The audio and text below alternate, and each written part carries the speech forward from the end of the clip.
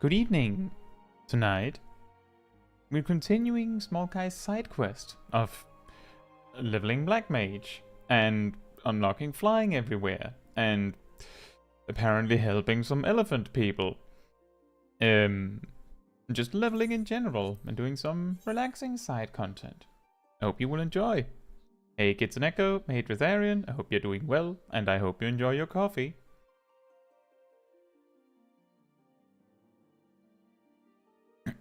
Oh yeah, I'm just going to leave this door open this time around. Normally I close it. I think it has a little bit of an effect on the sound of the microphone. Something with echo, but that was a lot more prominent and observable on the previous microphone. So hopefully it isn't too noticeable, but apparently Denmark decided that summer has not ended. So I'm sitting here quietly well, not quietly because I'm going to be talking a lot, but I'm going to be sitting here melting into my chair. So if I'm suddenly not on the camera anymore without announcing anything, then you know that I have melted through the chair. Now, hey Erica, I hope you're doing well as well. Good morning, Warriors of Light. Don't get stuck to the leather. Good point. She did not level up. In that case, just do the same thing again, please. The same thing again. We should, I think we should start by cleaning inventory, so that isn't a problem throughout the stream.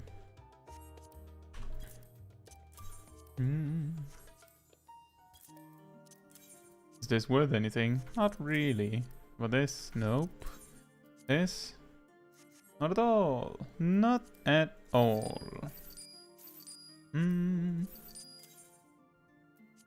Actually, let me just buy those back. I just remembered something. We can get more money out of those.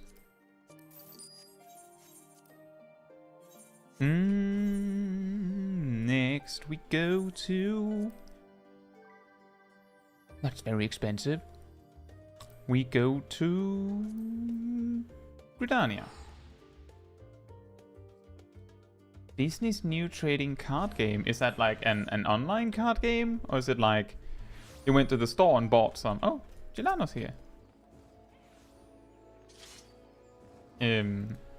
Because I haven't heard of that.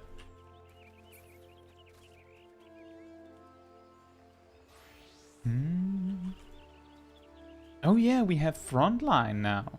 Did we do a we did do a Frontline last week, right? Feel like we did. We should spend some of these first. Sure. Get those first. Some of those. And...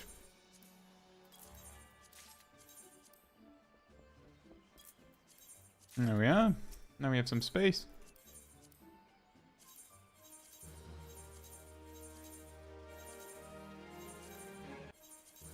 Oh, Sib, it's very simple.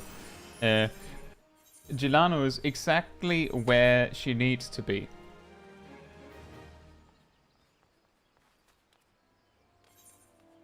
That's simply the reason.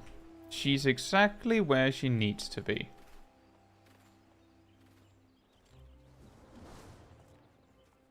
She's like a secret agent.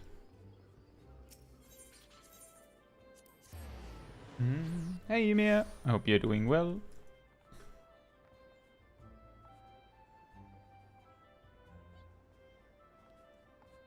Yeah, you could say that you're on the same wavelength, I suppose. Irika says I watched some online content and paid scalpel prices for a starter deck. Oh, well, that sounds like a classic way to start on a new hobby. That is like a new hobby that is still new.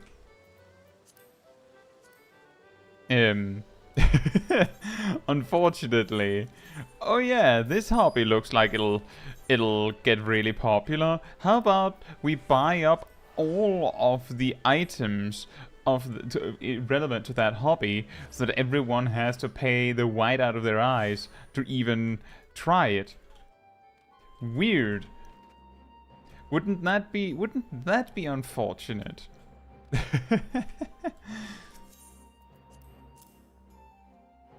Oh, 50% markup. Yes, please. On behalf of the Smol Caetsu, I thank you for your support. I'm pleased to inform you that we have made great strides in our efforts to rebuild the Enclave. I completely forgot that this was even an option. I don't think we visited this for weeks. All the free money we could have had. All this free money.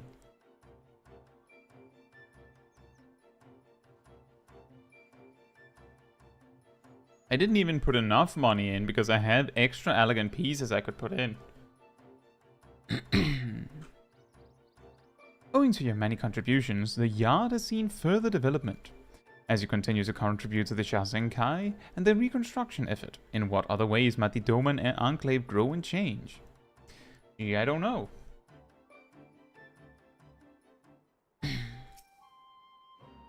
Oh, she has more to tell me.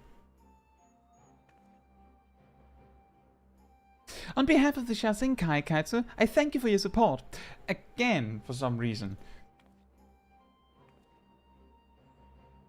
As I'm sure you are aware, the southern portion of the yard under Master Tsurunuki's supervision is coming along quite well. Moreover, construction of the buildings adjacent to my office has begun. Several of these buildings have been designated for the production of traditional Doman arts and crafts, including paper. You may recall the gentleman we met in the stalls the other day, Master Araraki? Not really. He will be overseeing matters there. The other day, it's been like months. Kozakura, like it has been months. Come to think of it, perhaps you should go and introduce yourself to him. I know not if you have spoken with him since, but given the circumstances of that first meeting, he may not remember you. Yeah, understandable. Can I just want to give you stuff. Why can I not give you more money? Or make you give me more money, I should say. Agilano is never late, nor are they early. Exactly. Agilano appears exactly when they need to be there. Kazu, was it? Forgive me. During our brief encounter at the stalls, I neglected to introduce myself properly. I'm Araraki, a papermaker by trade. It is all I have ever known in my altogether too long life. Greetings, Master Araraki. The construction of your paper mill is proceeding as planned, I trust? More or less, though it has not escaped my notice that progress on the ironmonger's workshops is outpacing mine. 1,000 pardons, Master Araraki. You may be assured that the Shasenkai has not chosen to favor either one of your proposals over the other. I know that full well, child. Save your apologies. I but give voice to my frustration at falling behind the old goat.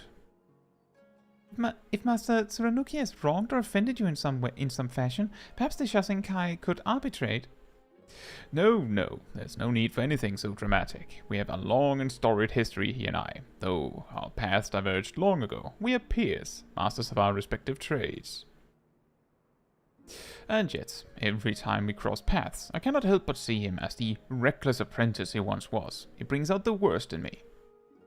But never mind that. You wish to know of our progress, yes? As you can see, all is on schedule. Your contributions have helped us come far indeed. Though it will be some time before we can begin producing paper as before, rest assured that the day will come before you know it, and the quality will surpass all expectations. I mean, how much quality can you put into paper? Is what I'm wondering. For centuries, Doman paper has been coveted the world over, and with good reason. The fibers of the kozo, a variety of Euro-Western mulberry, I believe, and the waters of the One River combine to create a product like none other. Each sheet is produced one at a time with a technique unchanged since antiquity. Though relatively quick, the process takes years to master, yet the effort is well worth it. Doman paper was prized for both its durability and its beauty, so much so that merchants would bicker and squabble and strive to outbid one another, so certain they were that they could still turn a profit. Indeed, it was arguably our most successful export. Come willing, it will be again. Which reminds me, Kosakura, my dear, I trust you have given thought to whom we might sell our paper once production has become commenced in earnest. While I'm aware of our agreements with the Saela traders and the Confederacy, I doubt very much that these parties will put much store by our product. We have made inquiries, but have yet to receive any replies. But you needn't worry about such things. We'll see to the mercantile matters. You and your workers should devote your energies to building the mill. Have no doubt that we are. I mislike losing to my iron-headed competitor. The road ahead is long, but I pray you will continue to walk it with us. Yeah, whenever I remember to.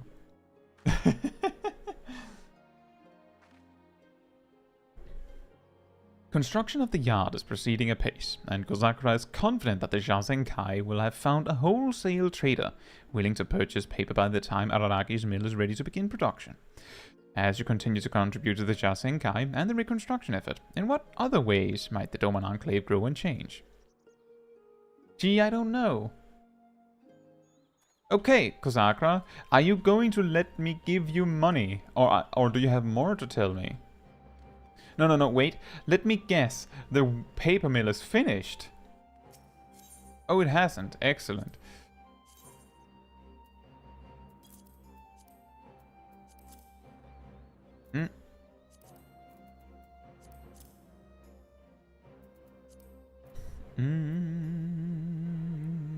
Wait a minute.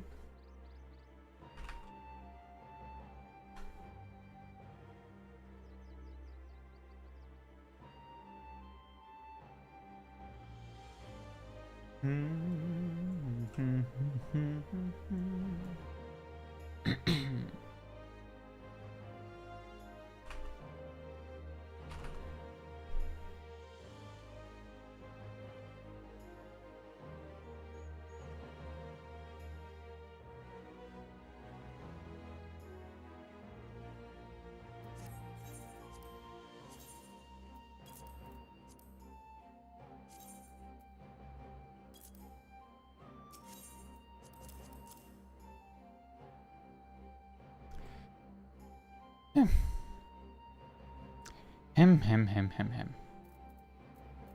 Difficult calculations. I think I'm just, instead of going to try and make it perfect, I'm just going to lose like a 50. Erika says, also I was doing map dungeons with friends yesterday and it was not our day. 24 maps and only 8 gave us portals. Does anyone know what the probability of getting a treasure dungeon is? I'm not sure off the top of my head. Does anyone know? I don't know if 1 in 3 is a bad day or a good day.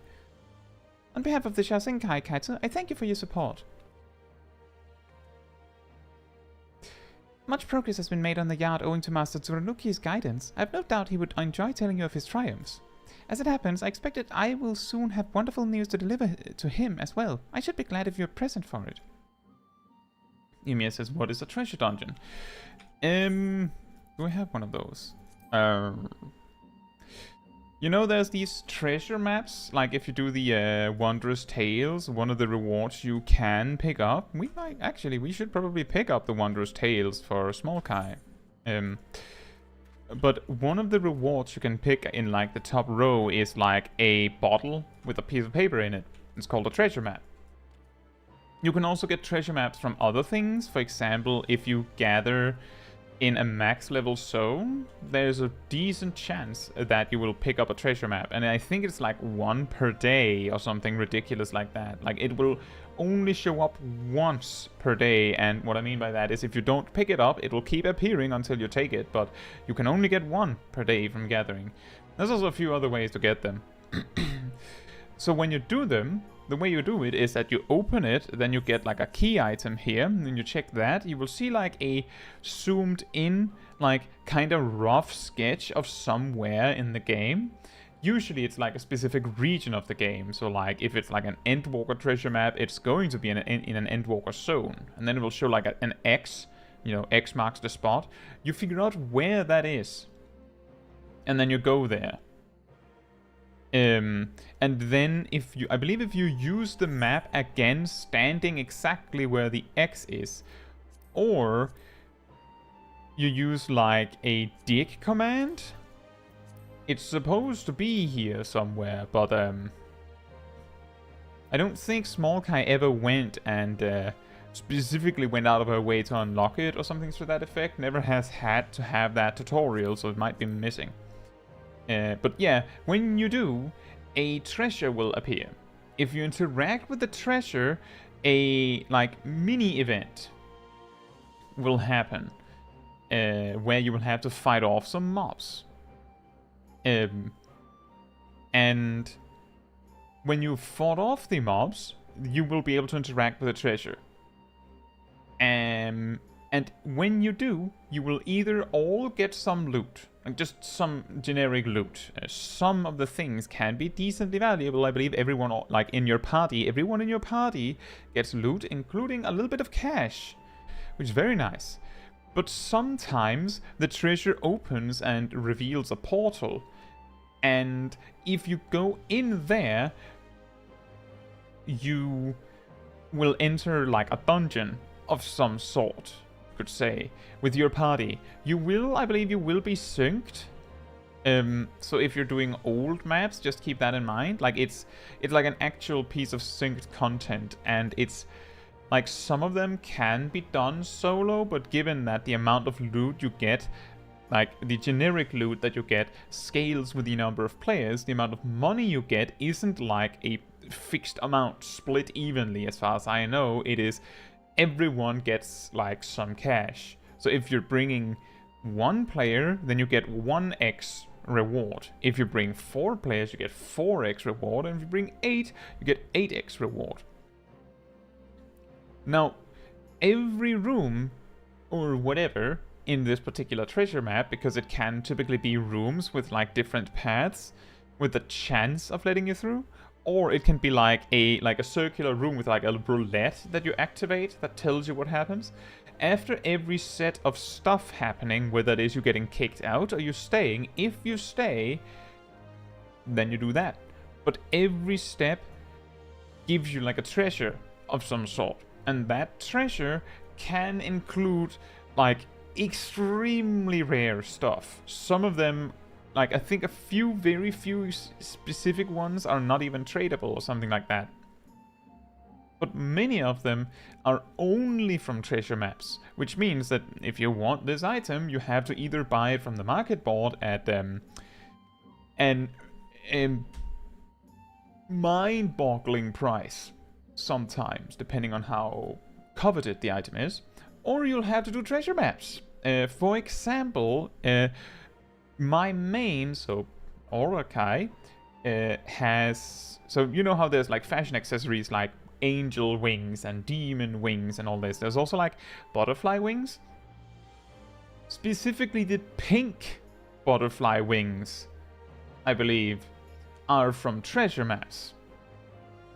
And I mention those because my main has them from a treasure map. Ymir says, why can't I donate stuff to the Enclave? It's a quest line. I cannot remember where it goes, but I do believe there's some quests in the area that you need to do first. It's been ages since we did.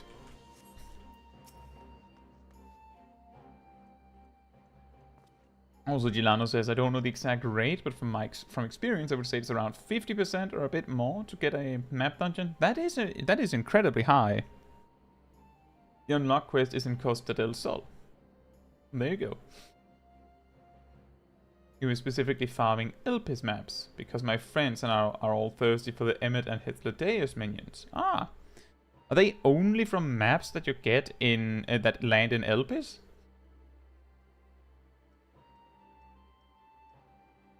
Again, we are graced by the warrior's presence, to whom we owe so much.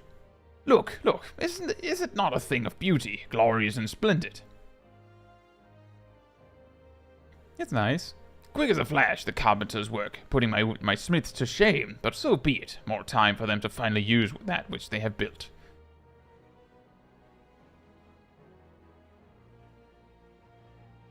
Master Tsurunuki! Kaitsu! I don't know who that is. I don't remember who that is. Hozan. By the Kami, what sorcery is this? The boy Hozan here? But you were for the west on Lady Yugiri's boat. Oh yeah, now I remember him. So yours is shores, aye. There we remained for some time, but we are returned at last, Master Tsurunuki. All of us. All of the refugees who left Revenant's Toll safely arrived not long ago. They are resting from their long journey at present, but you should see them out and about soon enough. Thank you again for helping to secure their passage home. This day has been far too long in coming, and were it not for you, I fear we would still be waiting. Oh yeah, to get the Doman Enclave, you need to do like a quest line in Modona, where you have to like talk with some children and do a little like treasure hunt with them and stuff like that. I actually remember when we did it on stream, it was like I was thinking like, oh, it'll be quick, we'll do this like lickety split, and then we sat doing that quest line for like 3 hours. I am told you have contributed much to the restoration of the Enclave as well. Truly, my friend, your generosity knows no bounds. Once we have regained our strength, we too shall join in the reconstruction. Much fire in the belly as always, boy, but you and yours need homes, beds upon which to lay down and rest. I'll not see you sleeping in the streets. Take what you need from our materials, Kozakra, and have housing built for our brothers and sisters. It must be done. Yes, of course. As you wish, Master Tsurunuki. I will consult with the Shazenkai and make the necessary arrangements. Is it not wonderful, Kaitsu, how our people care for one another? Yes. Yes. Construction of the yard is proceeding apace, and while resources have been diverted to provide housing for the returned refugees, all are in agreement that it is for the best. As you continue to contribute to the Shazenkai and the reconstruction effort, in what other ways might the Doman Enclave grow and change?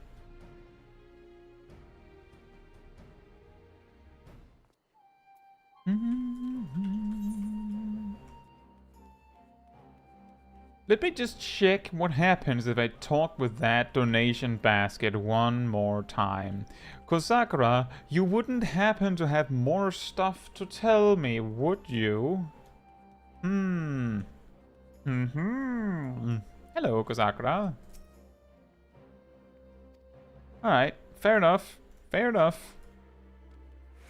Now, we can get back to the game.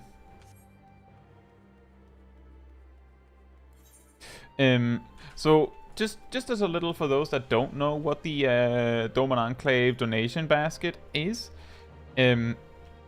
every week you can donate stuff for a value of 20,000 gil. Now, how do they value an item? They look at the sell price. So like just the sells for X gil. So you do not want to give them stuff that is valuable on the market board. You want to give them stuff that is valuable to a vendor. For example, elegant silver pieces. Those are valuable to a vendor. The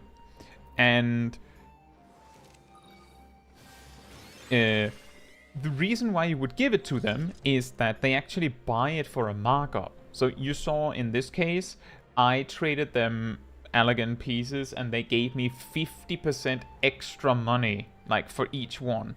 So that means that they can only give you 20,000, something to that effect. But they'll double. Like they have a limited budget, but they will at max double whatever it is that you give them. I believe my main gets like 40,000 from them every week or something like that. I'm not entirely sure now that I think about it. It's weirdly confusing. But yeah, it's just a little bit of free cash, especially if you if your retainers primarily do field expeditions. So those that take 18 hours, they pretty much always come home with some elegant silver pieces. And while you could just sell those, if you just hold on to them, you can give them to Kozakura here, and she will pay more for them. So, pretty good. It's not the most effective way to use your retainers. Usually doing like the completely random expedition or venture is the most effective, because sometimes they come back with like pure white dye or something ridiculous like that, and you're like, oh, 400,000 gil, nice. But if you don't have time to log in every hour, be available every hour to send your retainers out on stuff, or you don't want to, then you can do this. Like, that's how I do it. I don't want to check in on my retainers like that often, so I just don't. Right. So, next step on the list, we were working on the Arkasodara tribe quest line. So I think we will finish that. Then we will do the Arkasodara beast tribal quests. Then we will finish up on these hunt marks from last week. And then we will grab some new hunt marks and start on those. And then when we get to a zone that we don't have flying in yet, on the second pass, I think, then we will get the Aether Currents while we're there. We might also do it on the first. I'll figure that out when we get to that. Yeah, that's the game plan. And then if we start running out of time, we will do some roulettes. Drutharian says, last month my retainer came back with a calfskin rider jacket, which sold for 1 million gil. Nice. That is very nice. That is exactly, just randomly your retainer comes home with 1 million gil. And the thing is that when you use the random method there, where they can come back with anything. Like, they can come back with like a dungeon gear drop, which you can only give to like your grand company for some company seals, or you can give it to your, or maybe they come back with some materials that are basically worthless. They could also come back with like a piece of furniture. But as you said, they can also come back with something that is worth 1 million. Exactly, or 1 crystal sometimes. Like, that is probably the perfect example of you just going, where's the rest?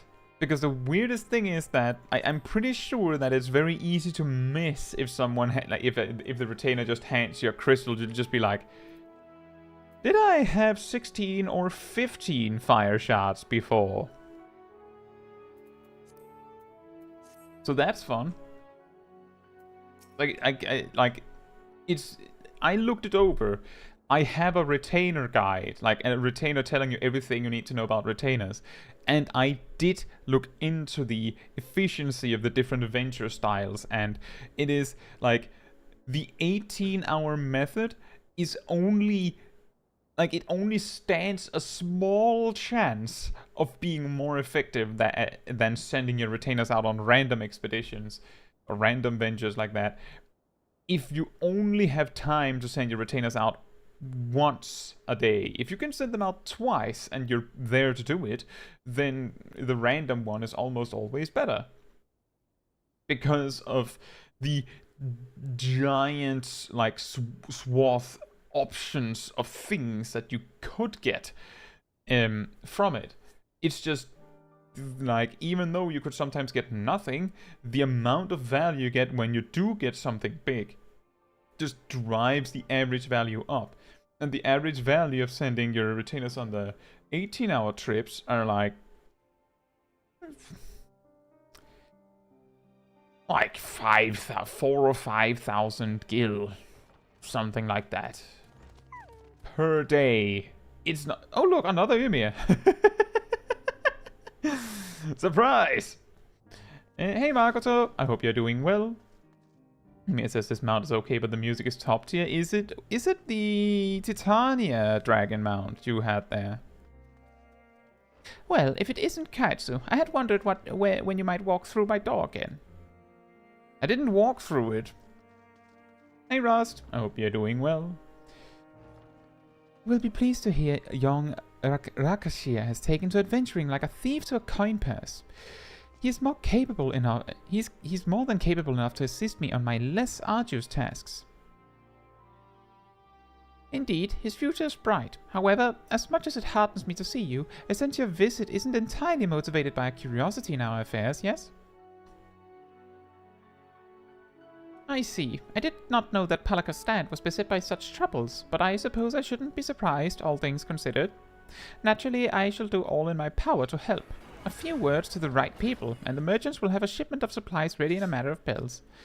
Inform this Yasan that aid is on the way, and for much less coin than the merchants would usually charge. This chaos has gripped all of Ratsathan, and it is only together that we shall find the strength to release ourselves from it. And if you require an adventurer, then look no further. The supplies require brave souls to defend them, correct? Then I offer mine. I will await you at the gates. Margaret says, doing great, been playing Baldur's Gate 3 non-stop, so I haven't really been playing Final Fantasy. I need to go get my Mog Tomes, though. Oh, yeah, I haven't been enjoying Baldur's Gate as well. Normally, I would be playing some Baldur's Gate with Sip today, but because of scheduling things, I haven't really had time. It's really fun. We haven't gotten super far due to this and that, but we're having fun. Wait for me! I'm coming too! With a weapon?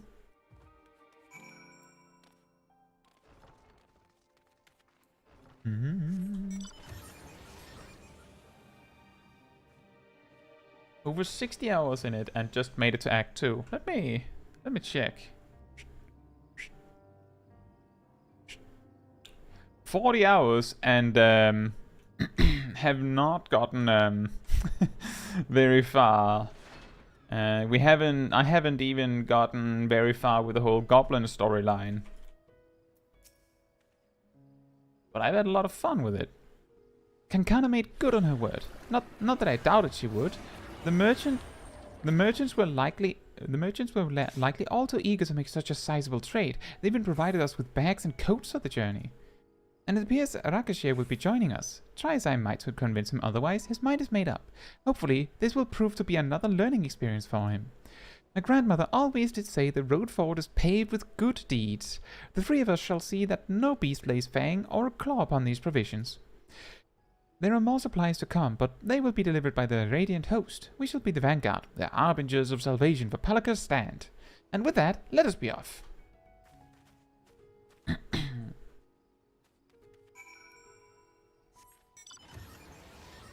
Oh, well, there you go, Zip. Oh, whoops, sorry. Sorry.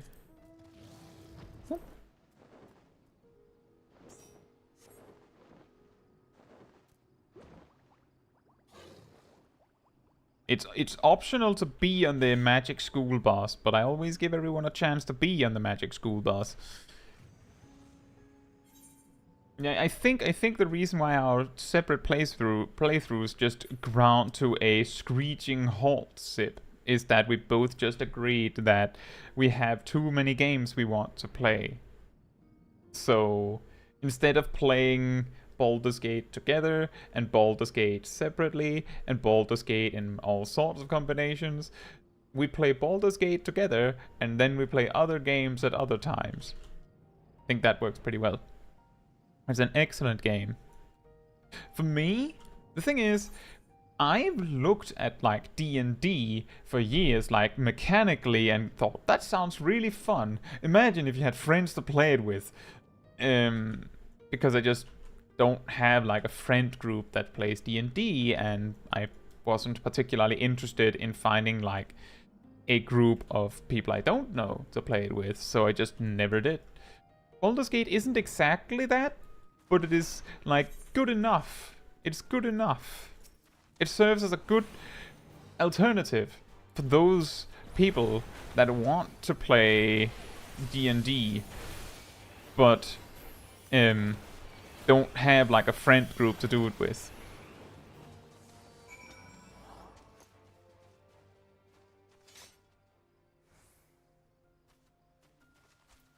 Modders will make that happen. Modders will make what happen, sorry? That was a splendid display indeed. Your bravery never ceases to impress. I've never seen such a fierce warrior. I dare say she's every bit your equal. Children are so easily impressed. While Caetsu is indeed a formidable adventurer, your teacher has many great deeds to her name, and more yet to come. Now, the village is not far. Let us march, and I challenge any monster to approach. Hold on! You forgot the supplies!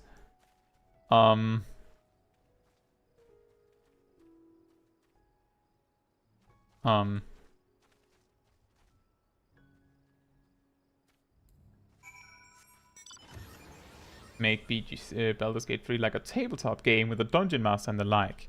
You could do that, yeah.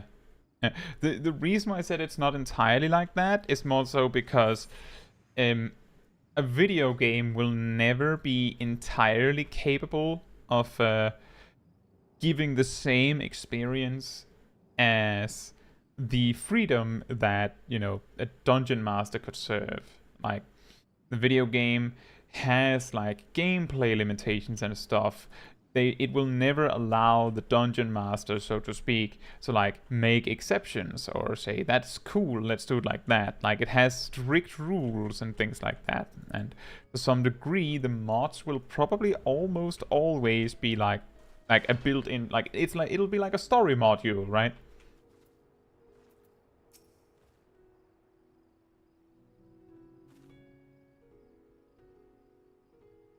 Did you see that, Rakashia? Mark well how quickly that beast succumbed to the flurry of blades, in no small part thanks to this brave Arkasodara. Huh? Ah, so this is the brave adventurer that Yasan spoke of. Not since my last hunt with sister have I fought so effortlessly with another. And never have I felt so invigorated to have such a mighty Arkasodara fighting by my side. How do you keep it up? Just watching you has me out of breath.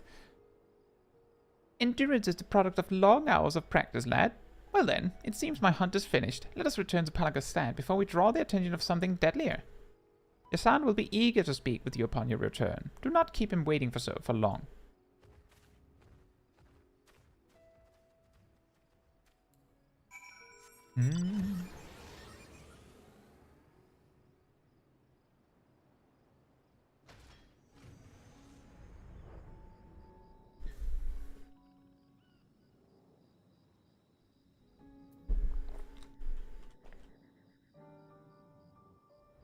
What are the race options in Baldur's Gate 3? You can be a lot of things. But there's actually a mod that adds like 30 races. If I remember correctly. So if you're willing to use mods, it's pretty much whatever you want. I think it's 12. I think it's 12, but I mean, there's also the half races. The half race.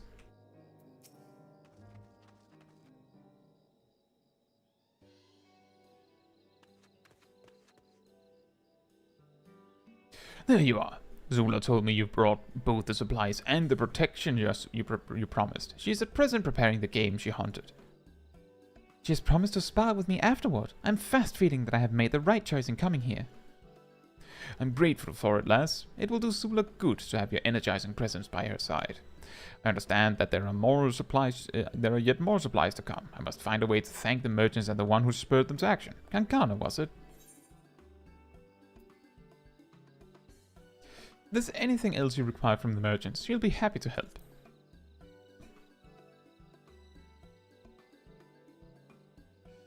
It seems we found a reliable ally, thanks to you. Oh, teacher, don't forget. We should ask about the journal we found. Oh, yes, of course. I was just about to mention it.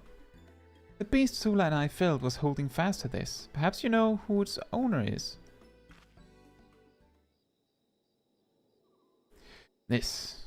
By the Manusha, yes. I do in fact know who penned this journal. They were dear friends of mine. Unfortunately, they didn't survive the tragedy that befell us.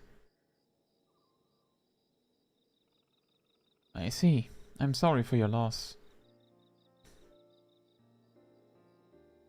Thank you. Luckily, their memory lives on in their child. And now, this journal.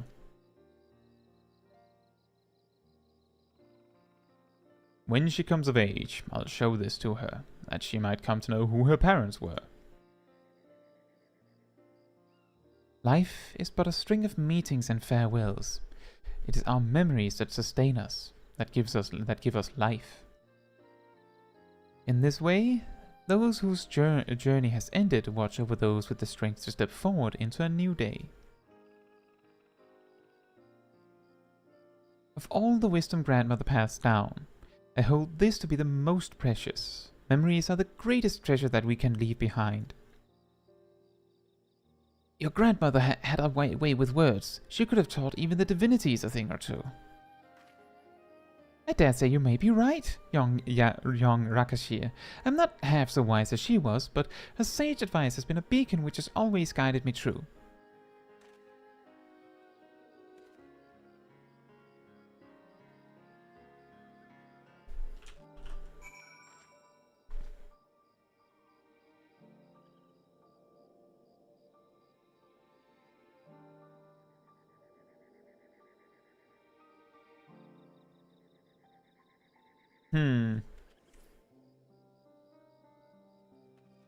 I'm not too deep into D&D lore, but I feel like Azamar would be a weird fit for the story, although maybe some of the race options would be that are in the game are a little weirder.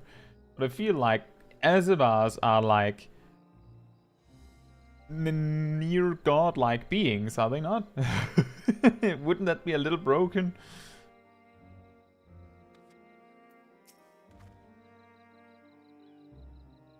Truth be told, I first accompanied you here to repay the debt I owed, as grandmother would have wanted.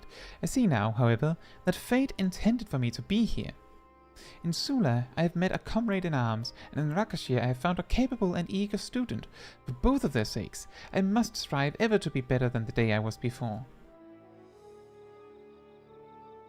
Perhaps I should take up the art of dance. The fierce display of the Zekizegumi compelled me to set down my spear and take up the katana, but the grace and deadliness with which the dancers throw their weapons has a charm all its own. Some measure of peace has returned to the Matanka, and I believe my skills will put to better use here. An adventurer must court challenge, after all. My teacher has a daring spirit, if slightly reckless, but worry not, I'll make sure she doesn't come to harm. That's the spirit. Have you listened to a single word I've said, Rakashir? You have no notion of the dangers I must brave daily. For now, you should be content to behold great deeds and learn from them. I wager your adventures will soon take you far from here, Caetsu. Rest assured, I shall safeguard the people of Pelica's stand in your stead. I look forward to hearing tales of your exploits.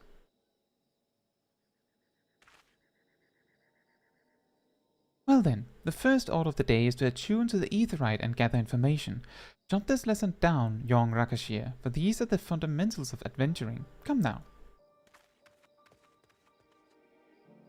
Hello, Saknalfine. Oh, see you later, Makoto.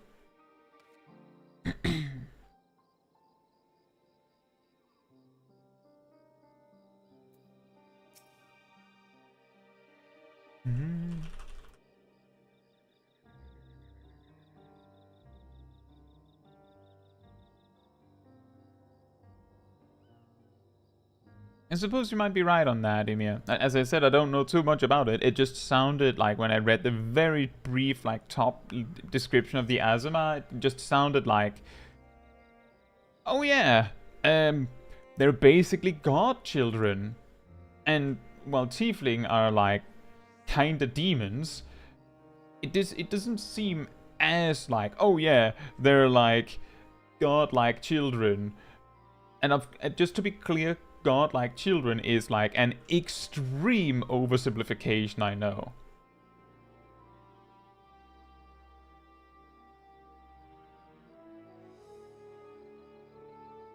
Alright, Zach. Our lack of supplies were weighing heavily on my mind. I feared for both Passerine and the child, but for the first time in a long while, I can breathe easily. Ogul's presence has proven to be a salve on Zula's mood as well. She laughs as she hasn't since her sister's passing. We both have you to thank for our reversals of fortune. Even the departed have benefited from Ogul's arrival. The delivery of the journal was an unexpected boon, and it will doubtless prove to be vital in raising the child. When she becomes old enough to understand its contents, she will come to know the deep love her parents bore for her, a love so steadfast that it will shield her from the world's cruelty. Of course, I intend to tell her all about your part in her salvation as well. But for now, there is work to be done, for both of us, I'm sure. Wheresoever your travels may take you, don't forget the friends you have in this corner of Thavnair. And lastly, be safe. If you die before I can repay the debt I owe you, I'll hunt you through the 7 hells until the ledger is balanced. So let's see it doesn't come to that, eh? Oh, I just want to be clear, Ymir, what I meant by them being a little overpowered wasn't like mechanically overpowered, it was like lore-wise overpowered. Like, you could make in D&D, you could just make a race and say, these are actually gods. Like, actually, this entire race are gods. And then their racials is like, they have like 2 extra hit points compared to everyone else. And you're just sitting there like, that's a little bit underwhelming. But story-wise, you could argue that they're completely and utterly broken, right? Because if it's literally you're playing an actual god.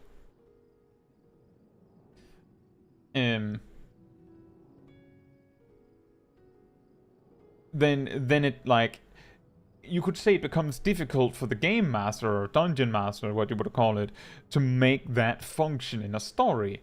That was what I was like imagining, but if the Azamar are more similar to like just the opposites of tieflings, then it isn't as insane as I thought it would be.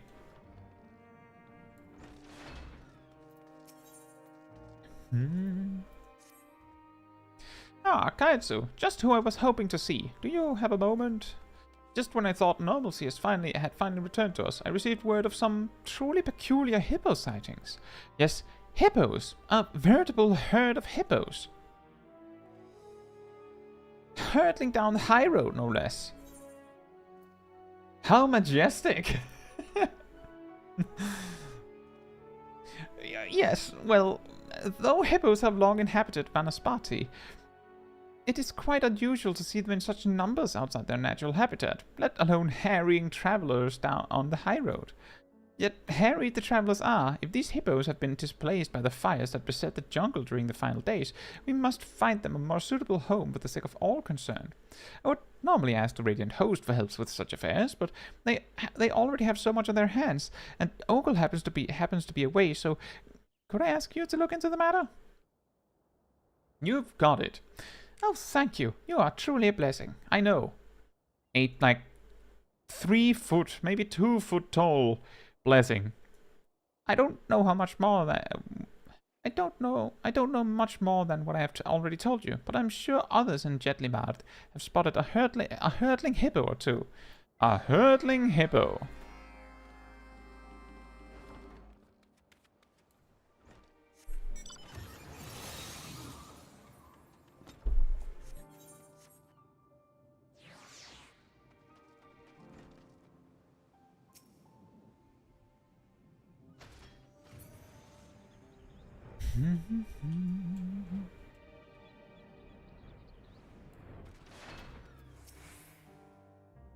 Drogod is the Spider Queen.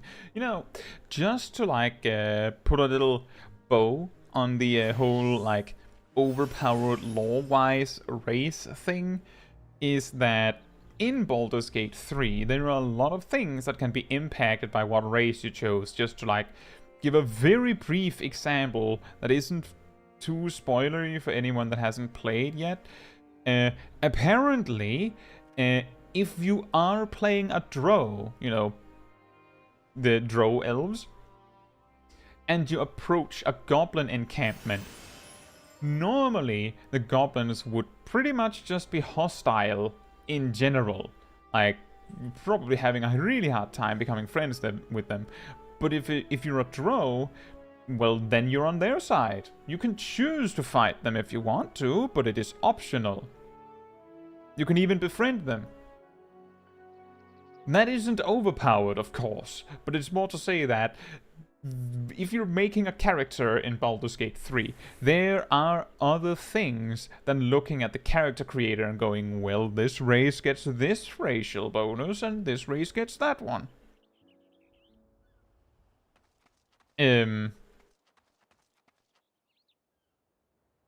Because sometimes the story will just serve you up an extra option because you're something specific. Yes, I have seen hippos on a number of occasions, over by the Great Work, man. This is the second time I've answered that question in as many bells. One of the refugees came by asking the very same not moment ago. Truna, I think her name was. If you're looking for the same hippos, maybe she could help. She set off towards the perfumed rise last I saw.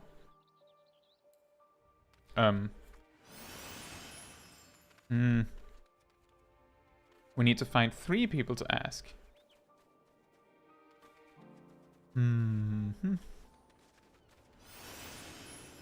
Oh, one of them is down here.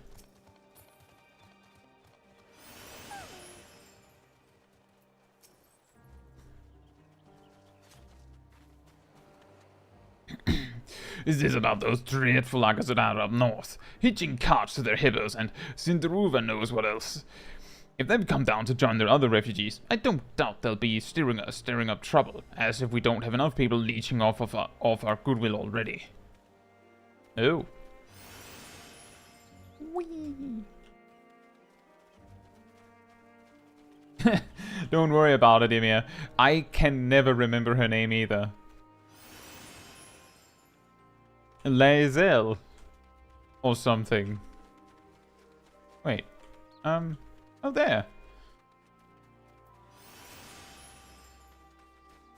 Hurdling hippos, you say? Oh yes, I saw them, barreling down the high road at tremendous speed. It was frightening just to watch. They kicked up so much dust that I couldn't get a clear look at them, but everyone on the island knows that smooth silhouette, an adorable yet fearsome creature, the hippo.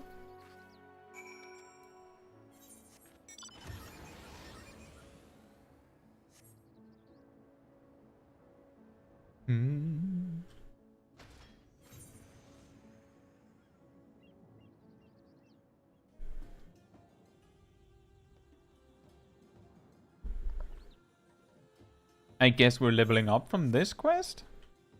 I actually thought we were going to level up from the previous quest.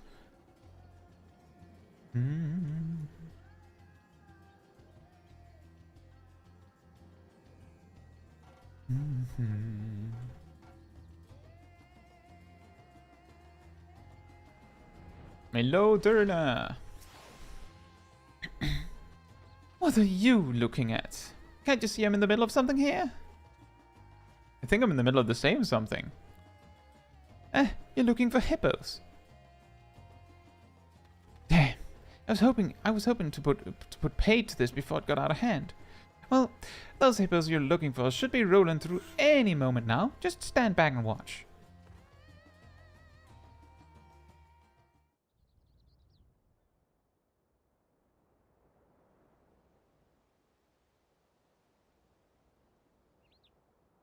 Well, that basket of food is clearly missing an entire loaf of bread. Here they come.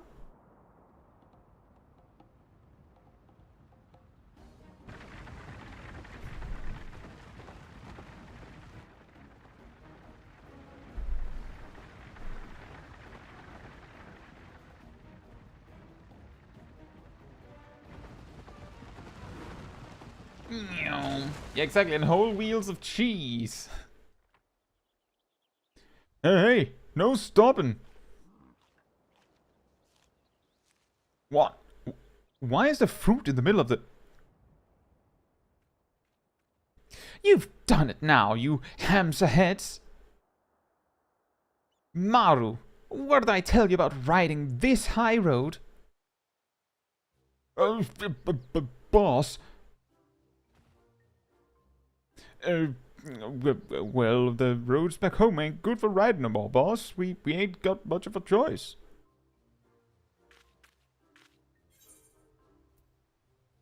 Keep it off the high road, will you?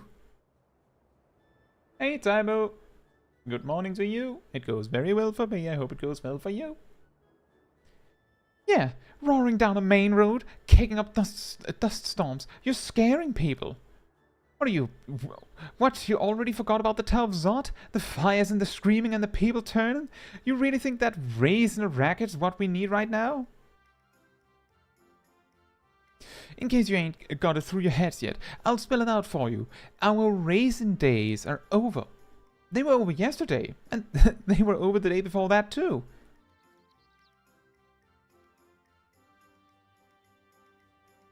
No. I take it this solves your hippo mystery? Now all that's left is to apologize for these sorry sods. Can't you tell me where to direct our groveling? Direct my groveling. Alright, let's have a chat with this Kankana. You're coming too, Maru. I left you in charge, and the one in charge takes responsibility. That's how it goes. No.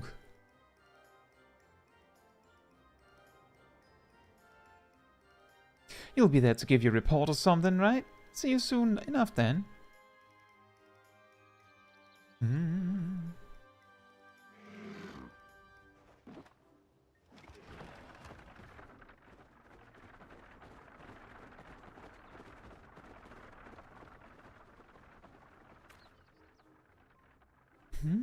This is such a weird storyline.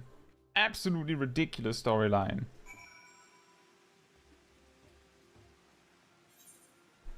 And it's raining now, apparently.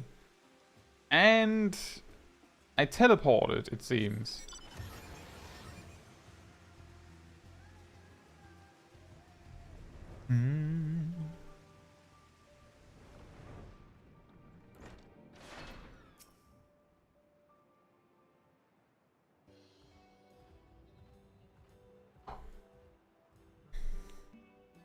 Now, who might these fresh faces be? I was expecting news about hippos, but perhaps you've brought back a few lost souls as well? Something like that. Sure, that's the name. And on behalf of my hippos and associates here, I apologize for the commotion. We're used to raising our hippo carts on the less traveled paths of Vanasparta, you see.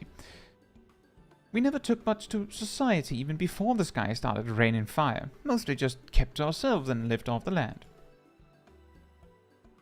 But being new to these parts is no excuse. We should have known better than to take the high road at high speed, and we're sorry for any undue distress we might have caused. We ain't got much to offer, but we'll make it up to you however we can. Thavnair's in a bad way, so if we're ever going to do any good for anybody, now's the time. Or at least, I'd like to think. I ain't got much in the way of ideas concerning how misfits like us can contribute. A crew of Arkasodara are looking for purpose, and speedy hippos to steer them through. Perhaps there is something Turner and her associates can contribute to recovering Thavnair. Have you ever considered delivery work?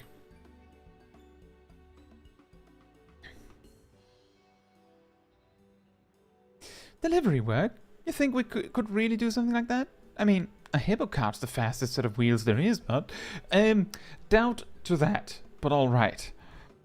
It's an excellent idea. Local trade is on its way to recovery, and the timely delivery of goods via hippo cart can only be a boon. However, delivery work requires a great deal of trust. You're transporting someone's precious possessions after all. You will not only need to learn the trade, but earn the respect of the people as well. Everyone starts somewhere, so there's no need to feel intimidated. If this sounds like something you'd like to try, then why not let Caetsu show you how it's done? It just so happens that a parcel intended for the great work was accidentally offloaded here today. It's filled with medicinal herbs from Britannia, so I'd like it sent over as soon as possible. Would you be a dear and deliver it with Turner? With your worldly experience, I'm sure you will serve as a shining example of professionalism.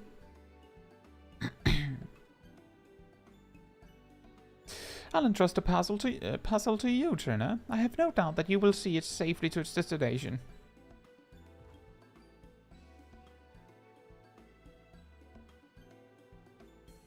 Sorry for taking you out of your way, Caetsu, but I look forward to seeing a professional do Whatever it is a professional does. I'll be waiting by the gates, so give me a shout when you're ready to go. And so will Maru, apparently.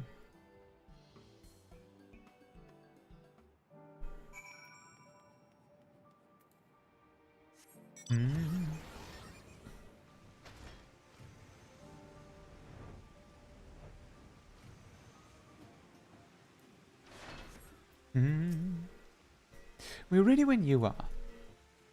My partner Sauria here is my partner Sauria here is pulling the fastest cart on the island.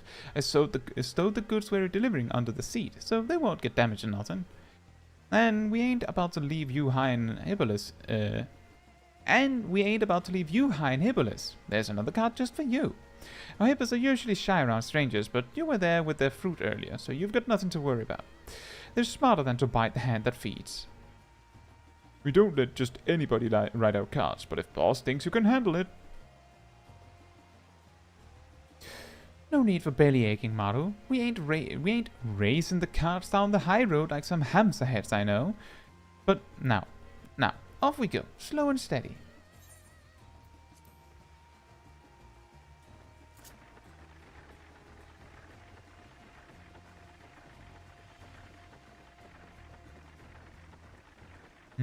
Zach says farming levels on my red mage. I fell in love with the class thanks to you. Well, I'm very glad to hear that. Thank you, and I hope you enjoy leveling.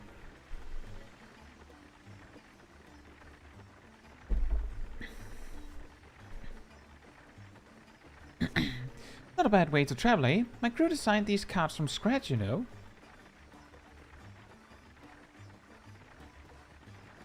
Historically, we Arkasodara never went around in chocobo carriages and the like, but at some point I got to wondering, why not?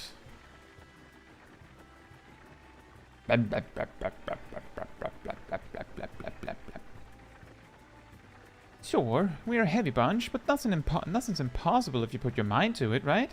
Well, after auditioning all kinds of critters, we finally came round to hippos. All kinds of critters.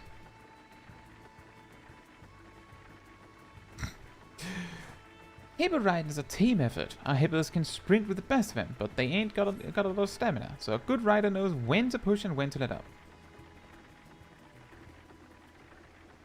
Hello, Canticle Draw. I hope you're doing well. I do enjoy my hippo cart. It is an interesting mount. This is an interesting way to sit.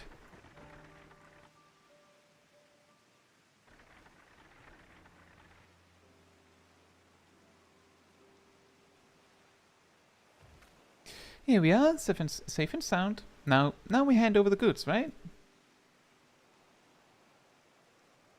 You wouldn't happen to be talking about an imported package, would you? Someone said off screen. I've been expecting a delivery ship, but seen neither keel nor prow of it. It me. Wait, aren't you the one who saved Nirana? It me. I'm the helping one. Ah, I see. Well, thank you both for going out of your way to bring this over. You've saved me considerable grief. No large trading vessels can dock here, you see. Usually our orders are offloaded at Alnair and thence shipped by tow, but they sometimes get mixed in with packages destined for Yedlimard. And then the logistical nightmare begins, I'm afraid. May I check to see if you indeed have my herbs?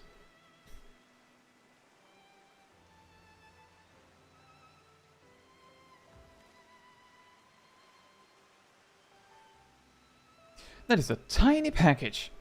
Yes, this is it.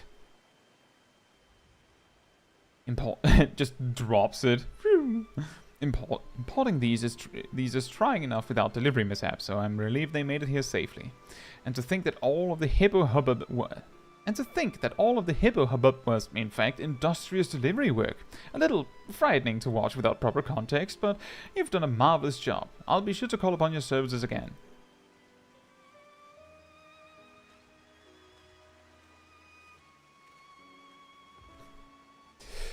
That wasn't a delivery. That wasn't a delivery, but I guess a little misunderstanding never hurt anyone. People sure do trust you, though. I got trusted just standing next to you. And he looked so happy about his herbs, had me smiling right along with him. Maybe we really can make a difference with this delivery business.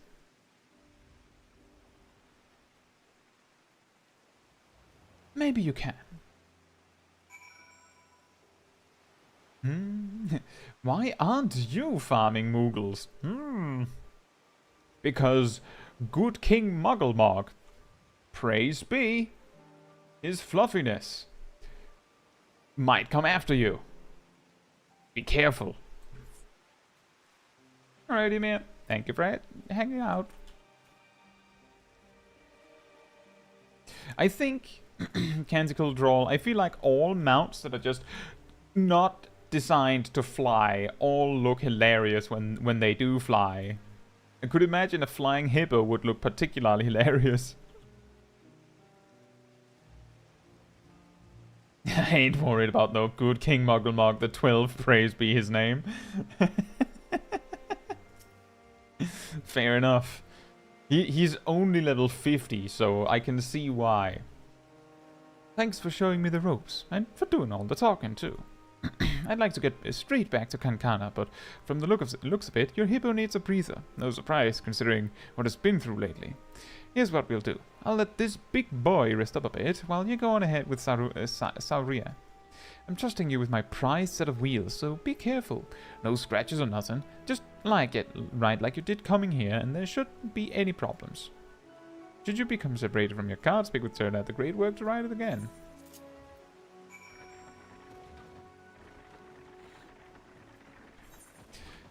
And this one can't fly, because reasons.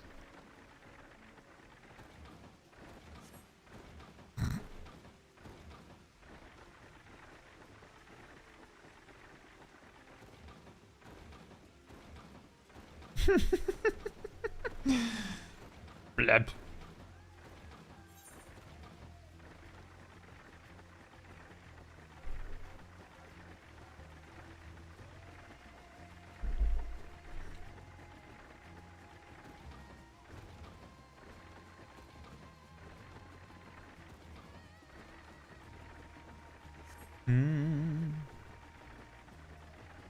Oh no! She's catching up to me! Run!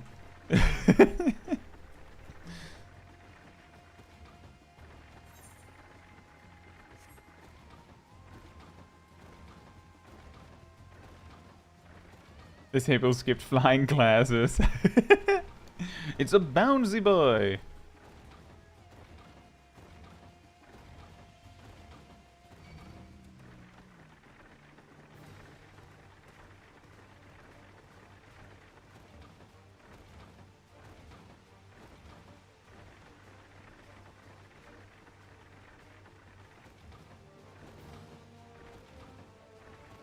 What do you mean, Kitsuneko? Proof of free trial time expenses being still possible to get it.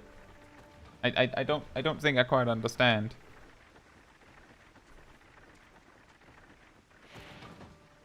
Mission accomplished. A triumphant Sauria trundles away with the cart in tow, and Kana will be pleased to hear of your successful delivery.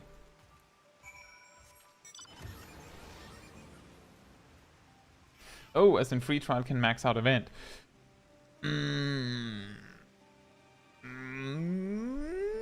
Mostly. Because there are actually some items that you cannot even see in the store.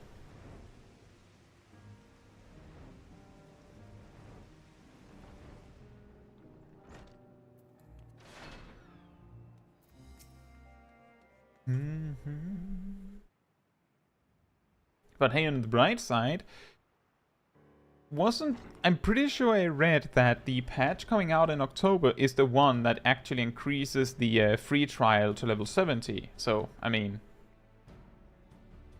once the Mogtome event ends, then you have Stormblood to play, and Samurai to level, and Red Mage to level.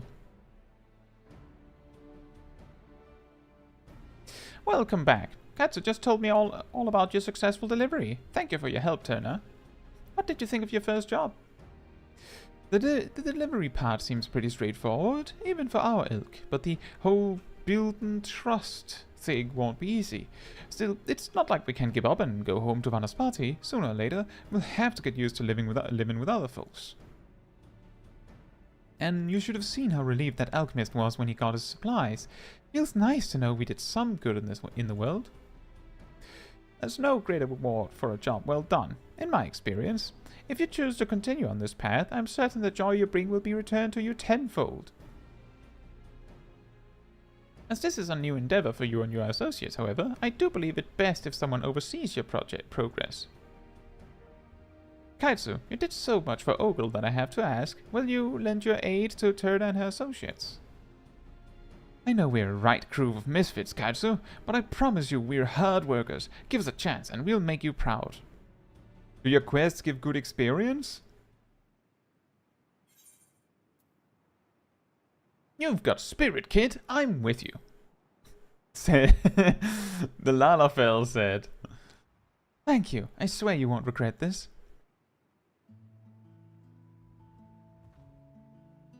Now that that's settled, I think it is time you saw your new home. You see, I have come into possession of an old trading post that has since fallen into disuse. The structures may be a little worse for wear, but the plot itself is very conveniently located. You are free to fix it up however you would like. You're just gonna let us use it? Just like that? I will lease it to you for a small fee. That is to say, if your new business fails to turn a profit, I may have to rethink the use of that space one day. But we can talk about the particulars later. For now, how about you go and take a look? I've marked its location on this map. This tiny map. Gladly. Thanks for everything you've done for us. Let us reconvene at our new headquarters. I'll round up my people. I'll round up the boys.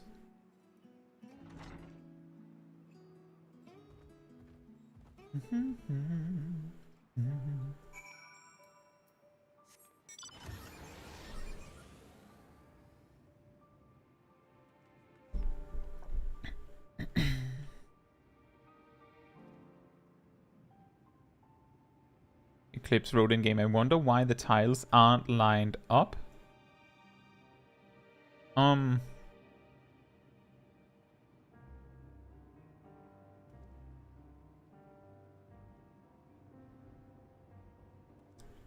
you mean how there's like a depression here? I think it's just because it looks better with this thing in the middle. I think that's it.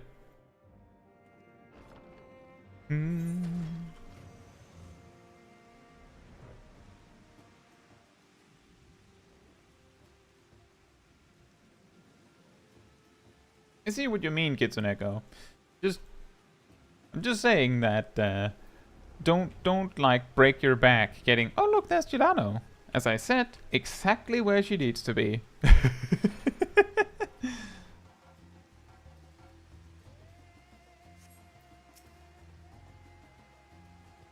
Caetsu, glad you turned up. As you can see, this place ain't no Megaduta, but once we get the basics up and running, it'll start feeling like home in no time.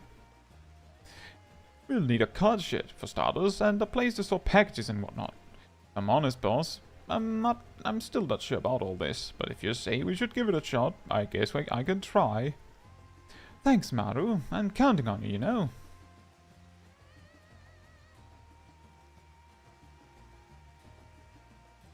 Alright, as of today, we're making our name as reliable delivery workers. We've got a lot to learn, but don't go easy on us. Teach us everything you know. Now, we need a name for our new business. Something real, trustworthy.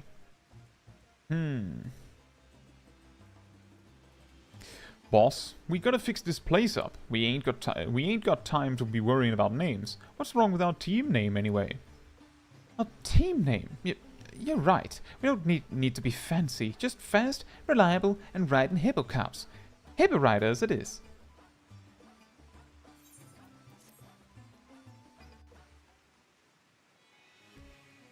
Well, that was fast.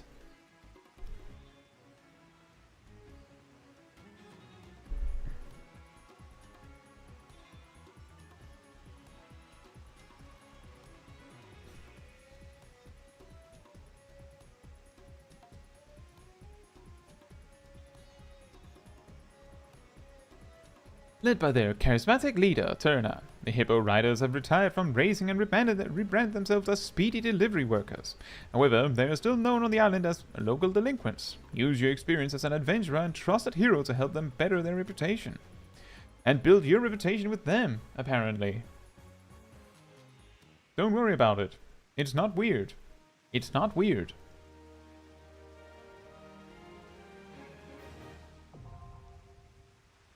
The Hippo Riders.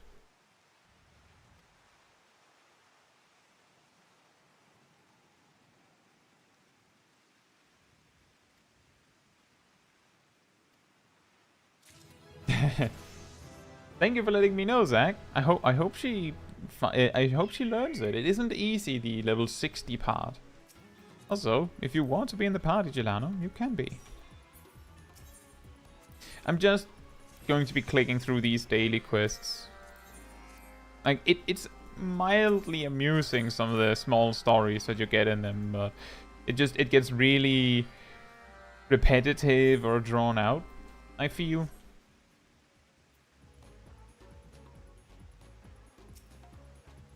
Hello, Kaitsu. Heading over to Pelica's stand, are we?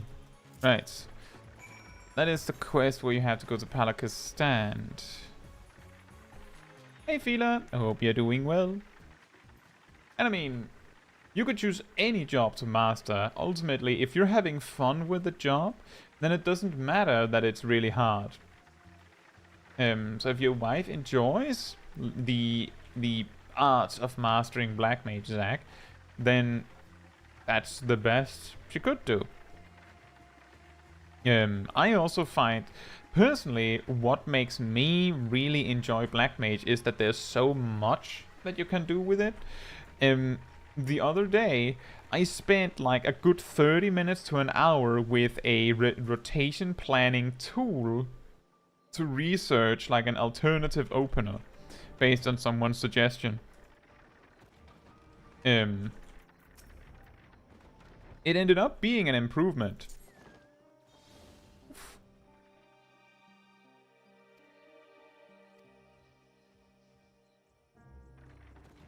But it took a while to plan it out. Poof.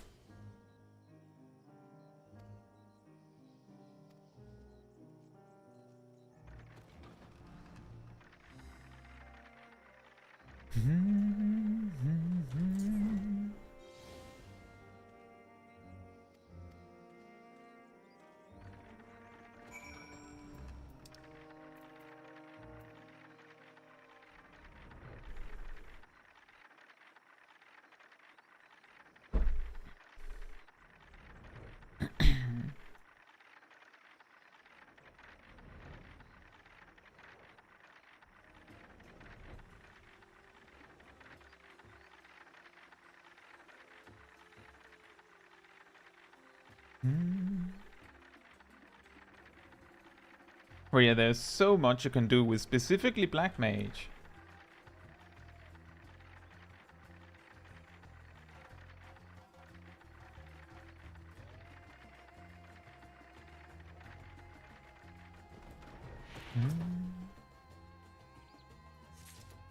She gets the rotation down the first time around, then she forgets to change into Umbral Ice Region MP. Oh.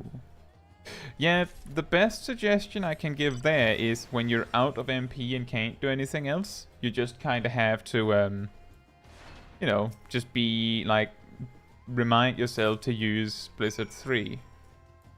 But that, I suppose that is somewhat obvious in a way.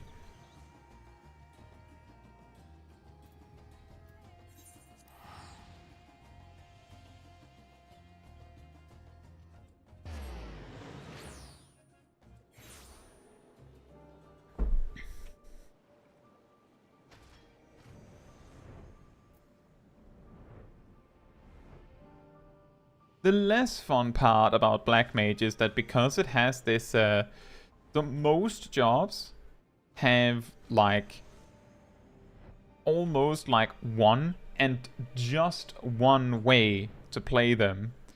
That leads to this awkward situation where you can have arguments blow up between players because they believe that their way is the only true way to do things, even though, specifically with Black Mage and a few select other jobs, there are multiple ways to do things.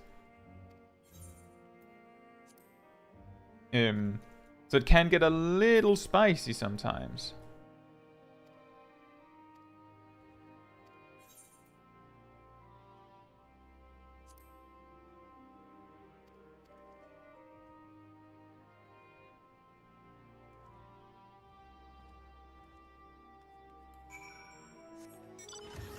But that is, of course, when you start, like, discussing rotation and stuff. That it can get spicy like that. If you're just, like, learning on your own, that is a different story. And typically, the guides that you'll find around are, you know, different paths you can go with it. There's also the whole quest of learning all there is on non-standard play with Black Mage. You know, the whole thing with messing around with transpose and all that.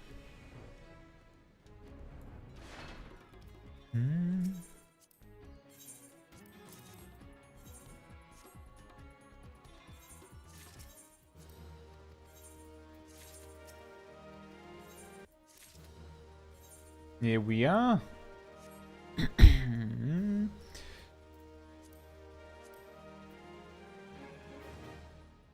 Where was it? Where was it?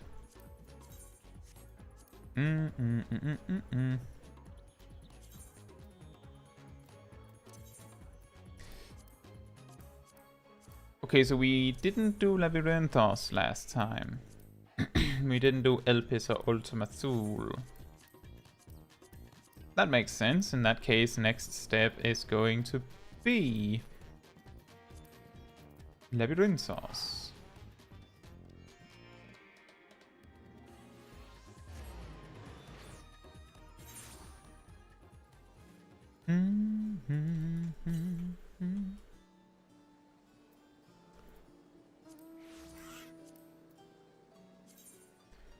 Aether Currents. Oh boy. Yay. We have those. They're up there. I could have sworn they were like here or something. Is that right? Really? Weird.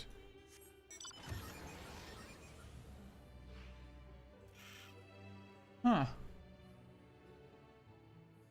Strange. Well, our Labyrinthos targets are in the first section of the zone, so it's not so bad. Just checking. Oh, it's because it's a fate. It's because it's a fate. It's because it's a fate. There's a fate that happens like over here somewhere, I think, that has those birds that I thought was there. It's just that it happens often enough that I think that it's always there. Guys, let's just better look up a map for the currents. I'll find them. I don't need a map. We haven't needed a map yet.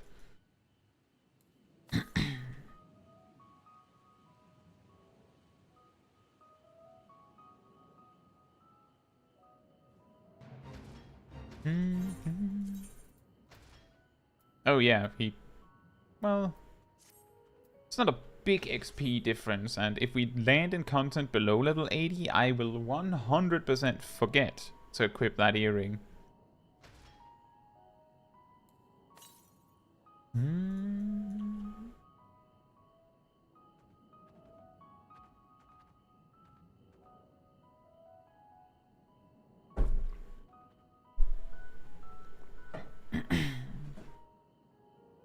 Do you mean the new expansion, Zach, or do you mean like the patch coming next month? Or both, for that matter.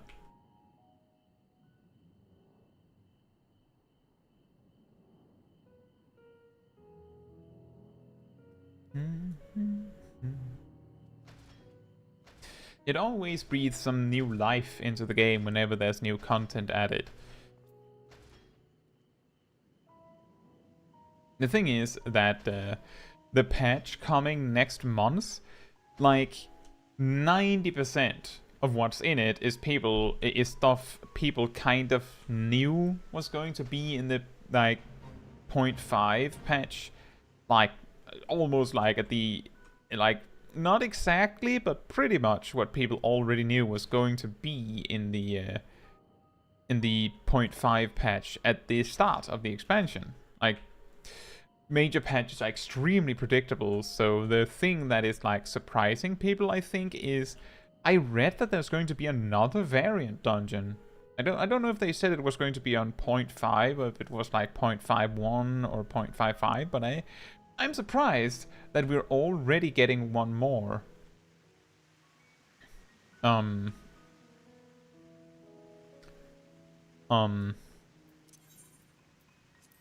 Where bird? Is the bird not up here?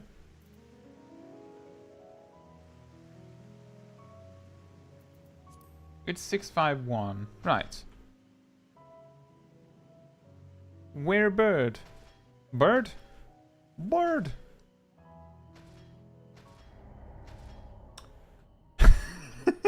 Sorry. Sorry. Fate failed. You didn't even try. Failure.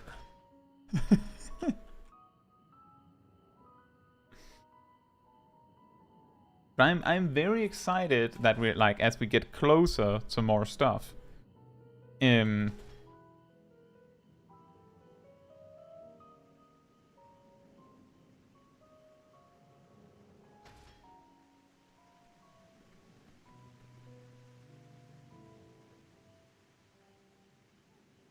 Yeah, I suppose that makes sense, Castle.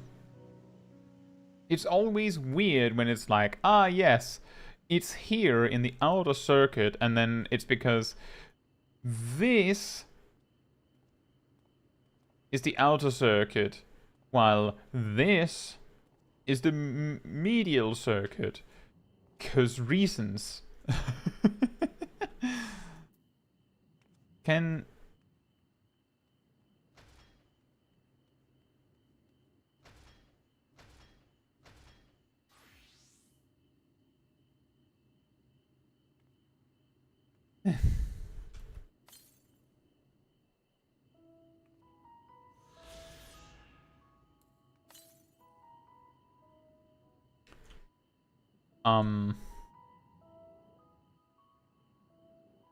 Does that mean that we have to go all the way back? And then down, and then over? I think it does. Oh boy. Oh boy. Oh boy.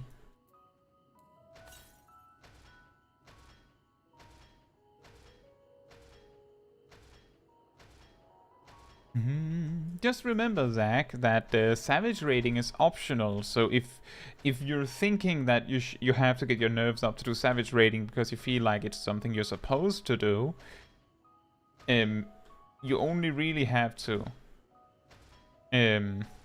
if you want to.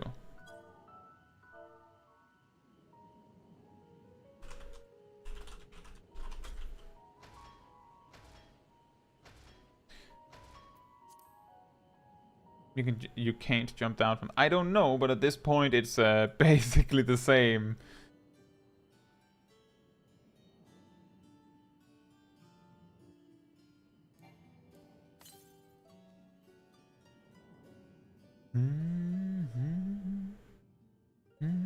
A lift operator.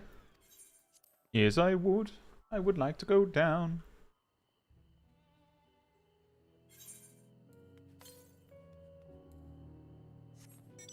There is supposed to be an Aether Current nearby.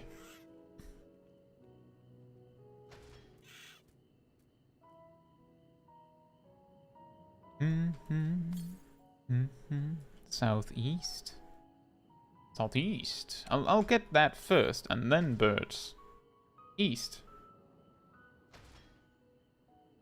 Now, there's only one thing left, is that it is up there. I'm pretty sure I'm going into a cliff. I'm actually supposed to go the long way around. So how about we do the hunt first?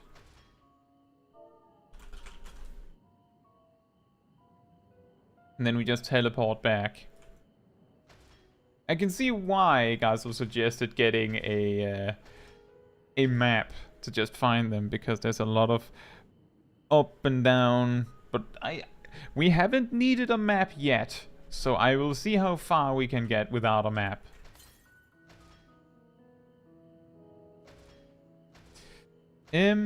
Zach, if you haven't unlocked or tried it yet, I suggest looking into the Stone Sky Sea, or Stone... Is it Stone Sky Sea or is it Stone Sea Sky? I always mix them up. I have a guide on the tool. It's an in-game way to test your performance. It isn't perfect, it isn't optimal, but it can give you an idea on whether you do, in fact, suck, as you put it. Because you can, like, once you've unlocked a Savage Raid tier, you can have a fight with a striking dummy that has HP that makes it so that if you can kill that in time, then your DPS on the job, specifically the job that you're playing, will be high enough, because the dummy's HP is scaled both to the encounter itself and to the job. So you could try that. You could try this Stone Sky Sea. And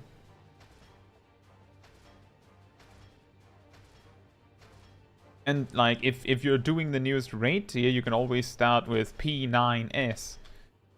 And see if you can do that. If you feel that's a little like, if you find that you can't beat that, then there's still some value in knowing how close you were.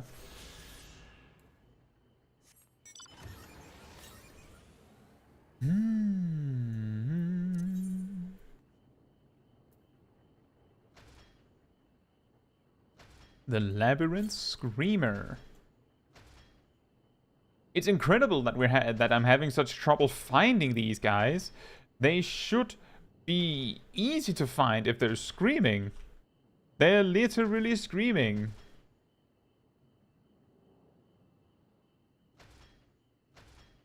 I have no idea where you find a Labyrinth Screamer.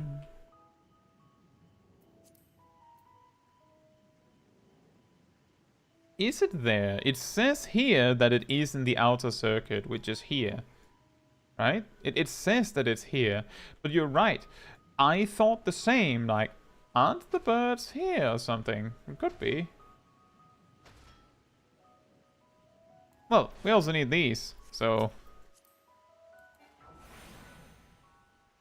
I randomly managed to stumble into a mob we needed. The whole thing is the outer circuit.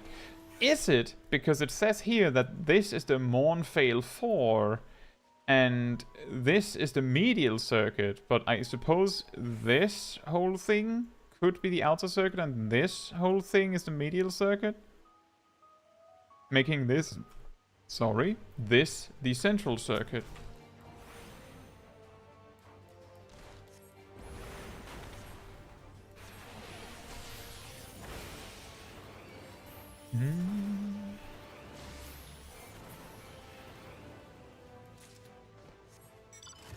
Yeah, we'll try and go over there.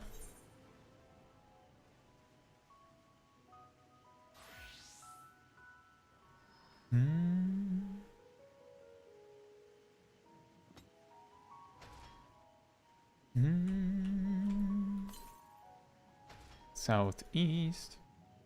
Southeast. Southeast, southeast, southeast.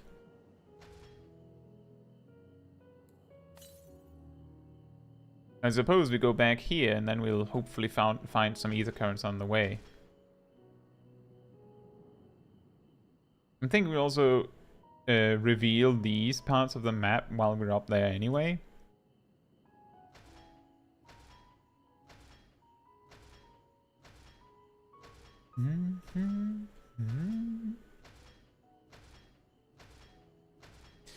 in a world with giant bees or whatever those are.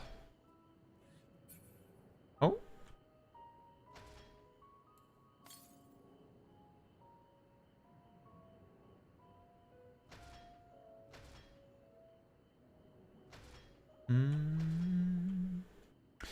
We're going up these stairs.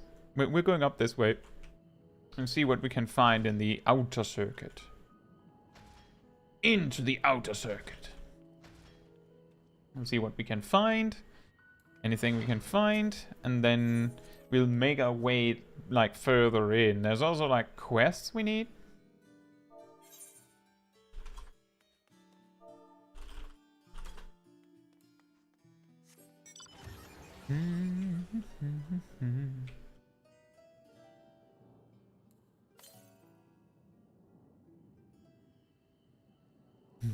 So just to reiterate what we're doing right now is we are looking for Aether Currents.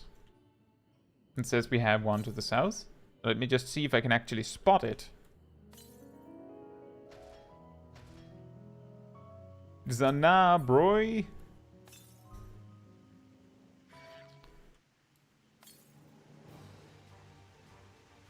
It has to be down. It has to be in the medial circuit. We'll get back to that later, but it has to be in the medial. Oh, thank you, Gelato.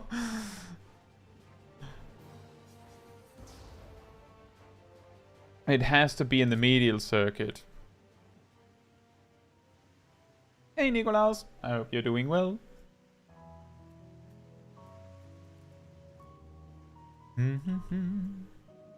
There's the birds. Them's the birds.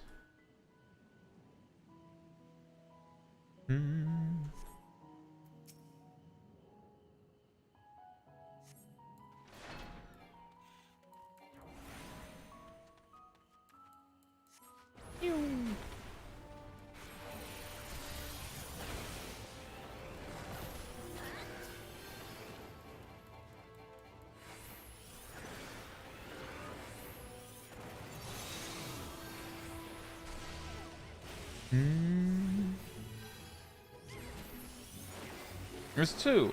Yes, two. Okay, so that was the hunt in this area. So now it's just Aether Currents. It seems, based on my map and my compass, that we have everything in the outer circuits, which was like 2.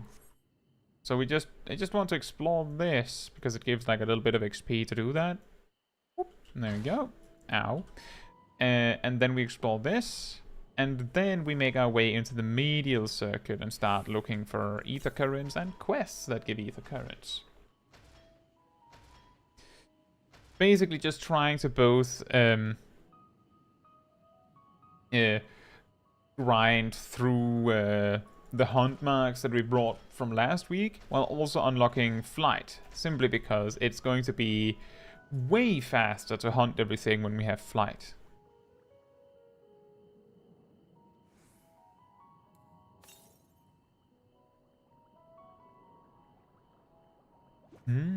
Is there anything? I'm almost inclined to say I just want to check, just in case there's anything in here. I don't imagine there is.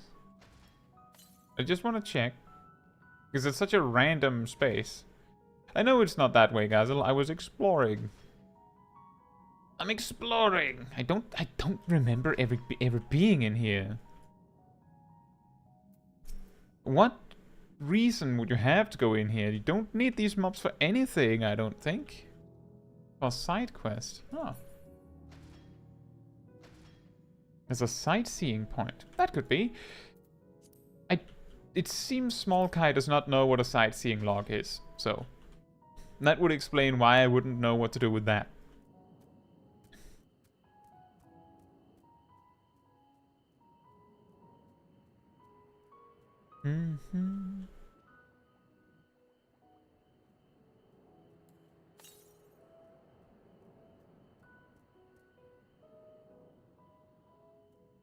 This is, of course, the traditional way to get to the medial circuit. Which is ironic, because the actual traditional way to get to the medial circuit that the NPCs say is absolutely not this. But there is actually an Aether Current in here, so... Big win for me! There it is. I suppose I forgot that when we were here? Did I forget about that?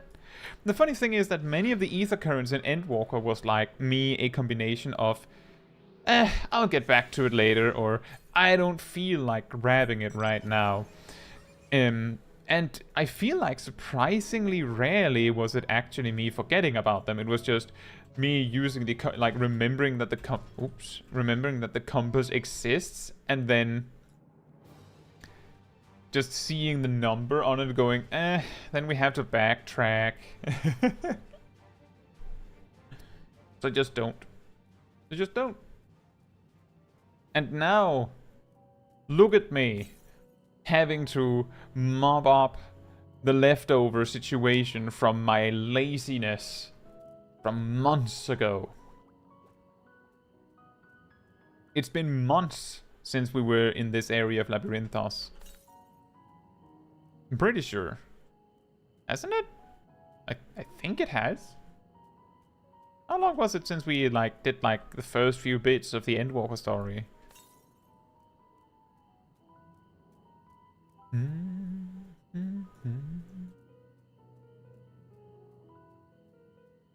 Well, there is a quest here, so let's just quickly grab that.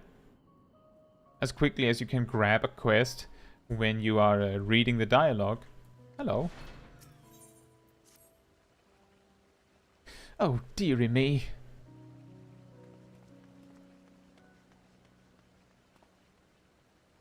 My sweetest shackles. One of the Archaon's precious samples has fled. You have no idea what I'm talking about, do you? My apologies. I'm Nivellitia, an archivist. The Archaon is home to various samples collected from all across the star, and one such specimen has just escaped. A young troll, to be specific. Oh, I hope he hasn't been set upon by the local predators. Listen, I promise to compensate you, so could you please help me retrieve the specimen? My thanks. I will continue my search of this area. I'd like you to check the 33rd facet. Once you've had a comprehensive look about, please meet me at the Archaon to report your findings.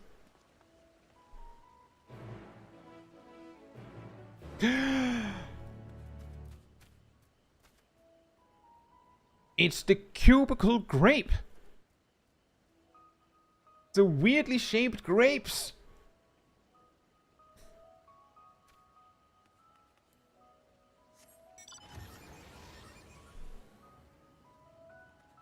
It's pretty funny.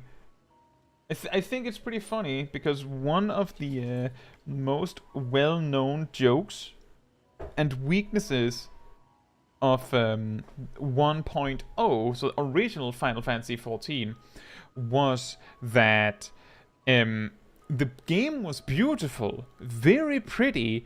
There's just a small problem that just as much graphical intensity and demand was taken up by, you know, a player character and as a potted plant, because everything was over detailed, which meant that unless you had a beast of a machine, and even if you did, the game was going to lag. And I just think it's so ironic that nowadays one of the running gags of Final Fantasy XIV has become the weirdly shaped, under-detailed grape. I just think that's so funny.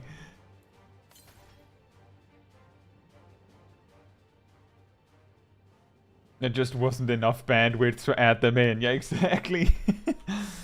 Could you imagine if we got to that area and the game just starts chugging, like just mega lagging, because it has to render these over-designed grapes?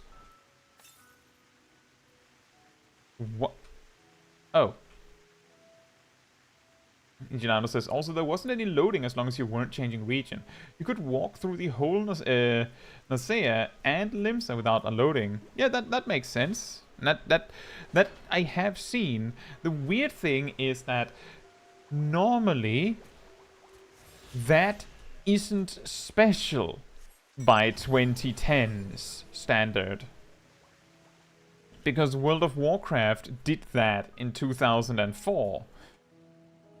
The reason why that ended up being a problem was because Final Fantasy XIV had so incredibly massive amounts of detail added, whereas World of Warcraft always strived by being a game designed to run on a potato. So like they had optimization where it would like gradually load in things, I believe, as they became relevant. I'm guessing Final Fantasy had that too. The problem was that it loaded in a potted plant every now and then. But I think it would be very fascinating to see Final Fantasy XIV as we have it now without all the loading screens.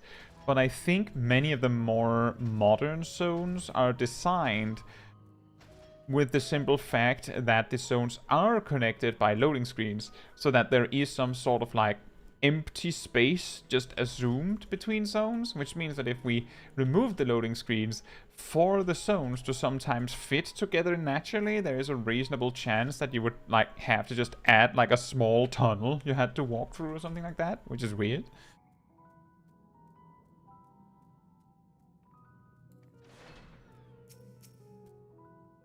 But it's more like a guess on my part. You see no trolls, great or small, not even in the chat. Perhaps a bit further in.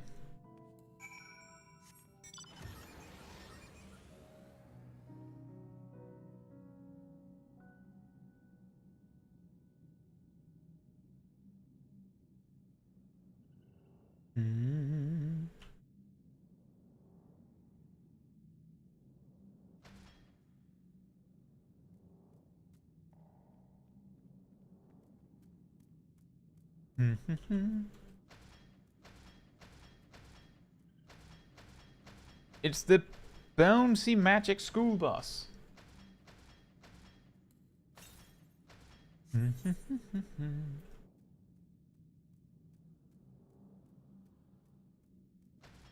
Yeah, exactly, Sip. In modern games, you may have heard of the what's the exact name? You know, those where like, oh, incidentally, to get to the next area, your character has to like inch sideways through a cramped corridor or something. It's so common, and the reason why is because it's a relatively... It used to be a relatively stealthy way to, like, load the next zone. The thing is that it happens in so many games now that it has become, like, a thing. The errant troll is nowhere to be seen.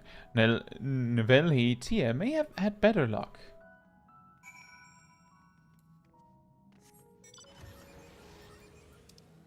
Oh, wait. We teleport. No reason to run all that way back. Gazel says, there are long tunnels when entering and leaving the 3 main cities in 1.0, so probably. Well, there you go. The key thing is that in World of Warcraft, and again, I'm not comparing it to World of Warcraft because Lamau wow better, it's just that in 2004, you could walk from anything, any place in the open world, like Elven Forest, into Stormwind City, which is comparable to walking from the Black Shroud into Gridania. But that was like many years prior. That's why it was like, I'm sure that that was the reason why the developers were like, well, you have to not have loading screens between the zones, right? Like, it makes sense. It should be possible. But if you make the game, like, drastically more detailed, then it's just not going to happen. That's why many modern games have this hide the loading screen trick. Gilano says there was corridor zones that you walked through while it was loading. For cities, for example, you had to walk on the big Limsa bridge you can see on the loading screen these days. Oh! In Gridania, it was a long wooden bridge with red curtains to hide the fact that your whereabouts were loading. You know, the scary thing would be if you started like unlocking ways to move faster. You know what I mean?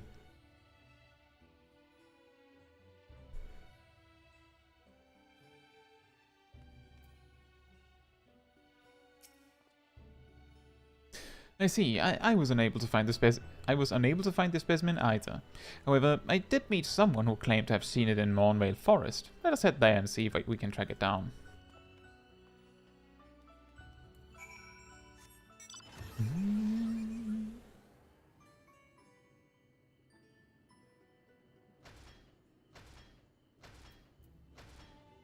If Realm Reborn maps are actually connected, the size would probably be double. Could be.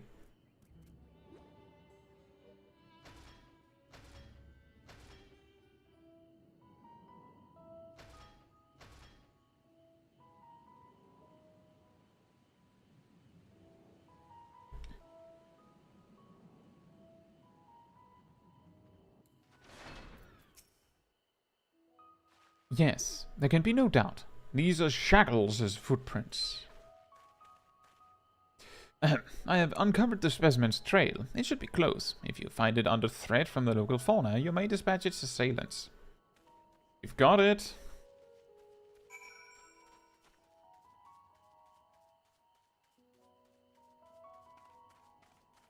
Why do the trolls look like they're supposed to be wearing pants? So weird. Hey Lemon, I hope you get better soon. Am I winning? I think so. We just found Shackles!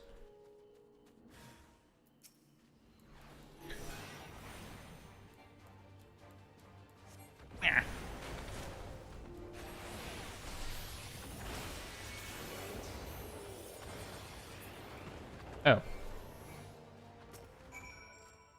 Let me aid you quicker with my ley line. I don't think it works like that. Let me aid you quick with my ley lines. Imagine if it worked like that.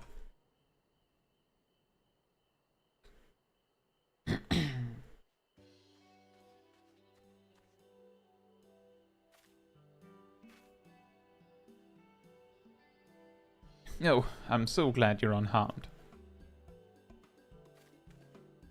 You're all safe now. Come on, let's go home, sweetie. The phone! Archeon is under threat. I must do something. You can talk?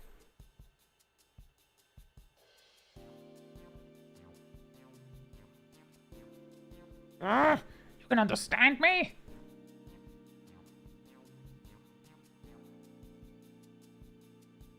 Wait, are you able to communicate with him? Yes. He speaks English. Incredible! I've never met someone with such a skill before. It's the Echo. You should try it. It's very effective. This bundle of joy was born in Labyrinthos. However, he was abandoned by his mother and in quite the state by the time we found him. He possesses remarkable intelligence for one of his kind. We've elected to use him as part of a study into the effects of growing up in an artificial environment. I had seen him making gestures that indicated he'd been reading the tomes here, but I thought he was just copying those around him. To think he actually understands speech. Though I do wonder exactly why you were able to understand him and I am not. I'm sort of special. Really? Oh, what I wouldn't give to understand him too. You probably don't want to understand him now that I think about it. You possess the Echo, don't you? I find it difficult to... the way your kind do, but I suppose it makes sense that you understand my general sentiments. I happen to learn of said power from the tomes in the Archeon. Honestly, that buffoon over there is surrounded by a sea of knowledge and he makes no effort to engage with it.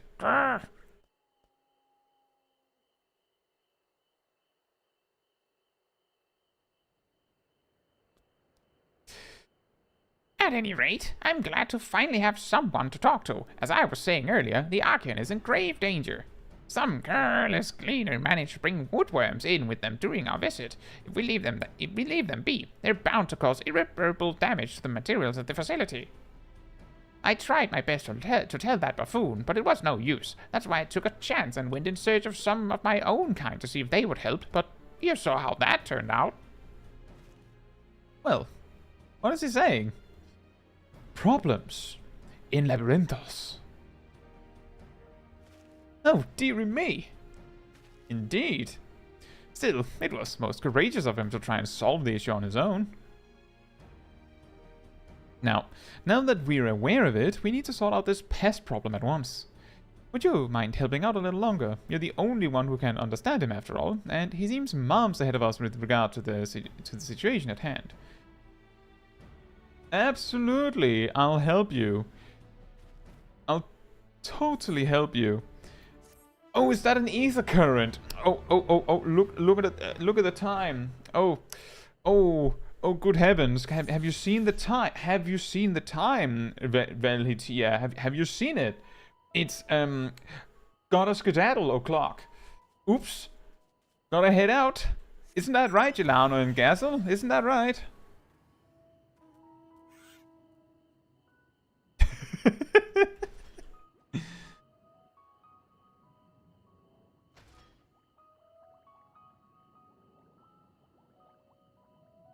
Oh yeah, I do remember having seen like glimpses of how the map looked in 1.0, and it looked weirdly jagged.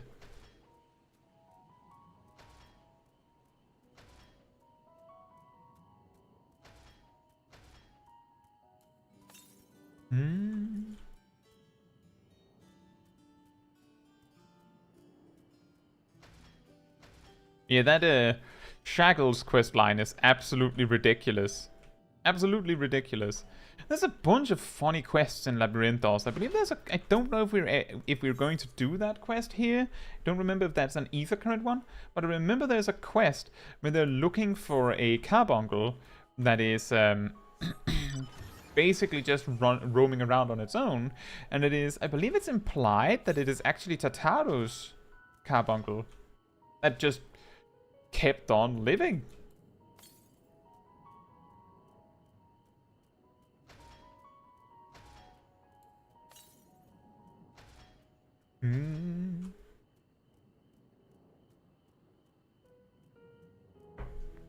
Tataru.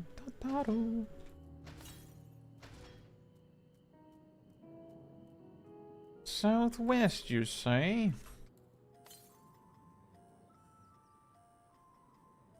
Oh boy.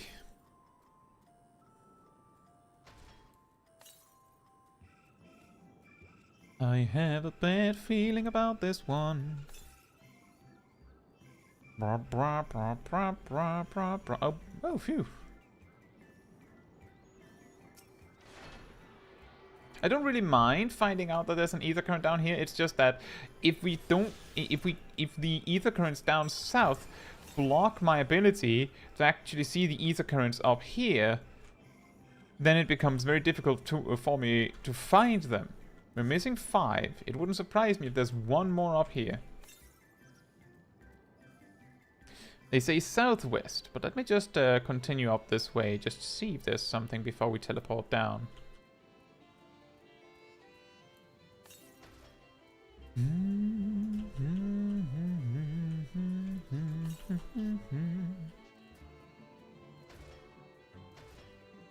Exactly, Gazel. Maybe Tataru is incredibly powerful as an Arcanist, and part of the reason why that even remotely makes sense without being funny or silly or a joke is because Arcanists and Summoners, and I believe to some degree Scholars, the power of their magic is like related to calculations and formulas. So, and Tataru is like an economic genius, right? So it wouldn't be strange if she had the capacity to summon an absolutely incredible carbuncle. Because reasons. unrelated to funny. And then, of course, she's not skilled enough at the art to actually use this super carbuncle to anything.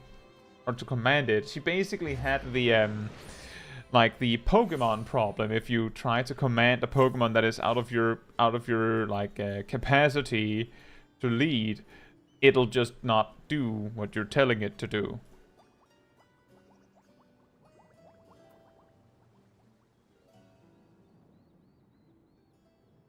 It's a Viera cleaner.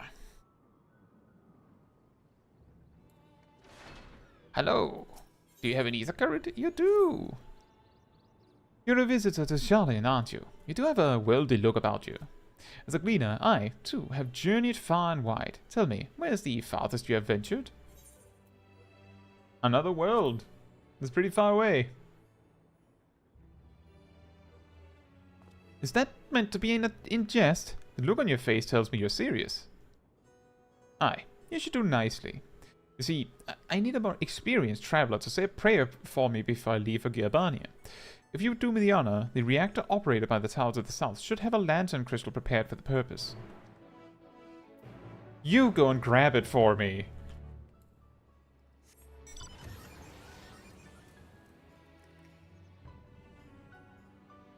You do it. Alright then. I need you to say a prayer for me with this item. You go and get it.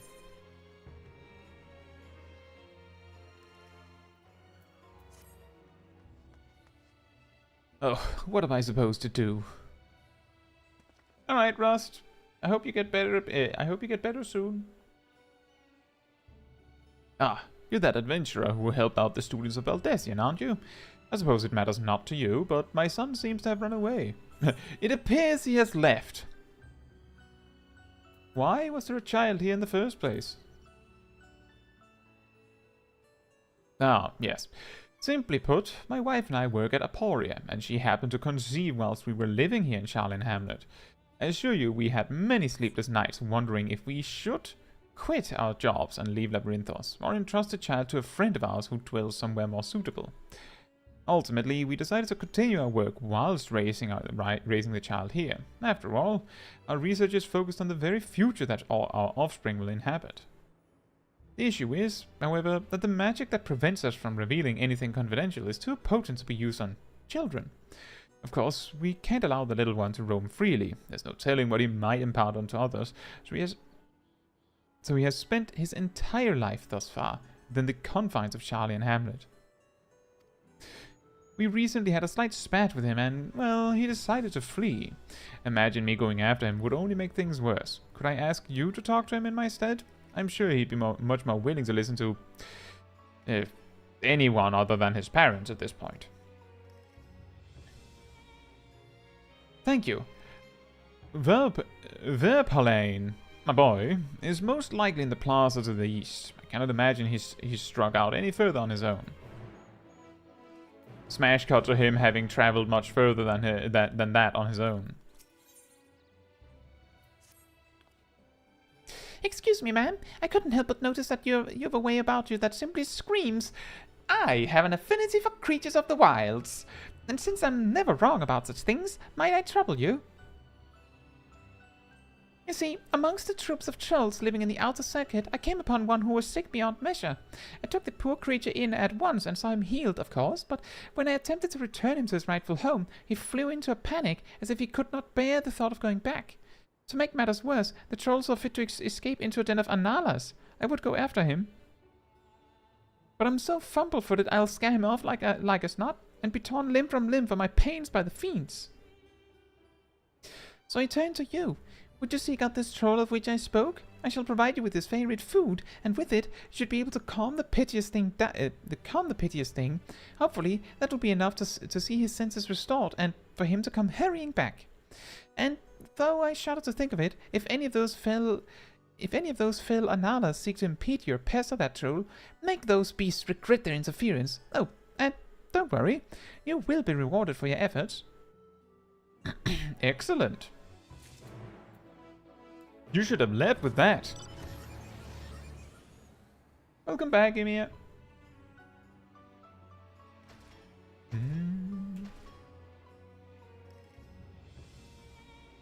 There, there, and there. There, there. And apparently there's also an Aether Current somewhere down there. Hello. Hey, kid. Do you like kids? What? Who are you? Alright then. He ran fast.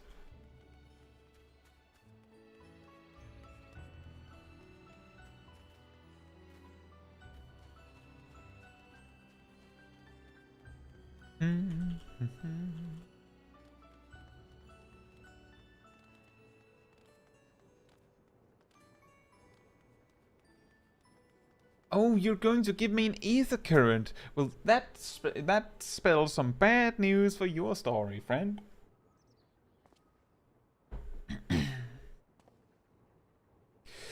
I'm not going to go home so easily. You probably won't believe me either, but I've noticed that all is not right in Labyrinthos. Why don't you try telling me first?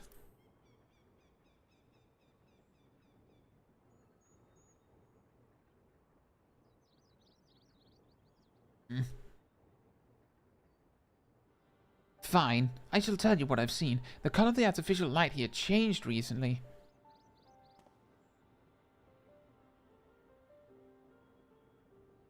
I'm sure most people haven't noticed, but when you've spent your whole life here, the difference is like night and day.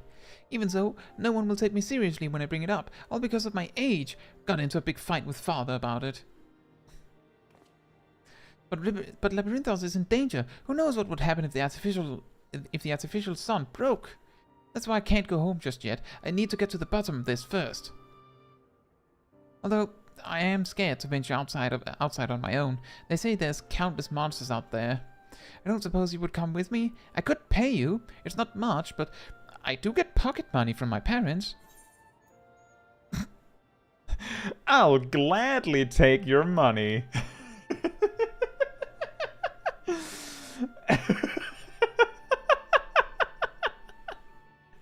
Oh, don't you worry, friend. Your money will suit it just fine. You don't need to pay me. Because I already know you will. I thought you were different from the rest, but now you're treating me like a child too. This is a proper deal, all right? You've got to take my money to make it binding. All right. Then it's settled. Oh, an Aether Current. Well, you see, my friend, Paline, the way this works is when you give me the Aether Current, I'm no longer interested. The problem here is that you paid me up front, you see. Pling! Look at all this money! Thank you, Gelano. That was perfect. We don't need your money. Have it back.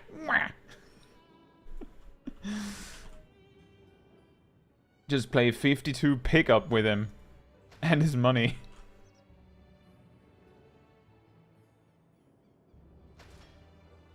Hello, account? That is a very generic name, I think. Hope you're doing well.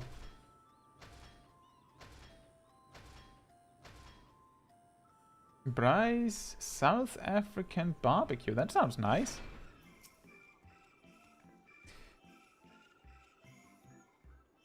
Are you here for the crystal? I hope it does some good for that gleaner. Those folks need all the luck they can get.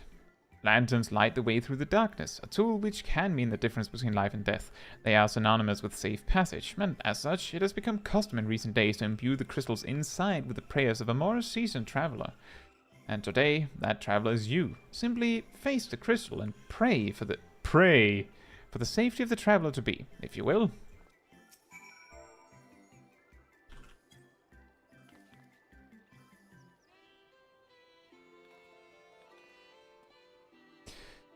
A colleague recently told me about the power of Akasha, a concept taught in Razatan, and how it reacts to strong emotion.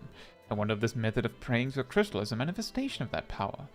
Well, that should about do it. With luck, your prayers will help guide the gleaner safely through the perils of his journey.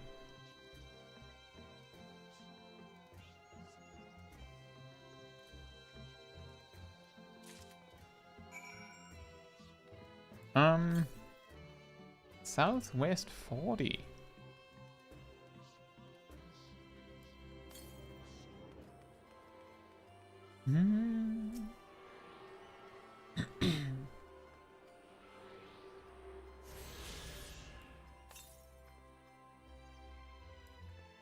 You know, Zach, there is actually, it's not like thrown right in your face, but there is actually a reasonable explanation as to why La Habrea is such a lunatic in a realm born and such. There is a reasonable explanation. It's not thrown in your face, but it is there.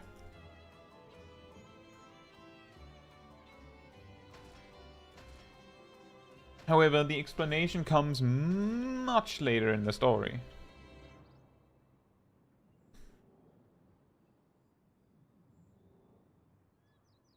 It's a wayward troll.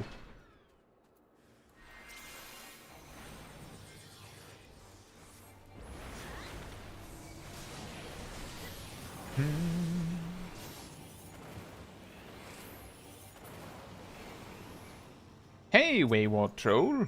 Arr. No troll can resist a fruit this ripe in more than one way, according to your olfactory senses. Account asks, is this game like Legend of Zelda? No. It's an MMORPG. So I would say absolutely not like Legend of Zelda. But it's very story driven, so if you think that is interesting, then keep in mind that you can get hundreds of hours out of this game on the free trial. Which, for now, lasts for the first 60 levels of the story, and in a month will last the first 70 out of 90 levels of the story. So you don't have to pay anything to try the game and see if it is something for you. You just download, make an account, and see if you like it.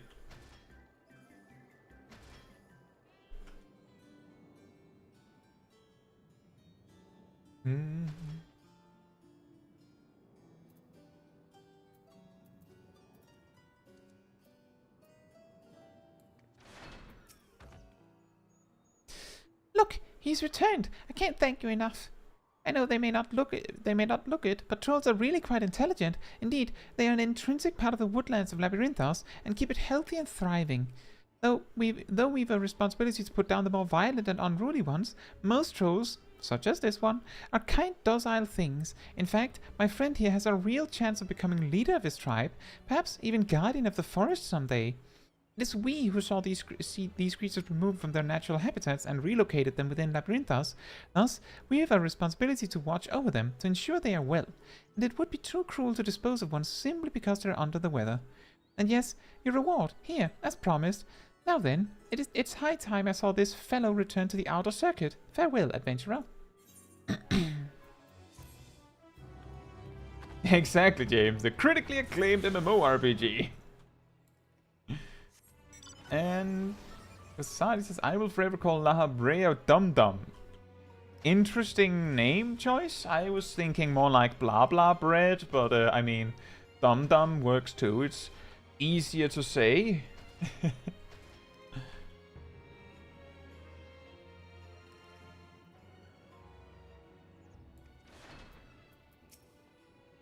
Do you have a lantern crystal for me? I do. A crystal imbued with hope for a safe journey. That's what you think. What Smol Caetsu actually prayed for was a really safe journey. And that you find some cool stuff. And candy. You have my thanks. With your prayer fueling its light, I have faith that it will keep me safe until my return. Now I depart for Giovannia. I hope your travels are successful as well as mine.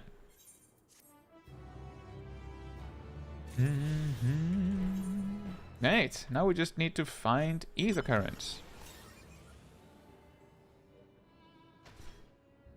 Let's go, Gelano. We're hunting for Aether Currents.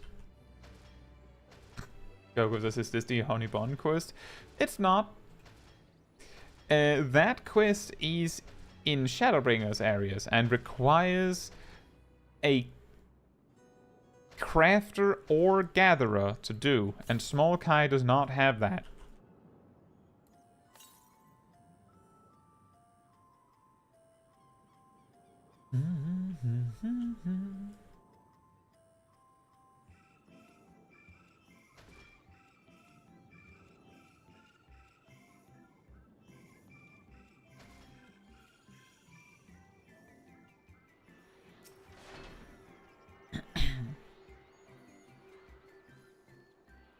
It's one of the custom delivery quest lines.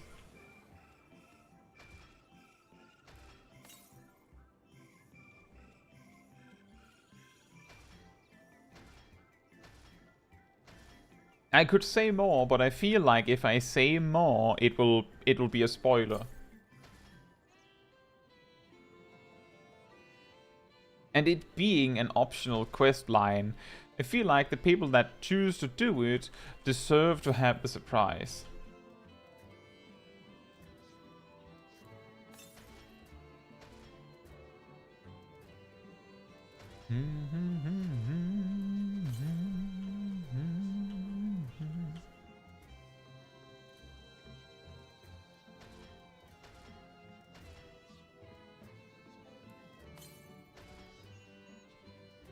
Well, Coco, you could get a crafter gatherer.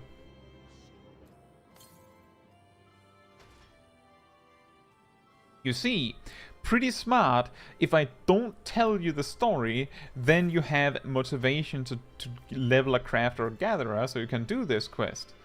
If I do tell you, then you no longer have motivation to do that. It's pretty smart. Or, alternatively, you can, of course, just... You heard me say that it's a custom delivery quest line, so... I mean, there's only so many of those, so if you really feel motivated, you could spoil yourself. You could spoil yourself.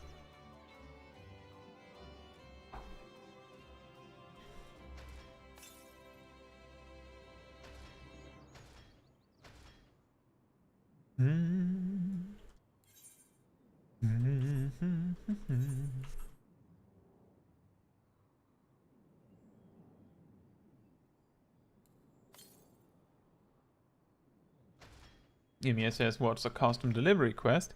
So, for crafters and gatherers, there are these custom delivery quests. When you reach a certain level, you can start looting items as collectibles, which means that instead of an item being normal quality or high quality, in terms of, well, in gathering that isn't really the case anymore, but you, instead of like focusing on collecting a lot of things, you focus on like getting a very valuable item by improving its collectability.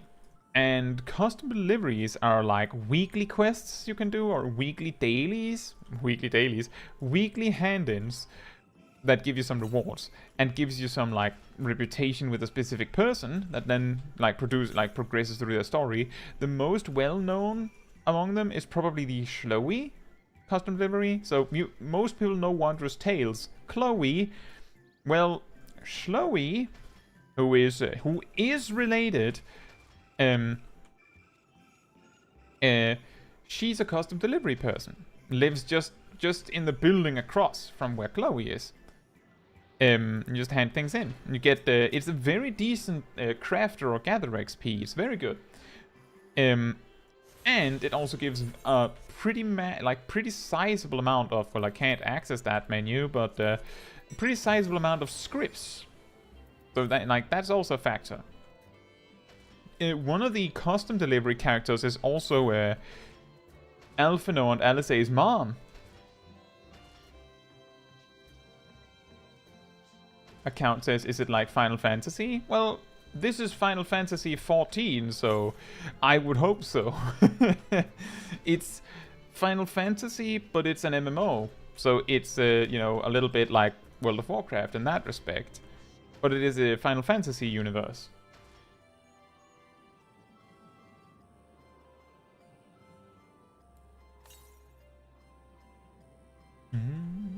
As Giuliano says, there's 2 mounts locked behind it, as well as glams, and at the end of a custom delivery, you can glam the NPC.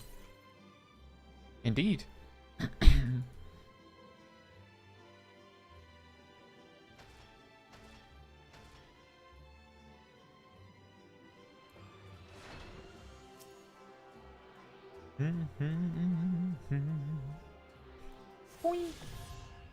We did it! 1 more zone done. Right. Next one is gonna be Elpis.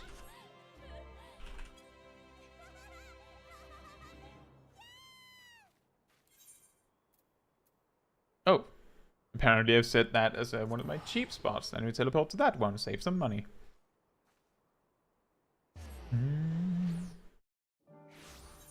I guess?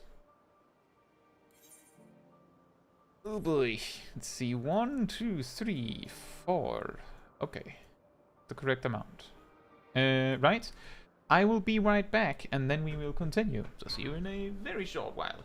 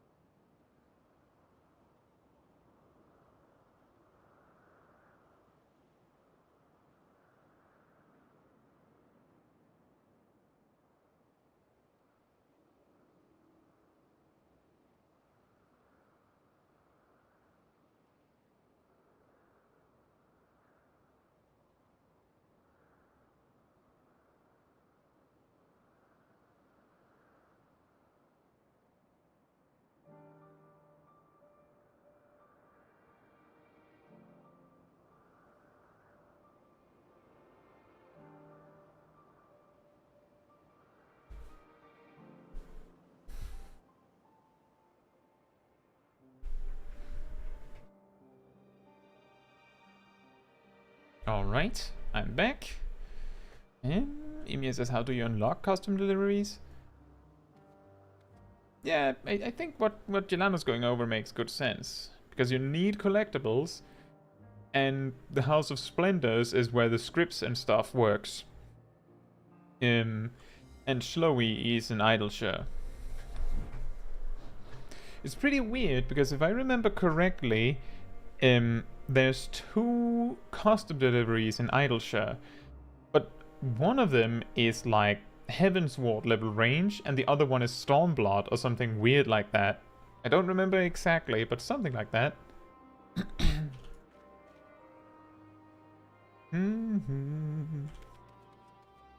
Let's see.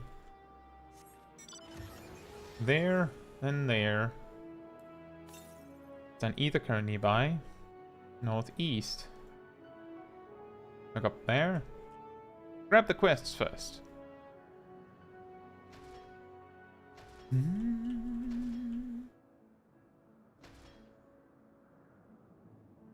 Myra. An expected guest. Well, this is a pickle. Whatever am I to...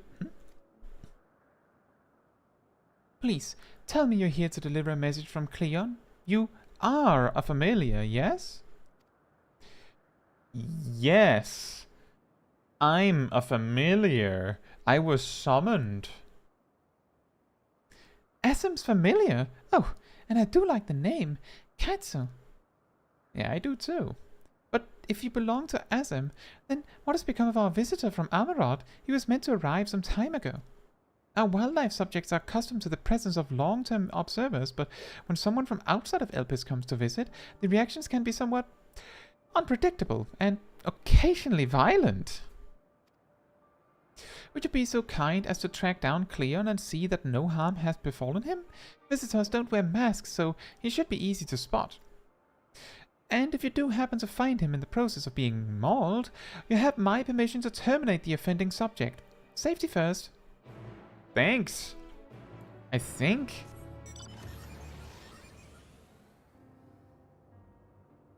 Well, the key thing, Emia, is that it is of course optional. But as I also said before, there being a quest line that you want to see can be the motivation that you need to level something. And once again, I'm pretty sure that custom deliveries can be unlocked with crafters or gatherers. So if you have a high level gatherer, that should work as well.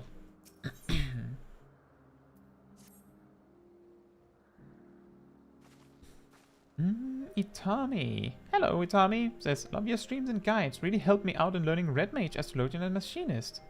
Well, thank you, Itami. Thank you so much. And I'm glad that you enjoy my guides and my streams. Thank you. You're a visitor too, aren't you? Perhaps you might be willing to help me then. Did you happen to see a blue-haired woman in the area? She wouldn't have been wearing a mask. I see. She and I are students of Academia Nida. Oh, that sounds familiar. And we had intended to spend our downtime visiting Elpis together.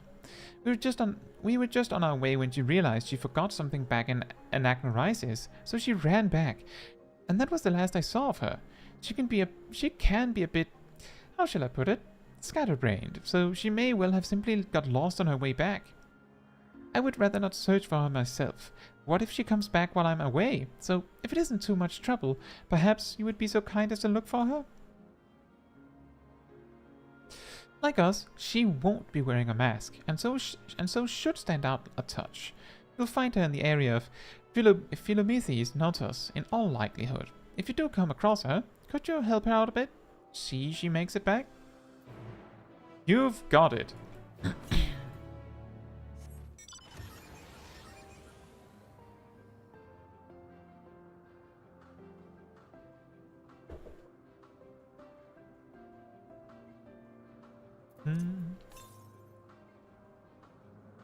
And there is an Aether Current to the northeast. Let's grab that while I remember. That counts as I like Final Fantasy.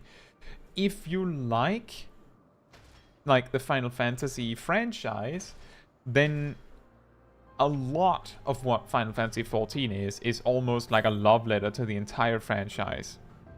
There's so many references and things you'll recognize, I'm sure. The question is whether you will enjoy Final Fantasy XIV specifically, because a familiar story will not be enough if you don't actually enjoy the game, right? But as I said, it's free to try it, so the worst that can happen is you don't like it. Umia says it's optional in quotation marks. I mean, it is optional. A custom, like, on my main, I don't actually do the custom deliveries every week. I only do them if I'm actually looking for scripts and need some extra for some reason, or if I'm grinding reputation with them for the sake of doing it. You may notice that Smol Caetsu does not have a crafter or gatherer. So that plays a factor as well, but Smol Caetsu doesn't really... Like, we prioritize the actual optional content, like in the way that it's optional, but you kinda should do it. We prioritize that quite significantly over the actually optional content. As I said, like the raids. Fair enough. And the reason why I didn't take it as obviously optional is because some people view the raids as actually not optional. That's why I was a little confused by that, Emir.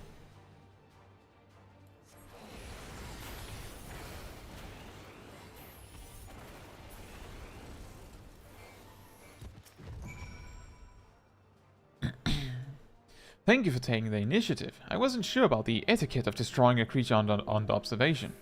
I'm Cleon, recently arrived from Amarot. I assume Myra sent you to fetch me? I see. Well, we had best not keep her waiting any longer. Fear not, I will avoid upsetting any more of the local inhabitants. That's pretty funny. He's like standing there like... Am I allowed to dissolve you into nothingness, or do I have to just take it? I don't know if protocol allows me to kill you.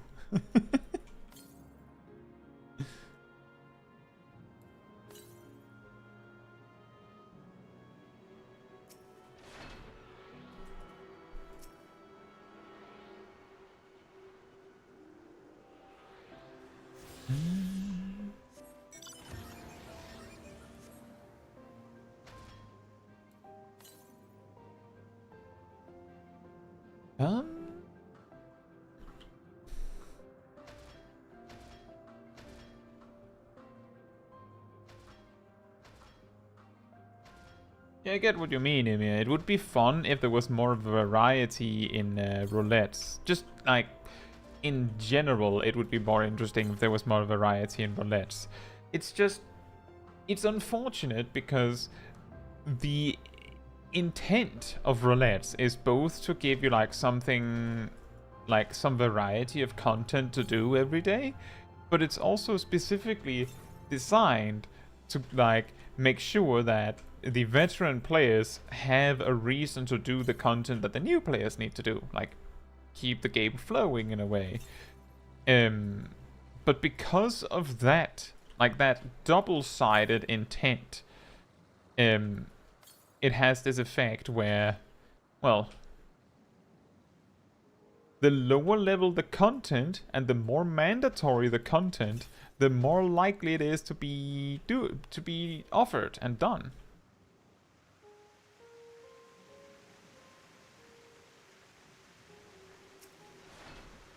Is an unfortunate reality. Yeah, exactly like Crystal Tower. Exactly like Crystal Tower.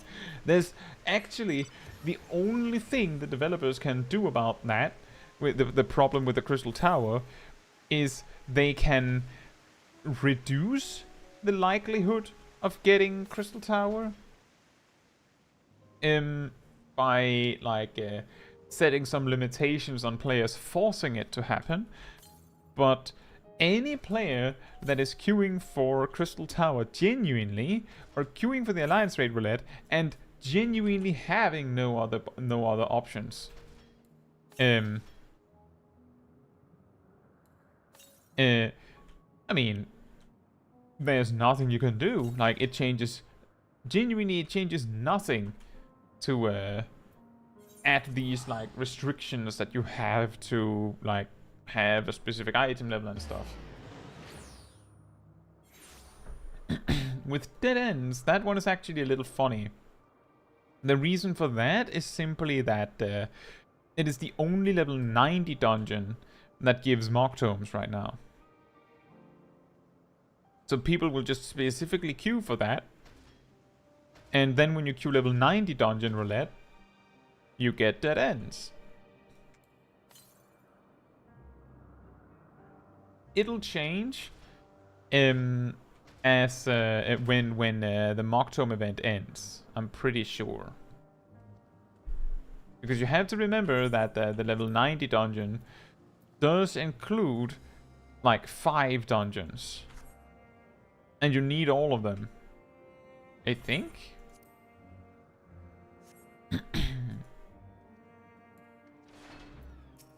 Account says you better kill the monsters. I mean, right now we're focusing on other objectives, but you can kill all the monsters. Welcome, friend, to Anachnorisis. I am Socles, and I manage this region under the authority of Chief Hermes, the head overseer of Elpis. And you are... Oh, how unusual, a soul-bearing familiar. A familiar must have a mission, and yet you offer no message and carry no cargo. Are you perhaps here for the purposes of observation? Yes, that must be it, in which case you need only mention my name to Charmion, and she will gladly give you a tour of our domain. Soak it all in.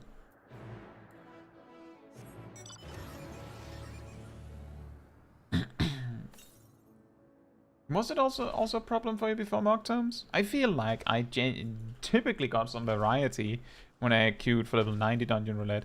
The thing is that the level 90 Dungeon Roulette, specifically the roulette itself, should have some variety, but it makes sense that there's a lot of focus on the level on Dead End, specifically because it's the first one.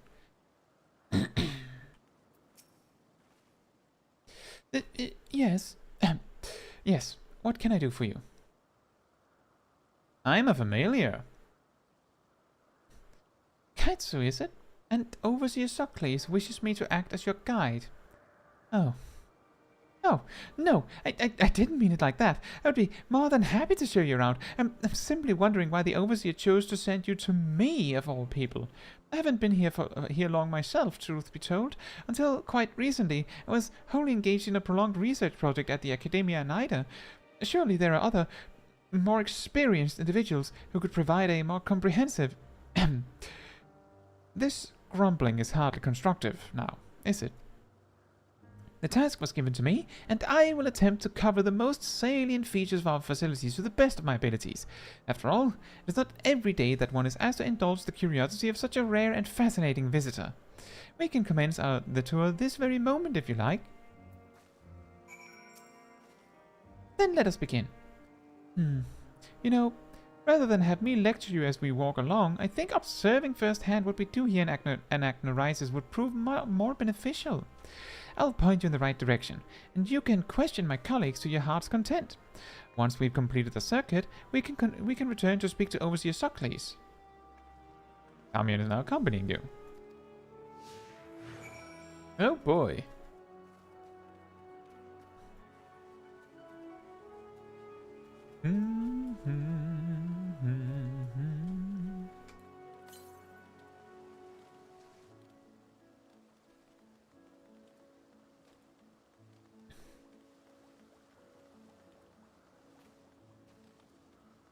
It makes sense, Ymir, because I suppose...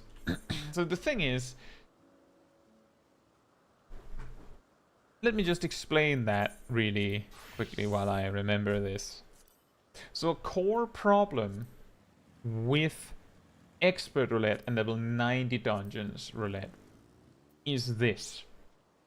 So, if you want Tomestones of Comedy, doing the Expert Daily gives you 40 plus 50, so that's 90. It is the most effective of all of the roulettes at giving you Tomestones of Comedy, as far as I know. Like, do 5 of that daily and you're done for the week. Level 90 dungeons give 15 plus at best 30, so 45. At worst, you get 20 on top. So that's 35. So that's already bad. Like, clearly, if you're doing it for comedy, you're not doing the level 90 dungeons, because even without the daily, just doing Lapis Manalis or the Aether Font just gives you 50. So no reason to do that. Now, second, if you're there for the Elegant Tomestones of Causality, then the Expert Roulette gives you 60, and then Aether Font or Lapis Manalis gives you 80, so that's 140. The level 90 dungeons gives you 100, and again, at best, you get 60 from Philcourt of Troya. So that's 160. That's actually pretty good. If you get Dead Ends, you get 150. So that's 10 more than Expert Roulette. And the thing is, unless you're like farming relic weapons, you're typically not farming roulettes for tomestones of causality, right? So what I'm getting at is your only reason to do level 90 dungeon roulette is pretty much for the sake of doing them, unless you're farming relic weapons specifically. And it might not even be the most effective way to go about it. So a lot of players don't have any reason to queue for it. So the reason why you would see a lot of dead ends is because it's, you know, the first one. And second of all, right now, because it gives Mark Tomes. So that's like pretty difficult to compete with when all the others give nothing in that regard. So people will be queuing specifically for dead ends for this reason. And then that causes some problem. Like, that heavily skews it towards dead ends.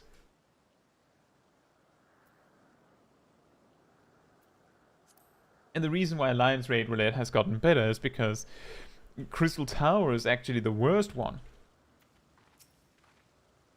right now. Jarmion! Oh, and who's your friend? Asim's familiar? Why, you appear so astute and deliberate in your thinking. I should very much like to make an extended study of your composition and consciousness. Oh, do forgive my forwardness. It is my duty to chart the behavior of familiars, and I find it ever so diverting. Arcane servants are rarely permitted to roam the world at will, you see, but our research here is given special dispensation, once the subjects are properly registered as concepts, of course. There are times when familiars are tasked with tending cattle, or must otherwise coexist with other living beings. Such projects are brought to me, and I am responsible for observing and evaluating their potential compatibilities. Oh, but, of course, if Asim might grant us permission, then you could abide here for a few years while I analyze. And on that note, we really must be moving along. Step lively, Caetsu. He's going to kidnap you.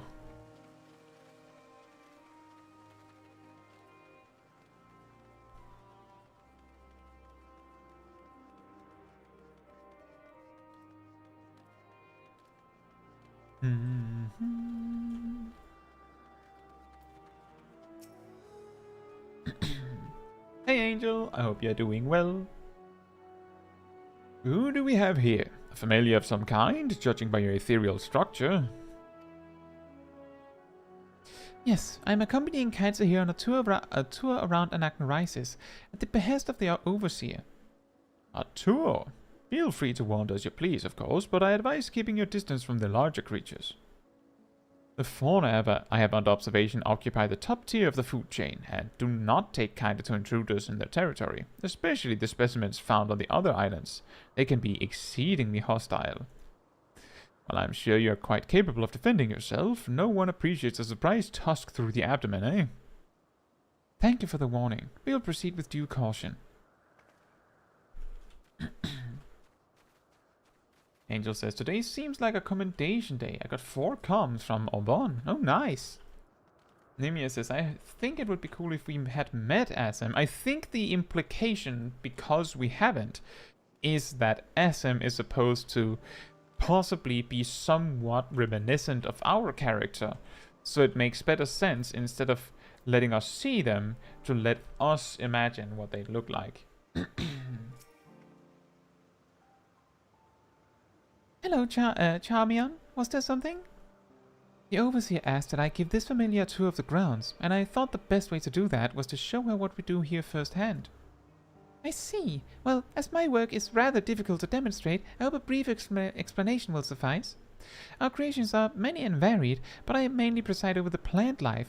When it comes to watching certain grasses grow, one must be prepared to observe over the course of several years, and, in the case of trees, sometimes decades.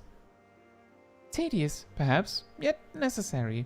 Plants are capable of altering an entire habitat, and their presence as a food source has an enormous influence on the local wildlife. Was that the sort of thing you wish to know? Yes, that was perfect. Thank you. I think we've covered the main areas of interest. All that's left now is to speak with Overseer Socles.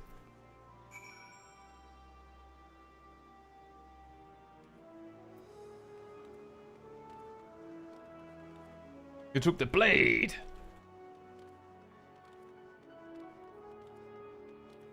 Emir says, I understand that, but I could pull a Frey and use our player model. I think the point is that Azem would look like an ancient, so at best, they would need to like use several modifiers from our character to make it look somewhat familiar, and I think anything that they could have done would either be unsatisfactory based on their vision, or it would be like too limited. So I think it's probably for the best that we didn't get to see them, but I understand the disappointment. I absolutely understand the disappointment.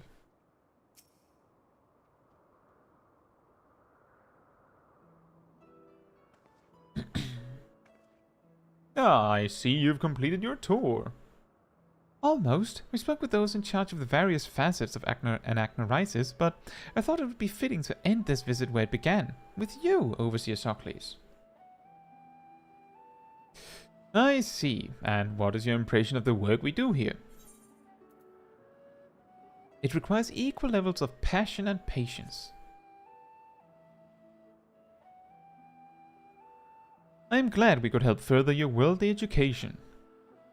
And I'm glad to see you enjoyed the experience. At least, I hope you did. You are truly a masterpiece of creation. Only a soul-bearing familiar could demonstrate such robust cognitive and cogitative faculties. Were you perhaps designed to inspire others? I feel something special has been woven into your aura. Huh? You have an intriguing presence, to say the least. Please, stay a while and share more of your thoughts with us. Yes, I second this invitation. In all the long years I have resided here, never have I encountered such a unique entity, and one of Azem's no less. Oh, an Aether Current! Oh, would you look at the time? Oops. Gotta skedaddle. Isn't that right, Gelato? Yeah, exactly, Emir, is that anything that they could put together that would probably be fine enough would probably be disappointing, I feel like. And I think they would rather not show us, as that would be like, it would be more special in a way.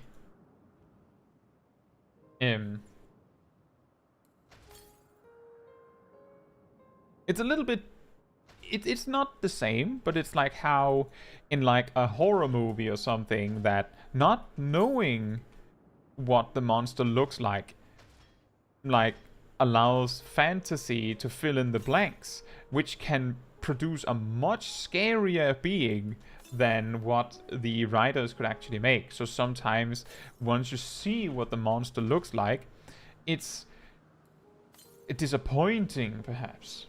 This is not exactly the same, because we're not talking about like a horror monster, but the point is that your fantasy and your imagination can produce a much cooler character as Azem than what the developers could probably make, especially when they want Azem to be something that is related to your character. I know a lot of artists have drawn like their Azem, like from this idea that Azem looks in a certain way that is inspired by who you are and what you look like. You hope we meet more shards of Azem. That would be interesting. Zach says, I like the duty support feature in Final Fantasy XIV. It lets players get a chance to learn the fights and easy gear farming for company seals. That's true.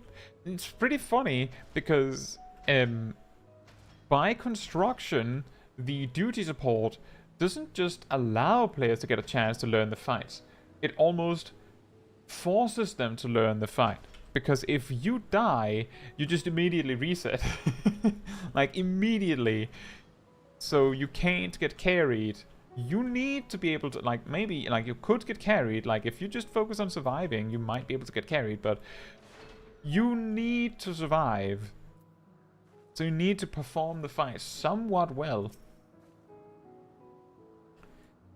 Yes, can I help you? Oh, wait. Do you need directions somewhere?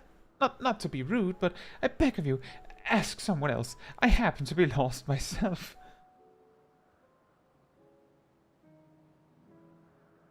What was that? A woman asked you to come and find me? That would be my friend, no doubt. How embarrassing. I'd hoped to keep this hopelessly directionless side of myself under wraps. I felt terrible leaving her like that, but I'd clean forgotten a task from one of my professors. I rushed back to collect the item I was asked for, which I found, thankfully, but got rather turned around when attempting to return.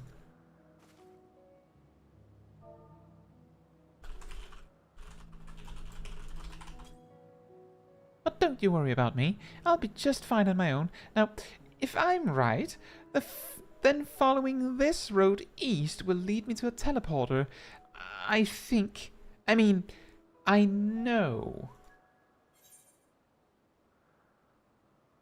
I've business with your friend anyway. I can escort you.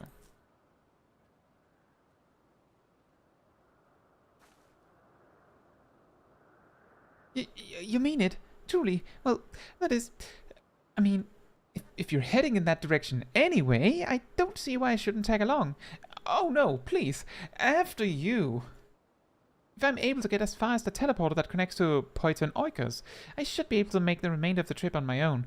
Now then, would you mind?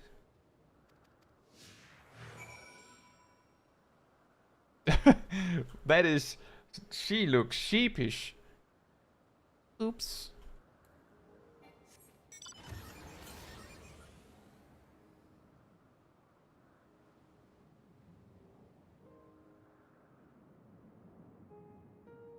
Are we 9? I feel like we're 8. I think we're 8.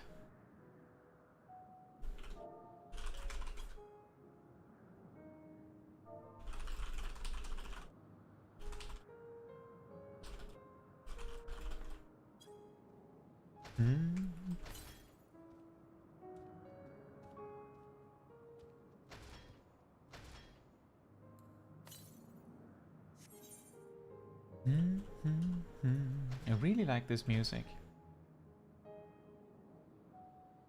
We have 1 shard plus the 7 rejoinings and Artbird. Oh yeah, then yeah, we would be 9, I suppose. Then we would be 9.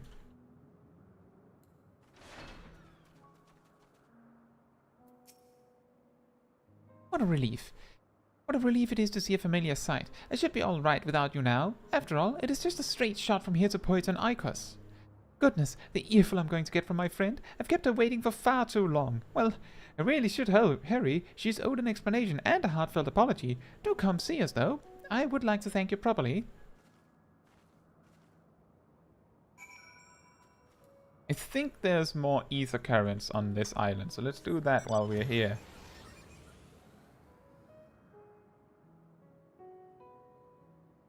You know, one annoying thing about not being able to, like, have conversations with NPCs while mounted is that if you're, like, traveling around on, like, a multi-seater mount, every time you hop down to, like, talk with someone, everyone has to, like, re-enter the mount. Like, it's not that I mind it. I think it's a nice little detail to our journey that we travel together like this. But it is a little silly. Like, you cannot have a conversation from, like, horseback in Final Fantasy XIV. That is not possible. I can understand why they're like, can you step out of the bus while we're talking? Oh, right. I had completely forgotten that we had other tasks, but apparently it's just that. And I happened to find it by accident. I would have left this zone having completely forgotten, I assure you.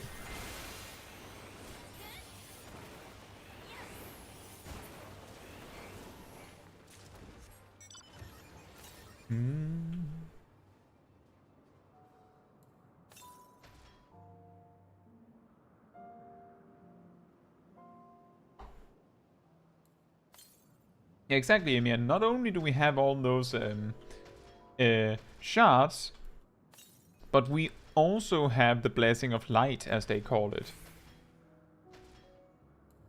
And the Echo.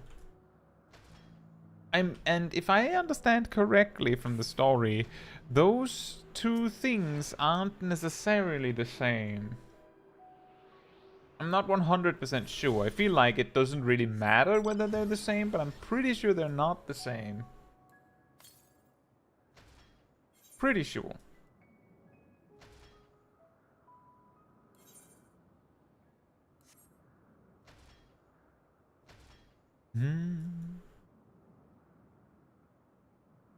Exactly. The Blessing of Light is something that we were given specifically. The Echo is more like something that some people happen to have the affinity to have.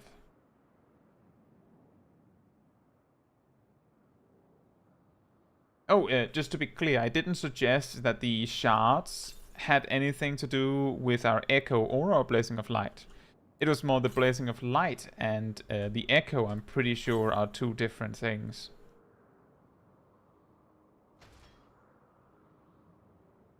I think.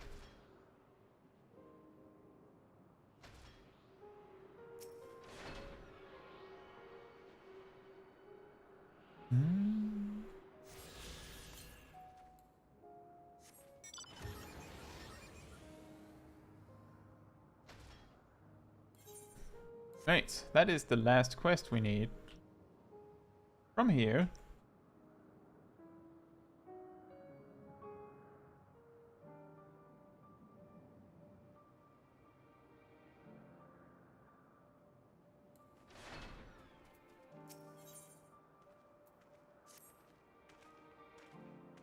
My, what a familiar essence you have. Like that of a familiar. If you are familiar with the concept. Oh, just my little joke. Caetsu, was it? I'm Hippothoe. Meow! Meow! Oh, you've invented the Gaelic cat, apparently. You know, they hurt very much in Smol. You know that? You don't know what Smol is? Well, you should look into it. It's from the future. Yes, yes. We're getting to that. Caetsu, say hello to our familiar friend here. She's an Aelurus. The Aeluroi are one of our newest creations, highly attuned to abnormalities in their environment. At the first sign of danger, they'll sound the alarm, by which I mean mew loudly. Though we do our best to observe all of our creations, Elpis is simply too large to maintain a constant vigil over each and every temperamental species. A more efficient means of detecting conflict between creatures was in order. Thus have I taken this Aelurus under my wing to further develop her capabilities in this area. And she does enjoy our little walks. This evening, we're testing her ability to pinpoint sites of conflict. Would you like to observe? Simply tell her that her task is begun, and she'll do her utmost to locate disruptive creatures. Please do subdue any unruly subjects. Once you've found them, we can't have beasts running amok.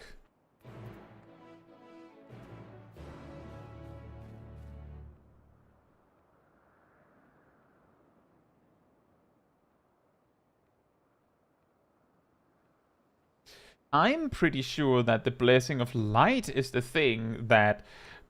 So, as far as I remember, the Blessing of Light is Venar's blessing that prevents enslavement through ether changes. Period. The Echo is what allows us to peer into the past, among other things. Incidentally, it also explains telegraphs. If you remember the artificial Echo from Stormblood, we observed that what it actually did in practice, at like its weaker levels, you could say, is it allowed the combatant to predict what someone was going to do just before they did it, which made it very difficult to fight. What's her name? What was her name again? Can't remember.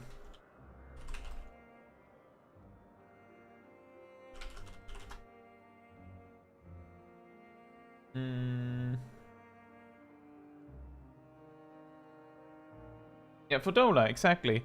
Because she could see everything coming just before they happened. Incidentally, that's literally what the player character can do, right?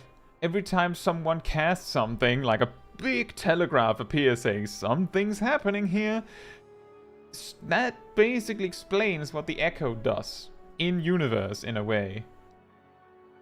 I'm not entirely sure if the Blessing of Light and the echo are more connected than that, but as far as I know, the Blessing of Light is what makes us immune to the enslavement by ether changes.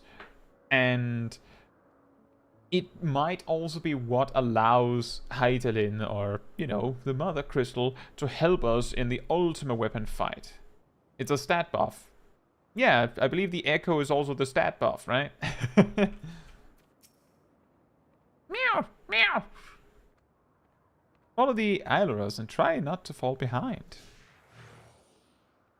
Onward, my cat-like friend with an incredibly strong mini-tank buster with no warning. Increases our mana. Does it?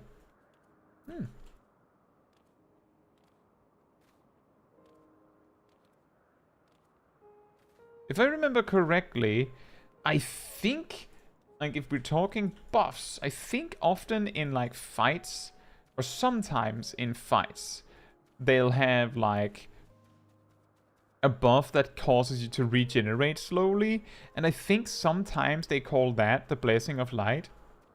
I think. Meow! The Aileros alerts you to two nearby creatures that are facing one another down, and looks at you expectantly. You've got it. Ah, of course. I'll beat both of them to bits.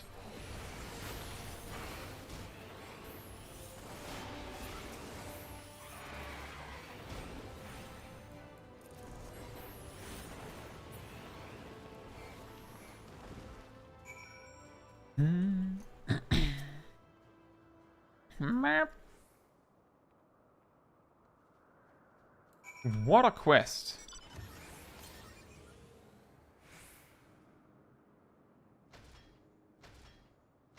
Alrighty, Mia. Take your time. Account says what the side quest improves you. Kind of. The reason we're doing these side quests is because they give these things called Aether Currents. And once you have all of the Aether Currents for a zone, you can fly in the zone. And that's what we're doing. We're unlocking these such that we can fly, and that makes it easier to do like daily quests and stuff like that in a zone to level quicker. And part of the reason why we're doing this is to level Black Mage. So indirectly it improves us.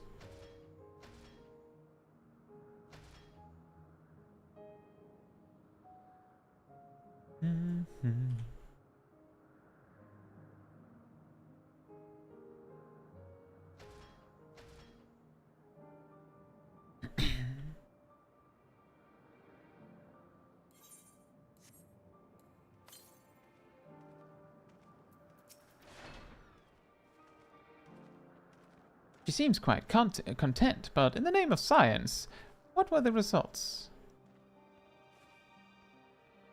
As I expected. Well done, little one. Magnificent creatures, the both of you. It's a shame we cannot give you a pair of tiny wings and a bell too, but it's against protocol, I'm afraid. The Aileroi are enchanted with theirs at birth, so they are able to acclimate properly. I'm certain you have your own unique potential to rise to, however. In fact, why not join us for another phase of testing? I would love to. I really would, but I mean, it's Aether Current o'clock, so.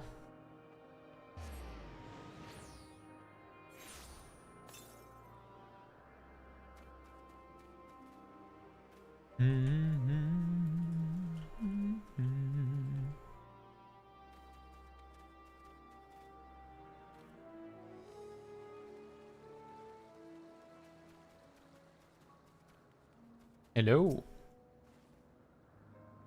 Thank you for your help. Truth be told, when my friend first dashed off, I had assumed it was because she forgot an assignment from Mitron. Lo and behold, I was right. We're studying at the words of Mitron in Academia Nida, learning all we can about the engendering of aquatic life from that self-same master. Honestly, though, I've no idea why Mitron would ask me to procure a flower of all things, and one that's still undergoing testing in Elpis. It's very beautiful, yes, but what has it got? What has it to do with ichthyology? Well, nothing. But that's the point, surely. It must be intended as a present, one meant for Locrif. Mitron is hopelessly enamored, as we all well know. Sounds familiar. We do? This is certainly news to me. Though, now that you mention it, I suppose I have seen sparks between them. I wonder why I never noticed before. That settles it. We need to hurry back and begin an in-depth observation of their romantic entanglement. I can't believe I've wasted all this valuable research time lost among the trees, and I would have wasted even more if not for you, good lady. Now that my friend and I are together again, we could get back to the academia and deliver the flower to Mitron before it wilts. But before we rush off, a reward. You certainly deserve it. Thank you.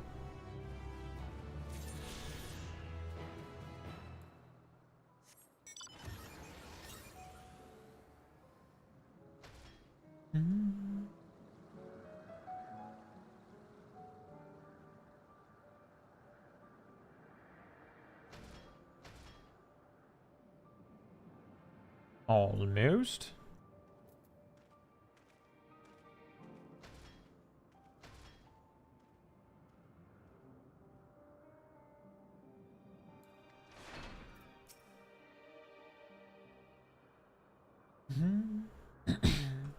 Caetsu, thank you for seeing to the safety of our guest.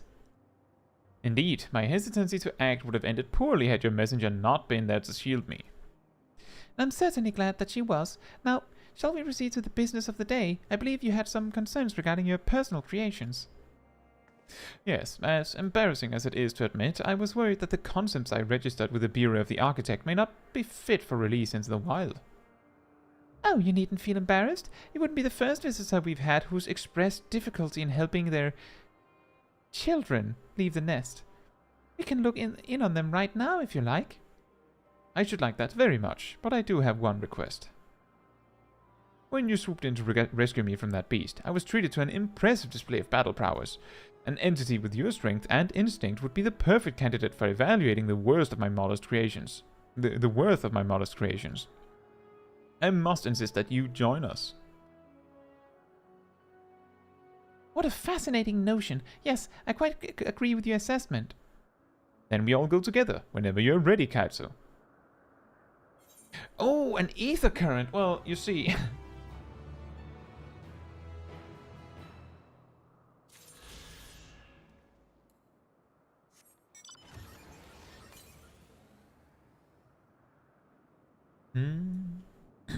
I'm not sure if the last Aether Current is on this island or if it's up there. But it's certainly northeast, so let's start with that.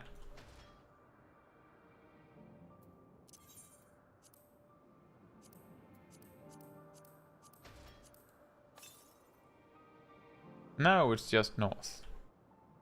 Pretty sure it's up there.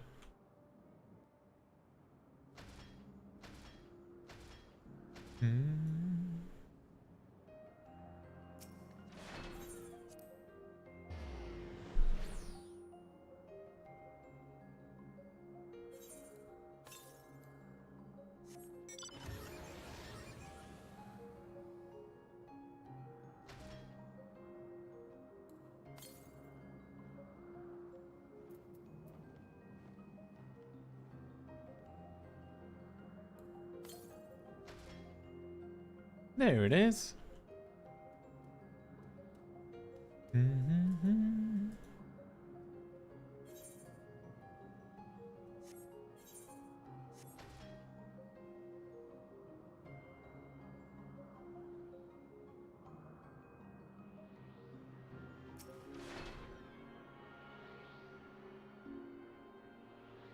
And poof.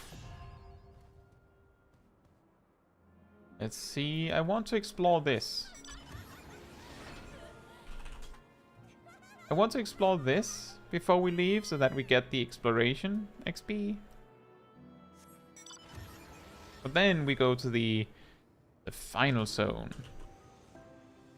And then when we've unlocked flight there, we will probably pick up 3 new hunt marks. But after we've picked them up, just picked them up, I think we'll do some daily roulettes, because I see we're already pretty far into the stream. So, to make sure that we don't run out of time, the aim will be to be able to pick up the new hunt marks. The reason for that is that if you pick up your hunt marks, they last indefinitely. Like, you can actually hold those for years if you like. As far as I know, I don't think they actually ever run out. So, like, if you just, like, grab them, you have them. And then you can just do them when you want to. And that means that we just get double amount of stuff to work with next week. Exactly, Angel. I think I've experienced, like, picking up hunt marks for some reason. And then, like, months later, I'm like, why do I have a hunt mark for this thing?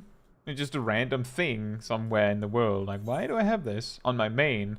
Likely that it's been like I did a video where I demonstrated that you can pick up clan hunt marks or something, and then I didn't do it, so I still had it.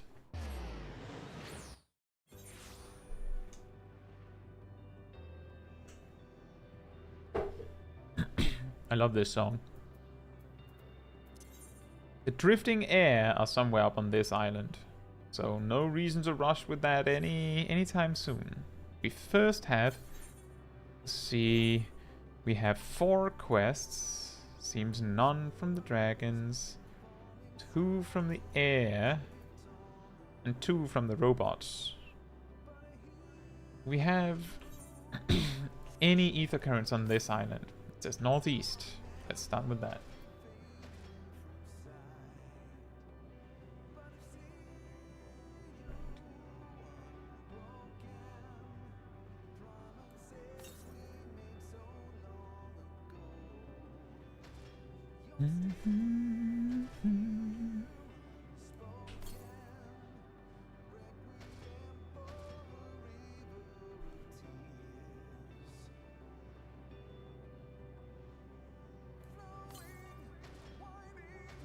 I have a feeling that it's up there, because it says northeast.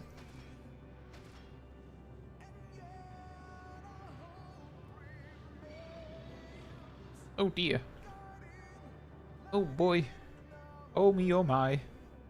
And run from the dragon. Morning rises.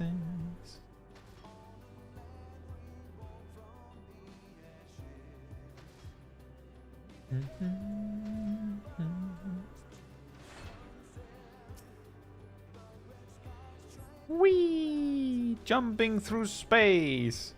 Boink.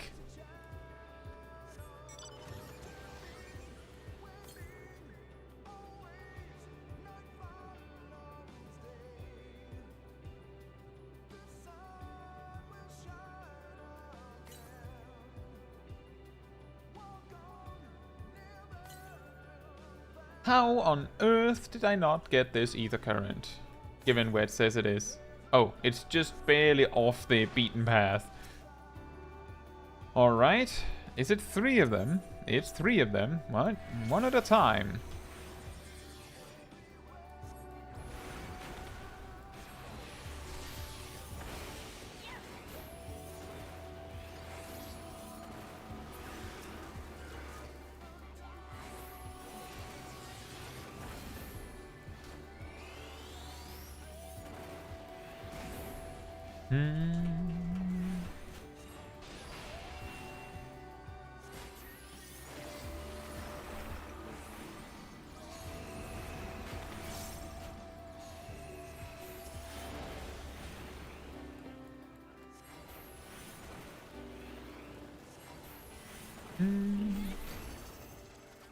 And I missed.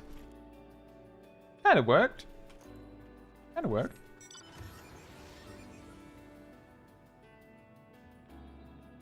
The interesting thing is that if I was like a melee DPS, it probably wouldn't have worked. Like with Black Mage, the worst that can happen is like if you overestimate your luck you can sometimes really mess yourself up. Like, if you miss just the wrong spell, you might be in big trouble.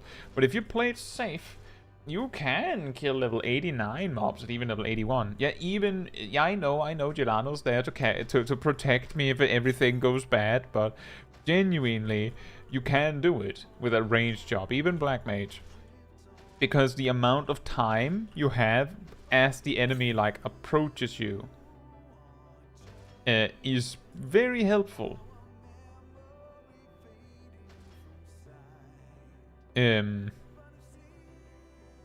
Whereas a melee DPS, if you miss a combo step, you're all the way back to the start. And for some jobs, it's just too painful. Like, I think Reaper wouldn't mind too much, but Dragoon, Samurai, Monk, Ninja, it's just... no. Nope. It's not going to work. If you had your Chocobo out, it would be much of a difference. You know, that is a good point. Imagine remembering to use your Chocobo companion, right? That is classic me. Northwest.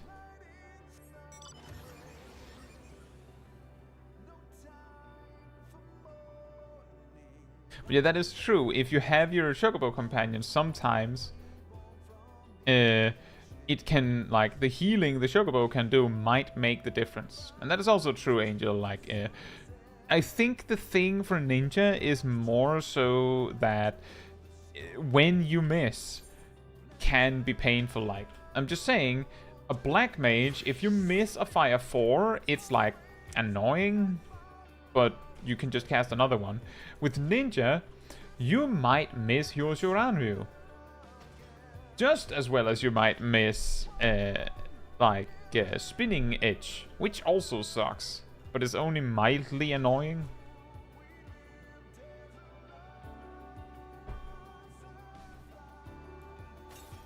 Yeah, Angel. We've discovered something worse than not critting your Shuranryu in your opener. Not even landing it. It's a weapon to surpass Metal Gear. Missing. That's also true. Any job with a dot could work, because you can just kite them up. Welcome back, Emir.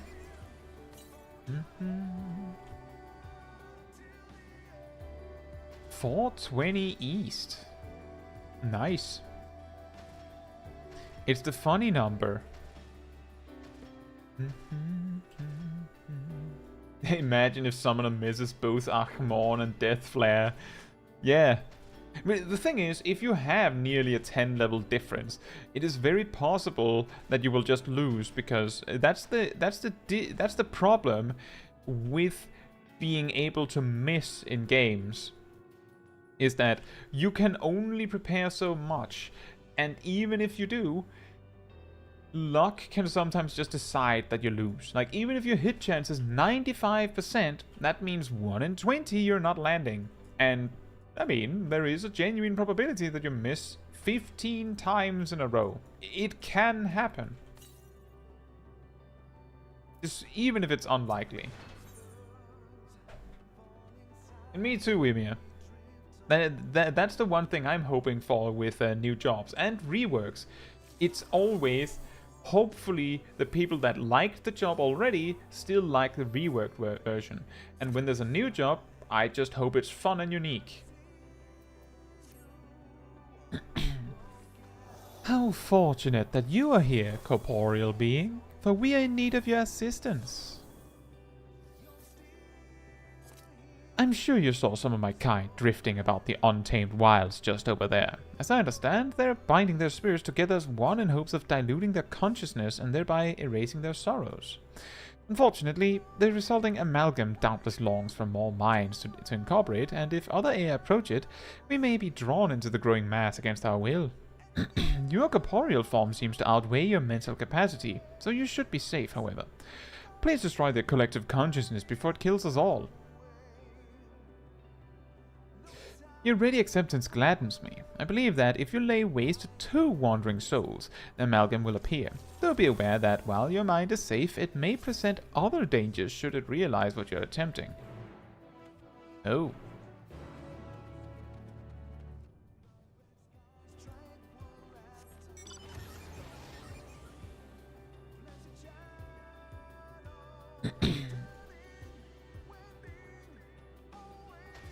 Well, Angel, as you know, there is always only a 50-50. Either it happens or it doesn't. If you just ignore the part where there are probabilities for each outcome, it is technically a 50-50.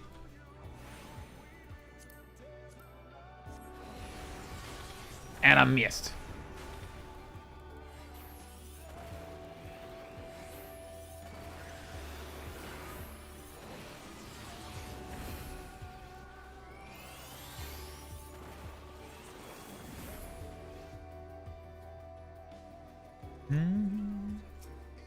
They said 2, right?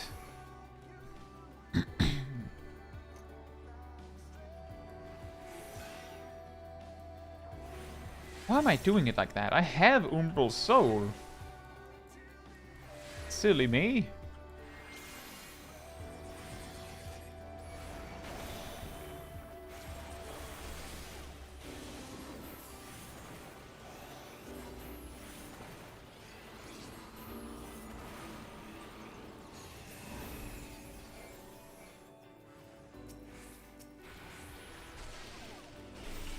Ironically, this area is weaker than all the ones we just fought because of the level difference.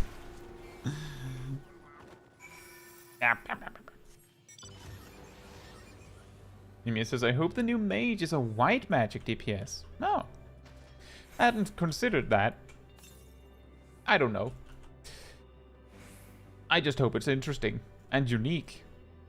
You know, it would be really nice if there was more jobs where they had, like, different, like, very weirdly, like, wide and open rotations like Black Mage. I see you made quick work of the amalgam. Of course, it is well within each heir's right to choose when they wish to end their own existence, but to force others to join them, however accidentally, is another matter. This whole ordeal has led me to contemplate how I should meet my own demise. But forgive me, I forgot such matters are not left to choice for your kind. Truthfully, I envy you, to go forth each day full of vigor, not knowing when your lives will be unexpectedly snuffed out. It must feel incredible. My apologies if I've made you uncomfortable. I'm unused to speaking with mortals. Be assured that I appreciate your help, and you have given me much to think about regarding death, or perhaps life. Oh boy. This one. We already have that. It's called Glare Mage. Wow.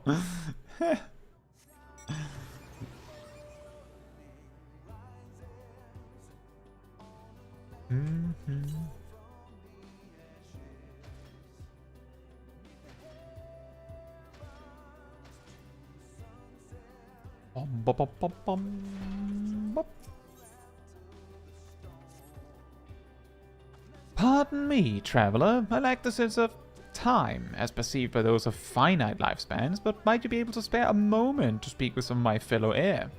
It is rare to find one so unmarred by the scars of deepest wisdom. Your appearance and perceptions as an outsider differ so much from our own that I wonder if a degree of interaction might prove stimulating for both parties.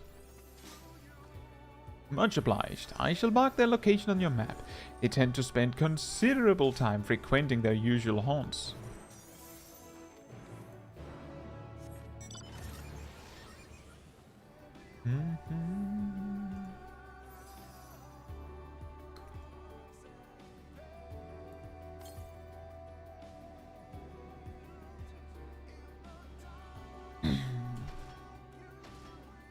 Yeah, that is actually what I'm hoping more for, is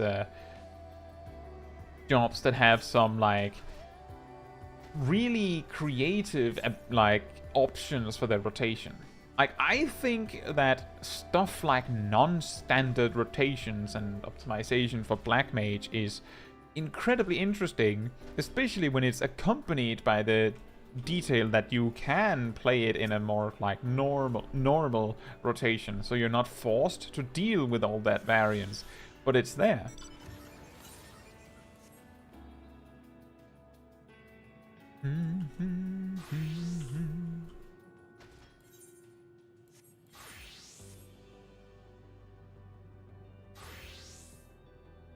It's an inquisitive air.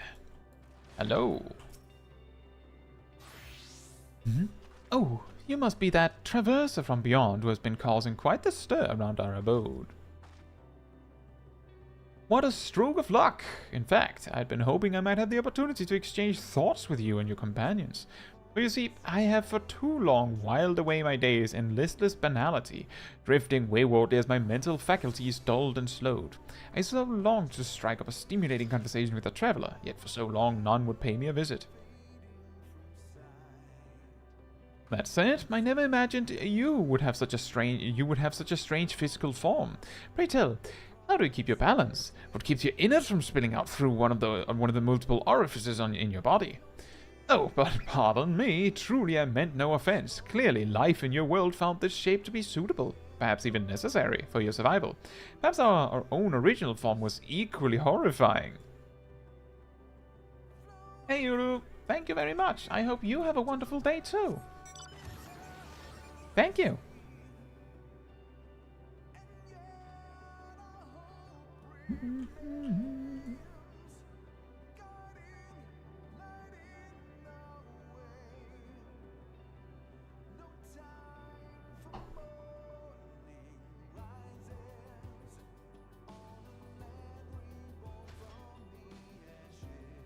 Is there a specific reason why you're going back to Cop, Angel?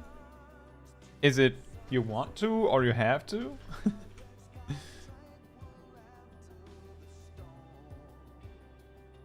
It's a laid-back air. Lay it on me.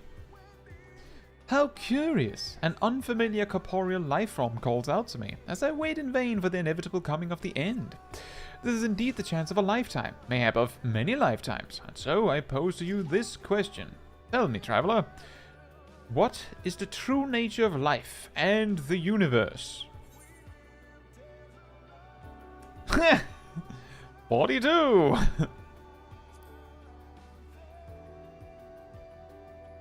Why? Precisely! That is the very conclusion I arrived at myself. How heartening and surprising, I dare say, to meet one as enlightened as myself.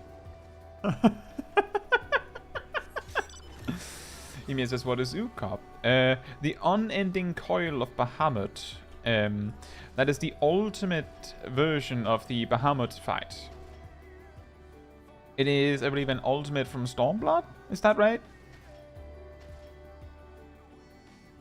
I'm pretty sure it is.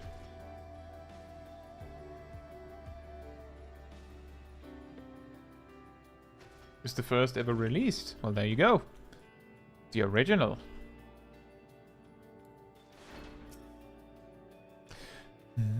What a curious being you are. Have my peers discovered how to regain their corporeal forms while I remained lost in thought? No, of course not. Come to think of it, I wonder if we ever possessed a peculiar form that you now do. Oh dear. I fear this always happens when I delve too deep into such ruminations. The very moment I attempt to regain clarity, it triggers this most unpleasant reaction.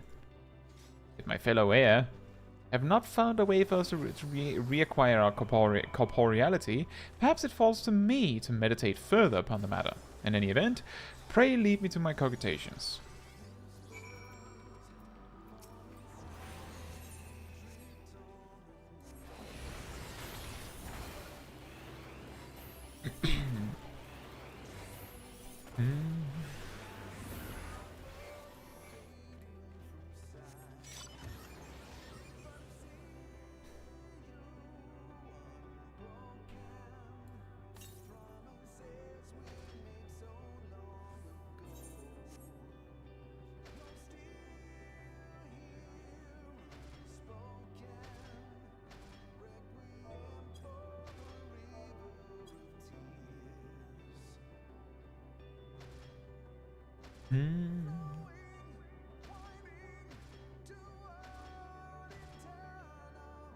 Trent doesn't want to do P12S.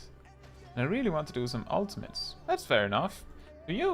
Have you cleared UCOP, Angel? Or is it like back to progress again?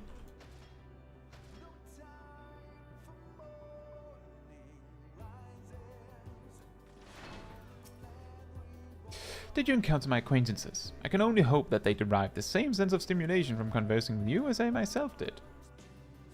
For if so, we may yet discover a means to attain the moratorium known as death. Until that time, should you ever be in the mood for a discussion on the profound and inevitable meaninglessness of the universe, we will be here waiting. Yes, always waiting.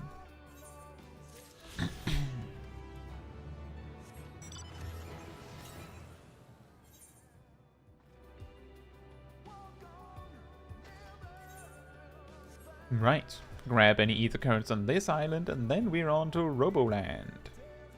Roboland!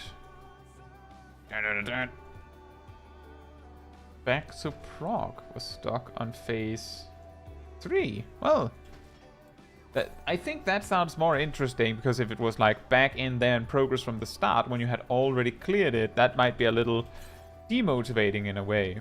But if you didn't finish it, it might not be as bad. I know some people do this thing where they almost like grind the ultimate every week until they have all of the weapons, because they can't fathom they couldn't deal with the concept or potential of having to like relearn such a brutal fight once they have learned it. Like, just complete it, get done, never again once they've done it. I can understand why. Far south. Let's just ride there just to be sure that it's on the other island.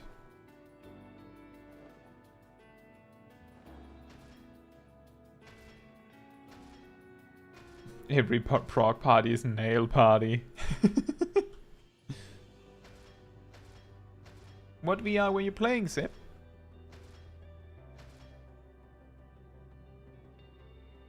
It was both a great and horrible experience.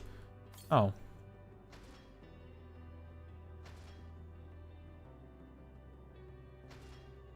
Half-Life Alyx? Well, I never played that, so I wouldn't know. But that sounds spooky with the head crabs.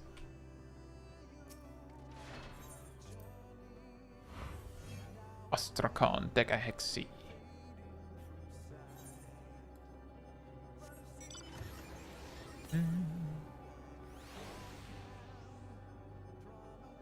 What?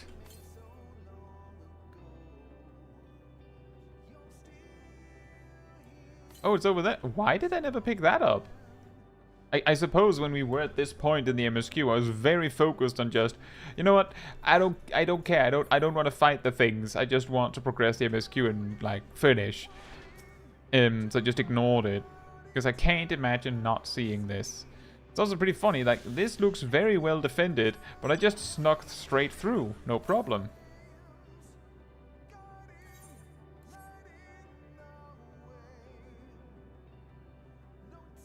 Excuse me?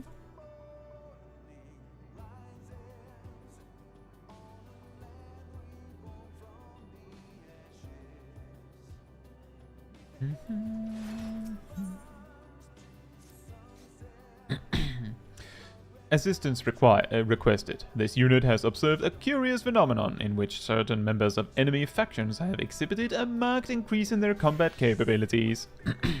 Analysis suggests that said members share unique intraspecific bonds with others in their faction. These individuals were conferred titles such as Consort and Family.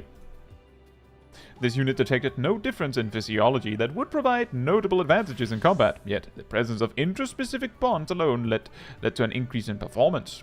Records indicate that one member of a bond group exhibits this exponential improvement when others are eliminated. Potential benefits of such augmentation are projected to be immense. Thus, this unit's query: are you familiar with the aforementioned phenomenon?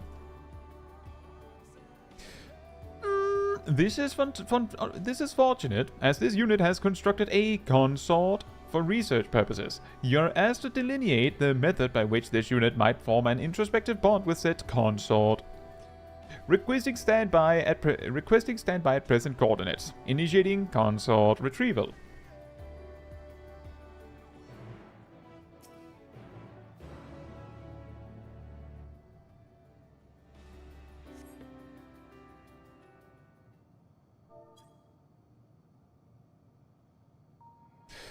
Activating introduction.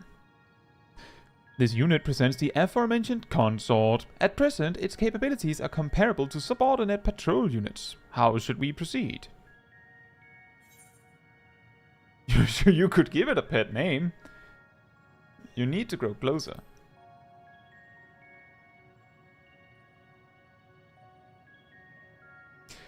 Synonyms detected. Initiating semantic review. Closer 1. Suggests obtaining a nearer physical proximity to the target than at present. This unit will move toward the consort in an attempt to develop the desired intraspecific bond.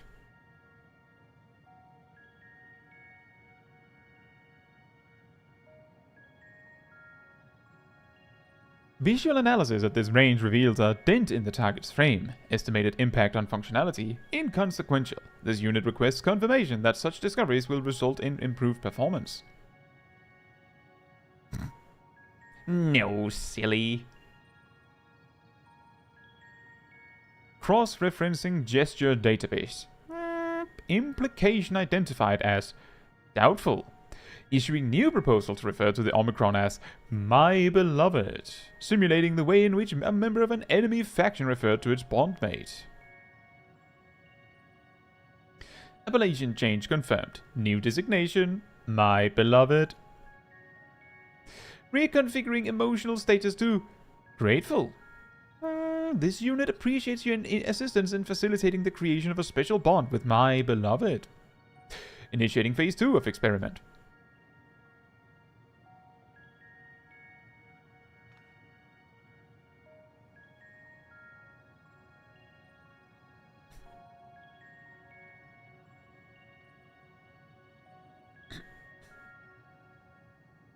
This unit will evaluate whether the destruction of my beloved bears a positive impact on this unit's combat capabilities. Transmitting self-destruct command to my beloved. Bruh.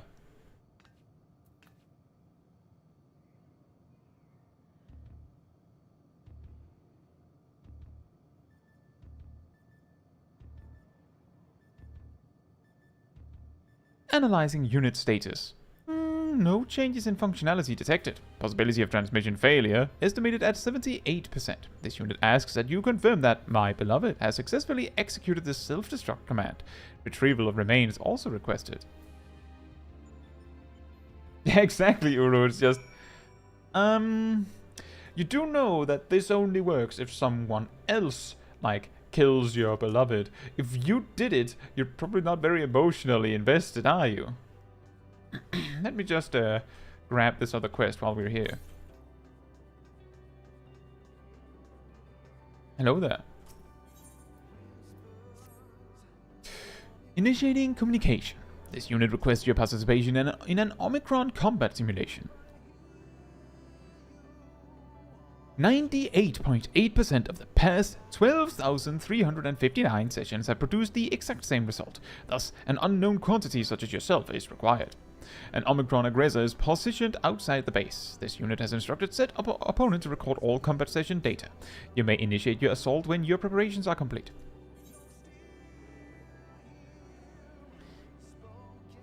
Won't its records be destroyed if I smash it?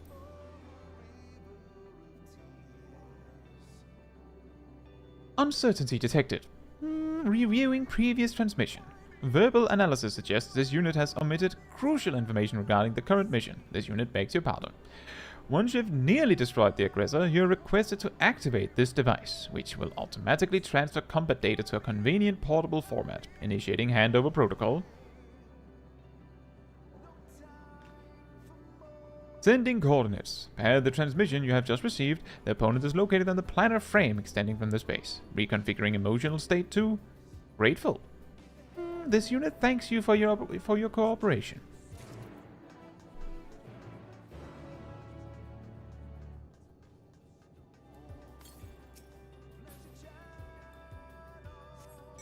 We're going robo-hunting.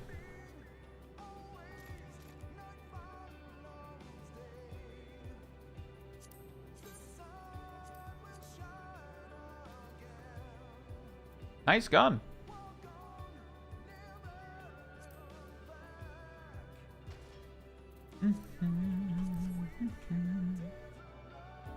Oh. I get stuck on these weird inclines. Grr.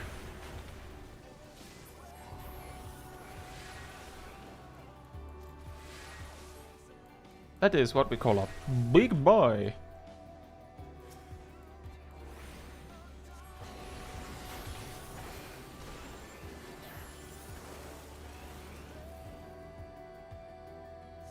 Bing.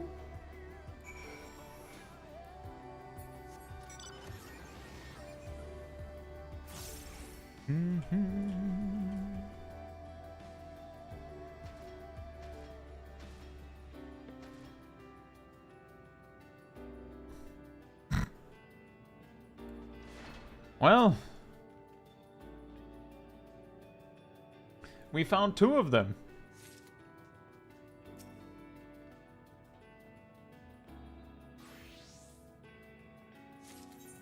Let's see what remains of the Omicron's consort after it's self-destructed.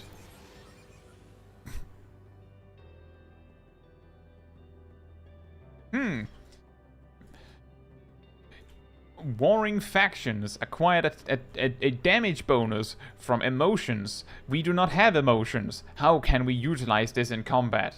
You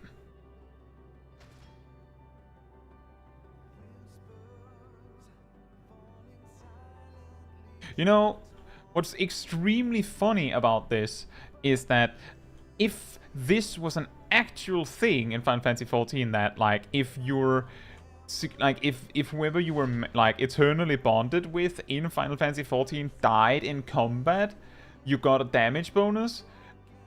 100% people would find a way to exploit that for savage raiding, which I think is hilarious because that means that optimization strategies in gaming is no different from what this robot is doing. Requesting retrieval of my beloved. Potential for reconstruction and further experimentation remains high.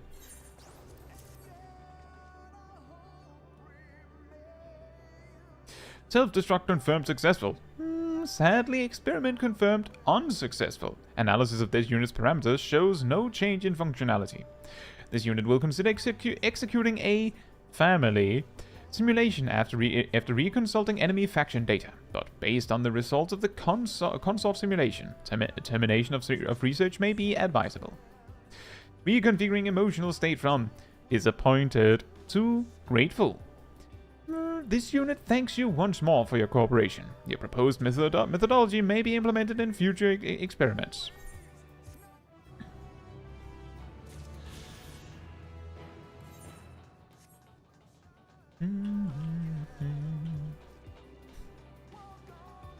Hello. Reviewing received transmission. Analysis suggests the aggressor is no longer operational. Requesting returns of previously provided recording device. A device containing data from your fight against the Omicron aggressor. For some reason, the screen reads level 90 and its speakers are emitting a jaunty tune.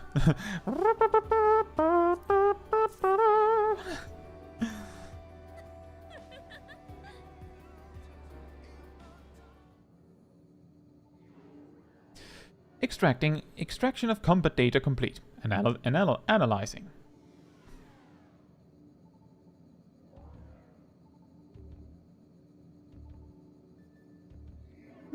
Quality of data greatly exceeds expected values and all previous records. Reconfiguring emotional state to impressed. The data suggests you summoned significant levels of ether in order to defeat the aggressor. This unit will submit a request to the logistics matrix for the augmentation of protective apparatus. Searching database for situationally appropriate axiom. Only through combat can we improve ourselves. The absence of new challenge results in stagnation. Records indicate this base has not encountered new threats in a considerable amount of time. This unit sees potential value in enduring attacks more frequently, though its Discord prevention module is buzzing in a most irritating fashion. Reconfiguring emotional state 2. Grateful. This unit appreciates your cooperation with the collection of combat data. Analysis suggests it will prove invaluable to the further development of base Omicron.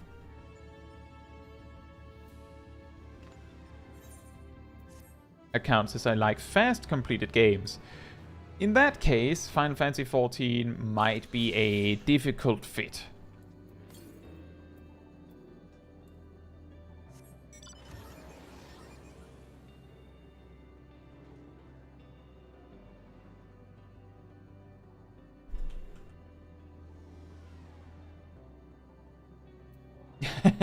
Omicron's casually pulling up the logs. Yeah, exactly. Oh.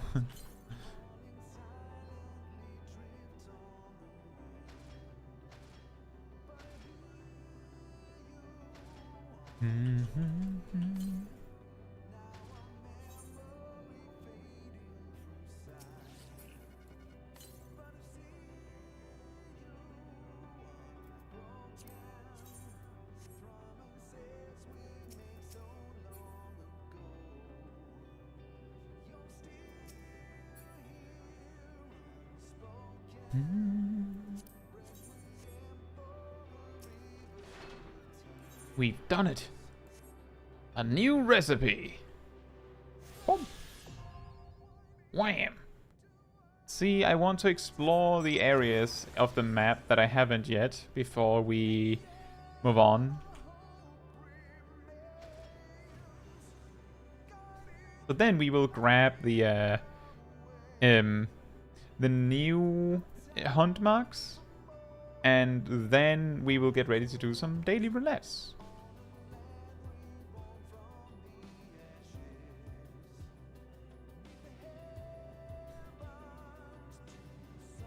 Strange. A completely square arena out in the middle of nowhere. I wonder what that's for.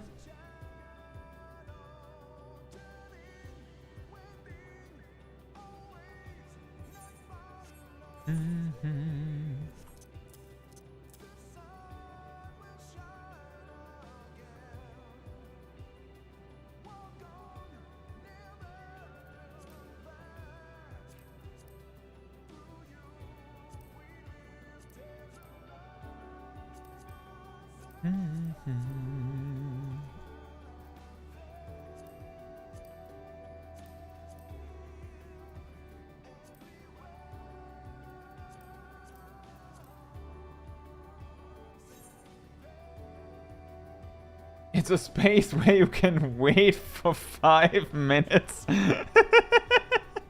Yeah, and when you're done waiting for 5 minutes, you have the incredible fortune of being able to wait 5 more minutes.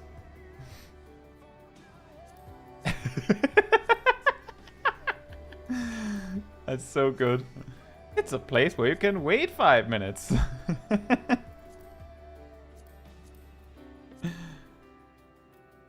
I've always wanted a place where I could wait 5 minutes.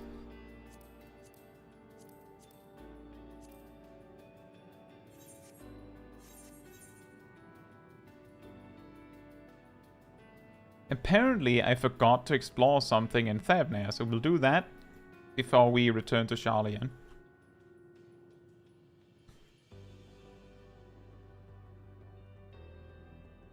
Bruh. One more slice. And boom.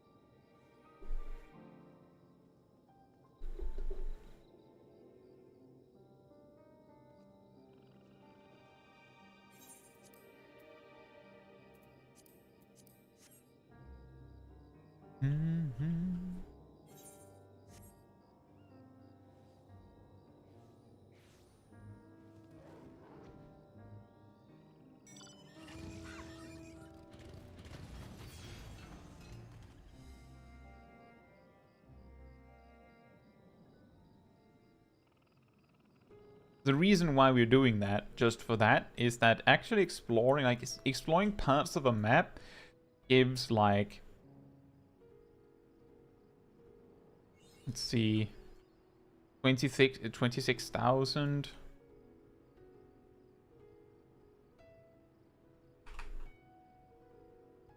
Like, 1/3%. But fully exploring a map gives you like 3.333% XP, which is actually quite a lot.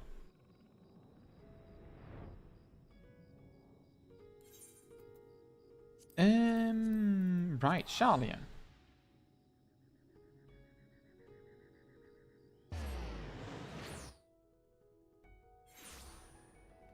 And then teleport down here.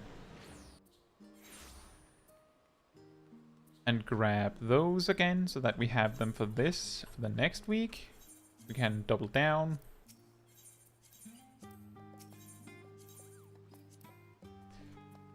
And then I'll teleport back to the Aetherite Plaza. Boing. And boom.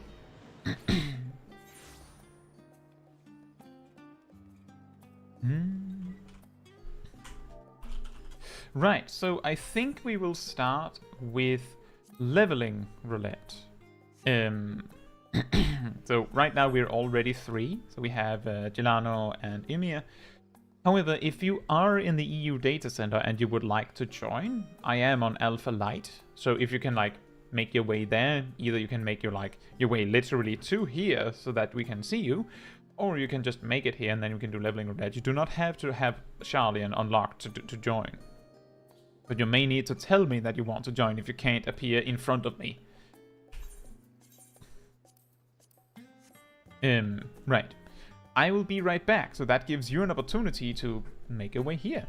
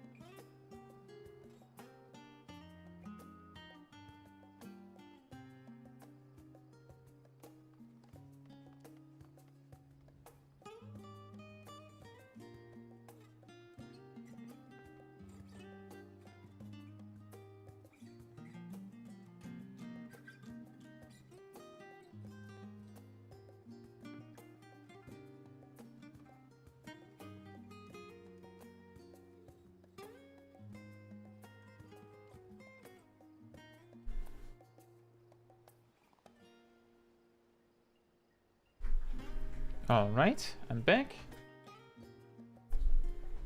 I take it that it's just the three of us then. That's fine.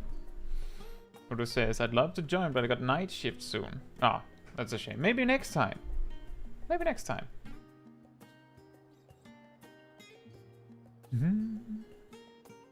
Right, so leveling roulette first. Unfortunately, as we're only 3, we don't get limited.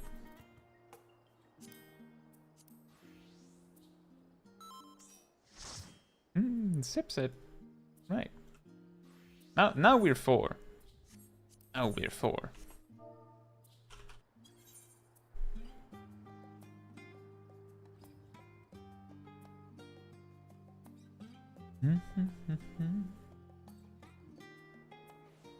And also means there's a decent chance that we get a high level dungeon.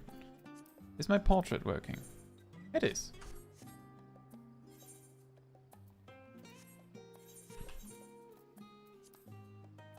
I'm level 83, so there's nothing missing from my bars, it seems.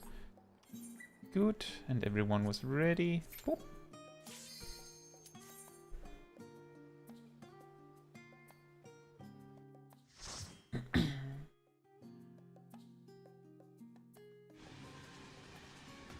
Wow. Well, we get the level 83 dungeon.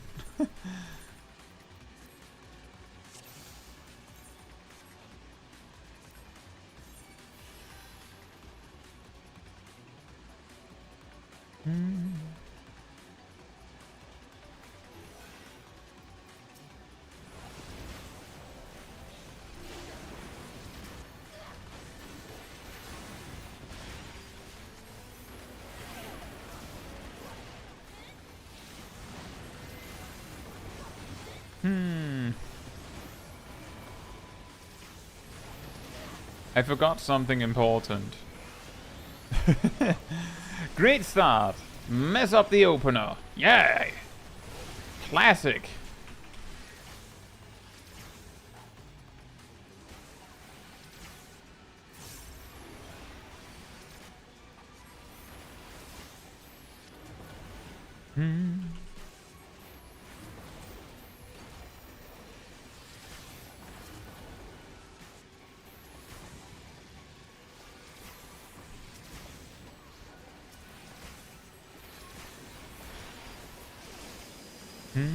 That went a little better. I forgot to actually use freeze because most of the time your AoE opener with Black Mage doesn't like start from nothing because you have like some running time while the tank is pulling. But right in this dungeon, it's a little weird. A little weird. Whoop.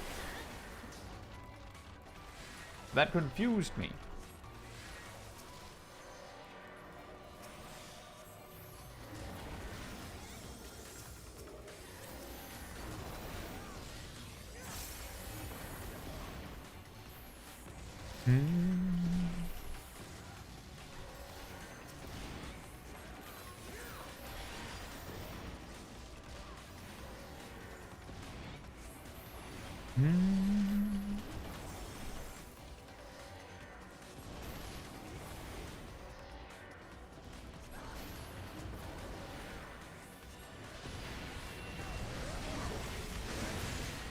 Nice.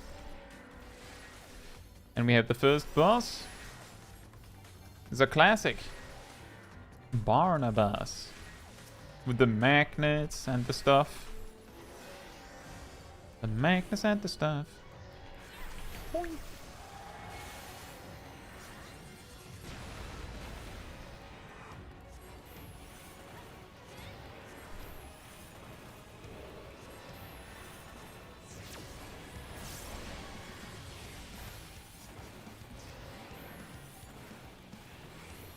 No!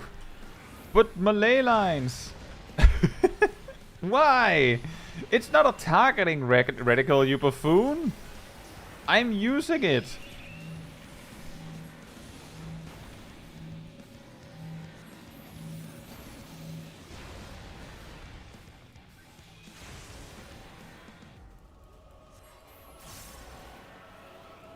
I was really hoping for a fire start. I don't think I can probably finish this astral fire state.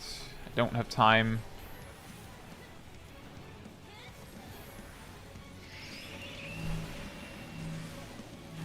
Stand in it, you coward! No, I don't want to be the mean black mage. I want to be the good boy. The one that dodges the mechanics.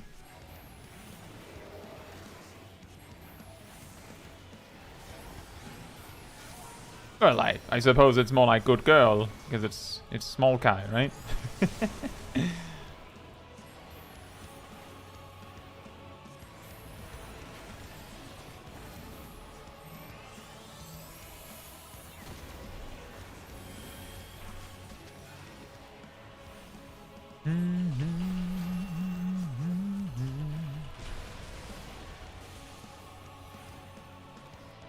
How about some more ground and pound? Bam! Another one! Wabam!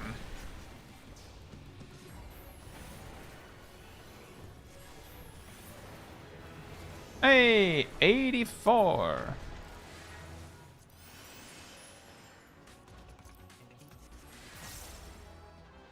Stand in it, you coward! I think I maybe might have considered it if it wasn't for the fact that I wasn't entirely sure if it was actually worth it.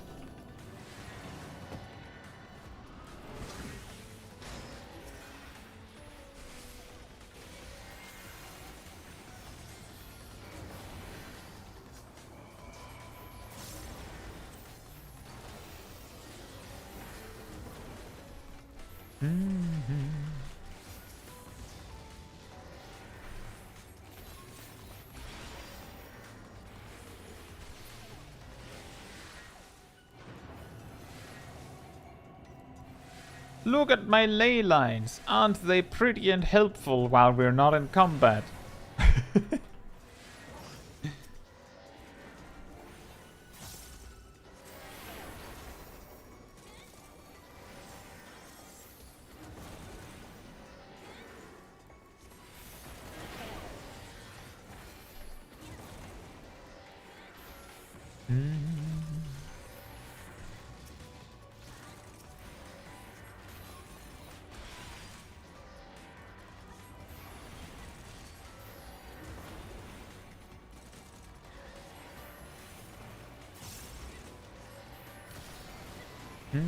And then there's two things coming down, right? I believe that's how it works. The two things.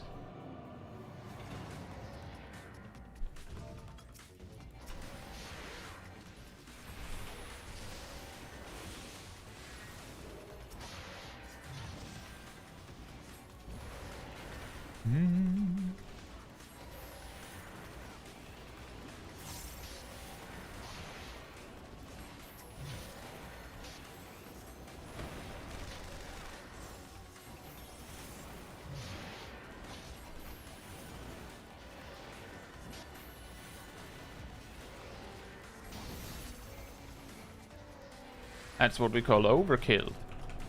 Just a xenoglossy for good measure, right? Just in case it didn't die. That's what happens when you just have that instant spell. What? One attack left.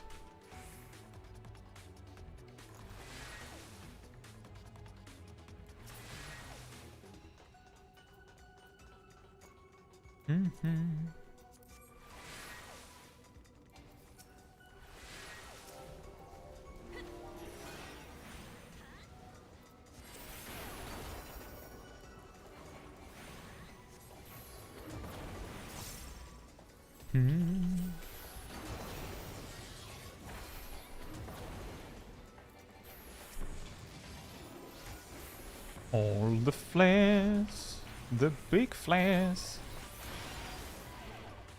And a xenoglossy.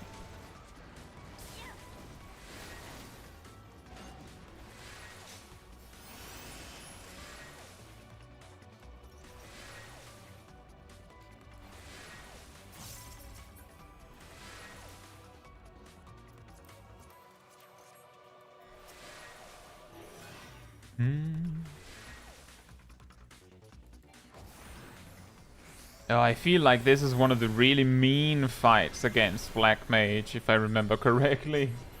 I feel like this is one of the mean ones.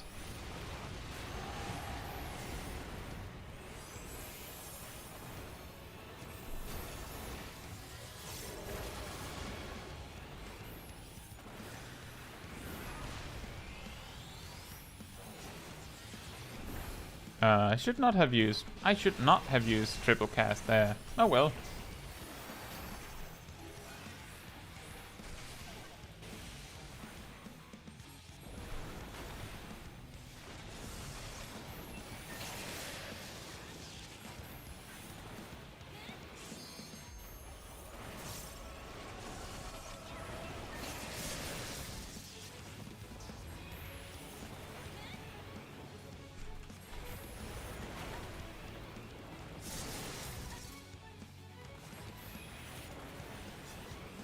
That was kinda... it worked. But, it's not the easiest one, I feel. Now, the frog one...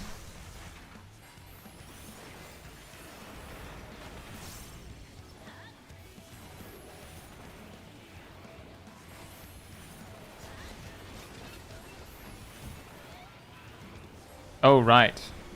There's those as well. The Bomberman bombs.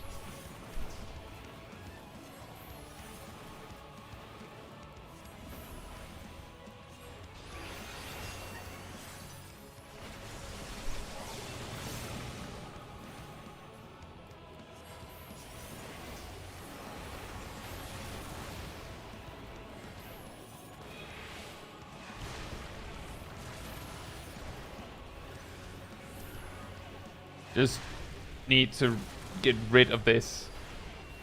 I didn't need to use despair there. For some reason I really forgot that I could have done it with a fire wand. Well, it's fine. Boss dead. With minor inconveniences on the rotation. I don't think we really lost out on a lot of casts from that mistake at the end.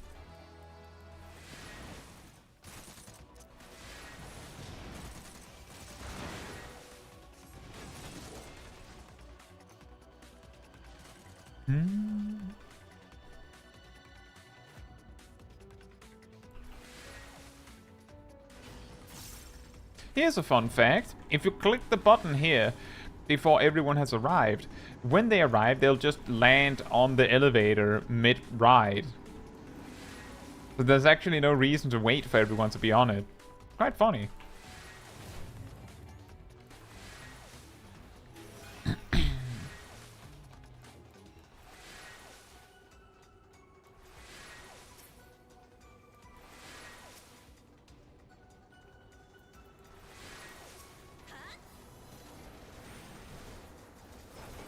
Hey Raven.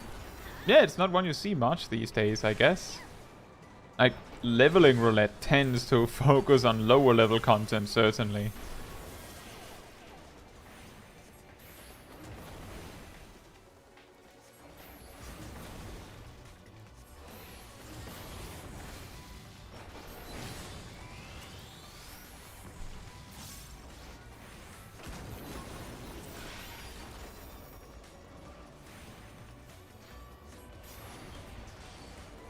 Raven says, have you noticed recently that dailies are popping for later game content? Maybe the Moogle event? I haven't noticed in particular, but I could imagine that there would be a higher chance of, like, Endwalker dungeons popping in leveling roulette, specifically because of the Moogle event. The reason for that is probably a little silly.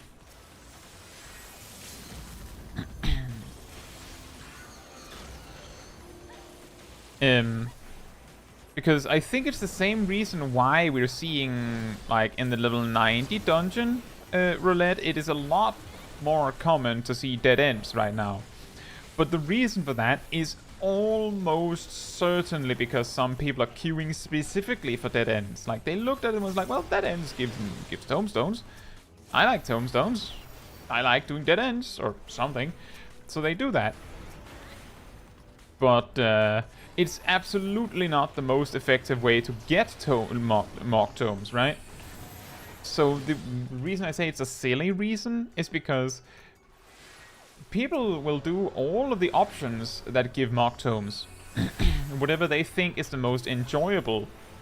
And some people enjoy doing leveling dungeons, so they'll do the dungeons that are like the leveling dungeons of Endwalker because they like them. That's what I think, at least, is the reason. I sure wonder how long I get to stand on this. Oh, Mega Graviton. I sure wonder what that does.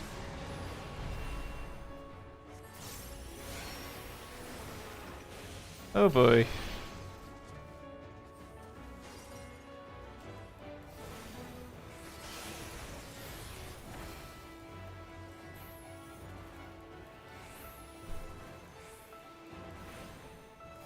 Oh, Boundless Pain. I sure hope that doesn't drag me to the middle of the room or something. Ow. Ow.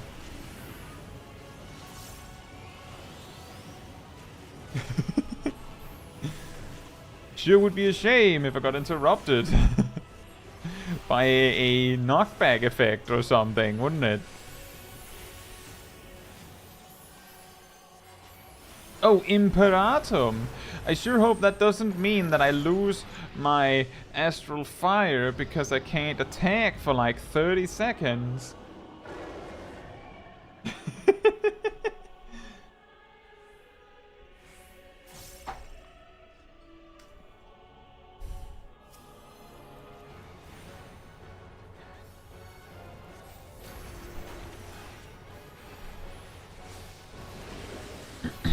I have to do some awkward reopener because I don't have everything. I'll just despair now and then switch into ice.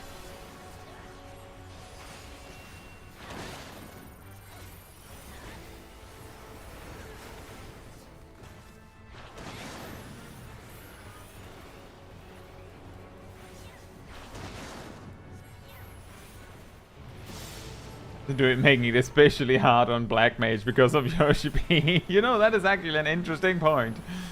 If that was the reason. Like, Yoshi P doing the fight like, well, this is easy. You should make this harder for Black Mages. Like, what are you doing?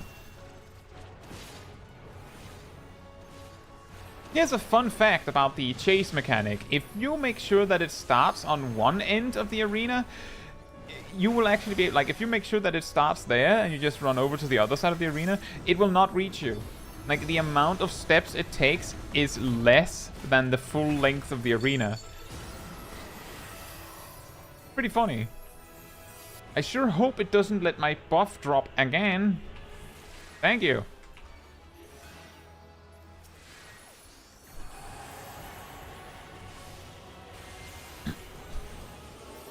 Oh, Boundless Pain! Well, I guess I didn't want the ley lines anyway. It's fine. It's fine.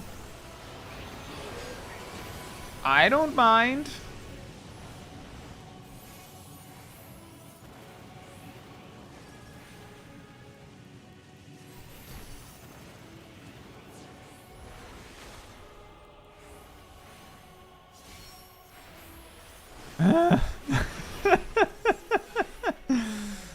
Wow. That was the worst time for me to use ley lines, it feels like.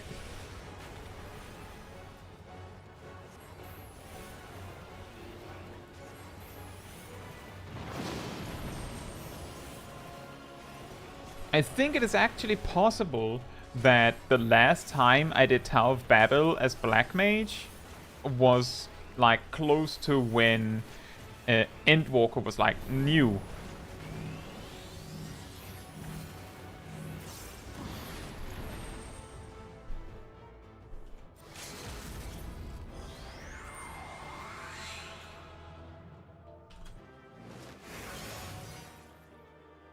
Hey Caetsu! Is Angel not allowed to be here?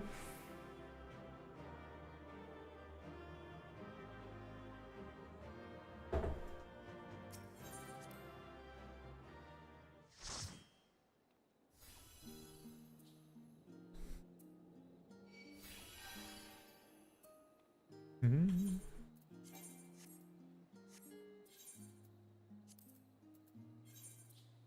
Right. I'm thinking 5, 6, 7, 8 next. Which means I should re-equip this.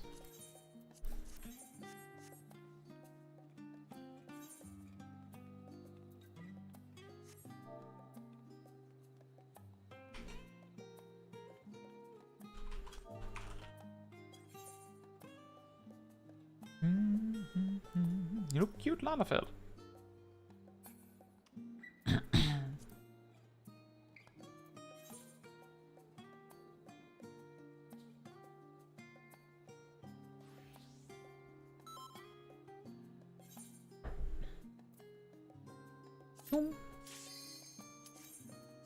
I'm guessing Snowcloak.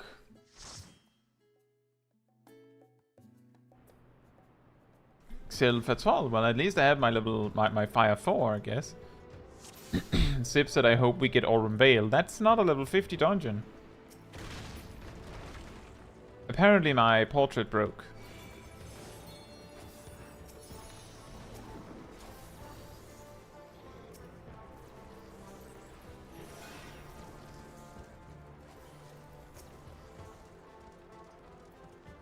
Nah.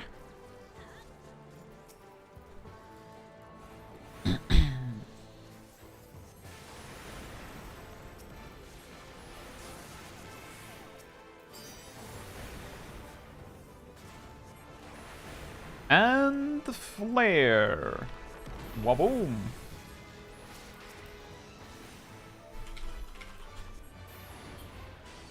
Remember tank stance? Give me a... Nice.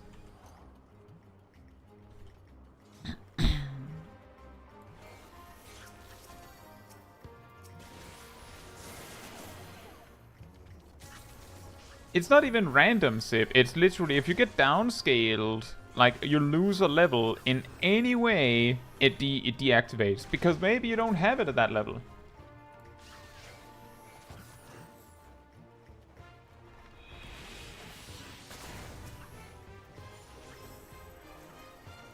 Ah.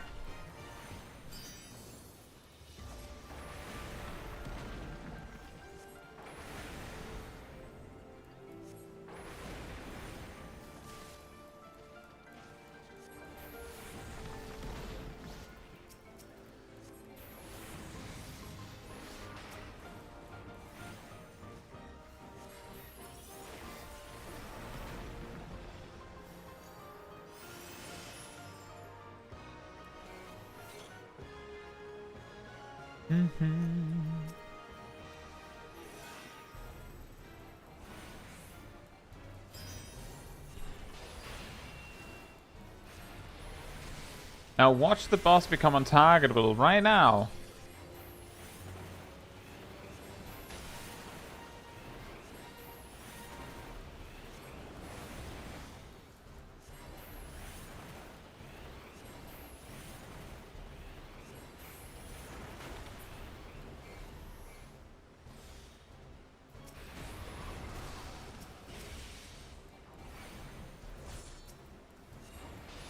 Boom.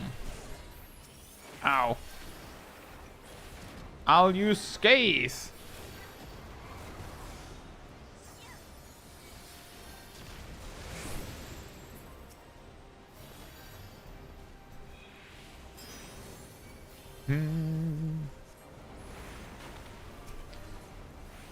Oh boy.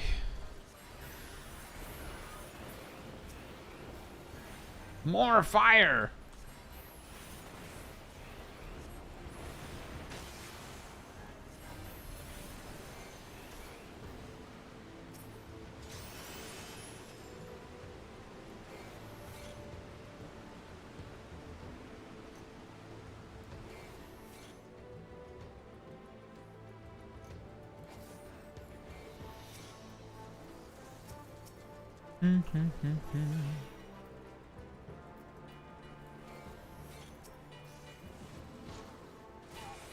Ow. What did I get hit by? How did I get hit? I didn't even do anything.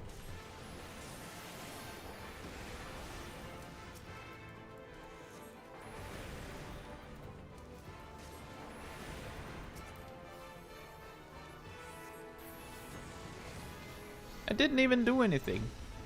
It did step into... Was that what I took damage from? It looked like I said I took damage from overpower. Is that the spiky boys? The overpowering spiky boys. Gazel says, I hope Umbral's Soul will be available in lower levels in 7.0. Now that would be an incredible quality of life, wouldn't it?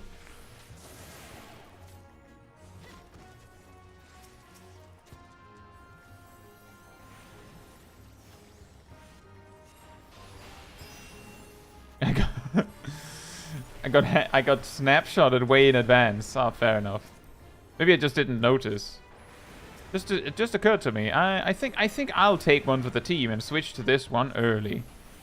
Ranged mobs, am I right?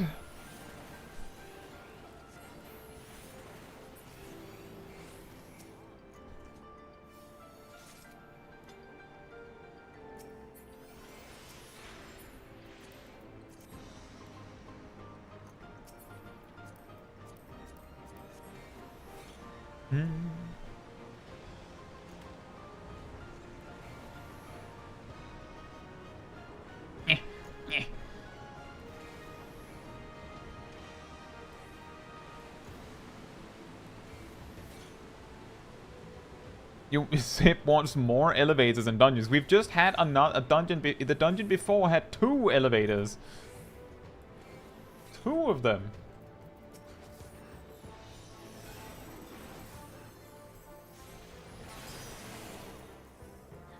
Pew. Pew. And the flare. Ooh.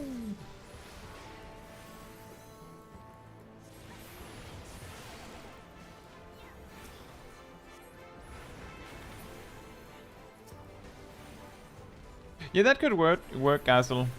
Like, the thing is that the reason why I'm like,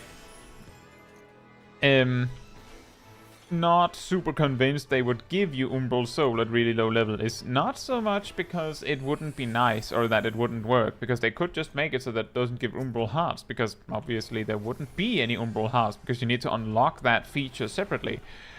But more so because, I mean, it would be kinda nice if, you know, monks had form shift at a lower level. Or Masterful Blitz came with perfect balance. That would be nice. But it seems like they've just kind of decided that some jobs need to have some jank that gets resolved by a level up at some point.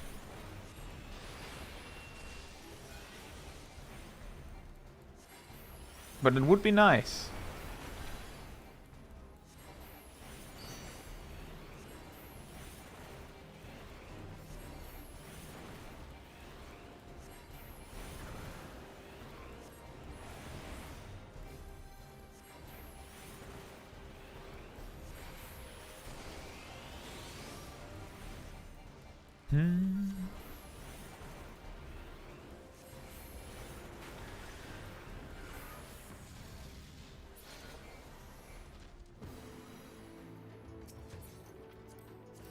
Very nice. Very nice timing. The only reason I used Flare there was because the boss was about to die, so it was the only thing that I could do before the fight would end that did a decent amount of damage. Like, in a normal situation, that would probably not really be worth it.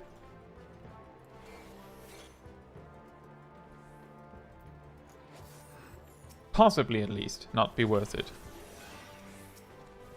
It can be very complicated to calculate what is and isn't worth it for a black mage these days.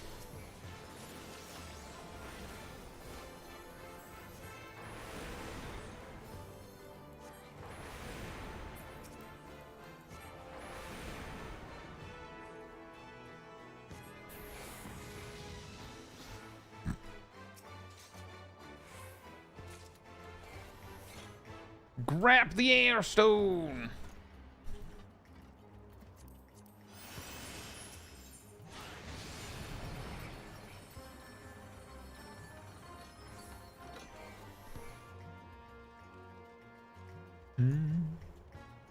Angel says, isn't Evil filled with elevators and such? Now that you mention it, yeah.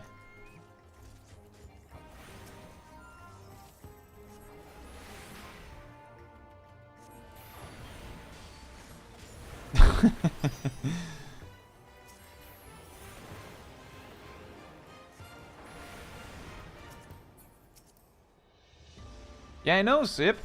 When Stormblood comes out, they really should get rid of this whole, like, having to pick up the key items off the floor. But, you know, it would be a shame if they changed it for the old content. No reason to, like, do it, like backwards compatible so they don't do it in old content.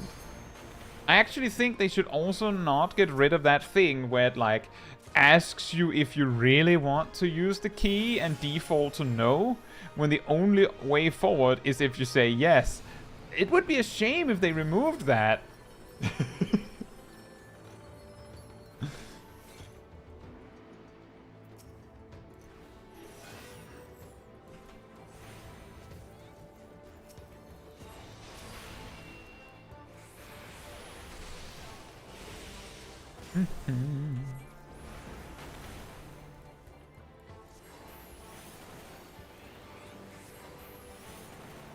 It's like a minor thing, really. It's just a joke. At least for me, it's a joke.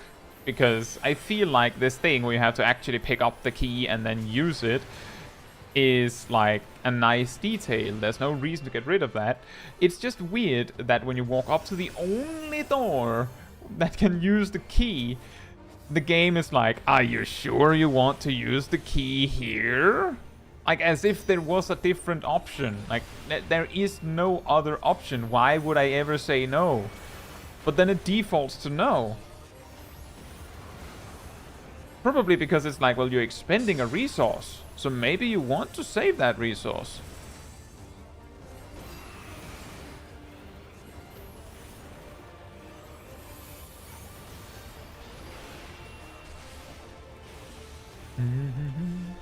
Are you kidding me? I could probably have stood in that.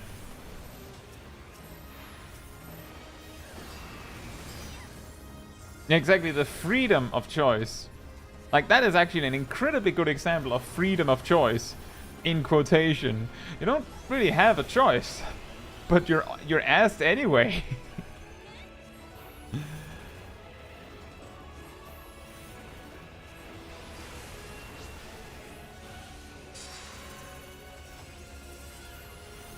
Thank you.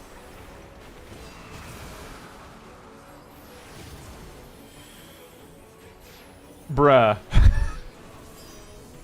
Look, Tozol, if you want to make it look like you're randomly choosing people, you can't, like, repeatedly choose the black mage. That's not how it works. You have to, like, at least make it look like it's random by choosing someone else.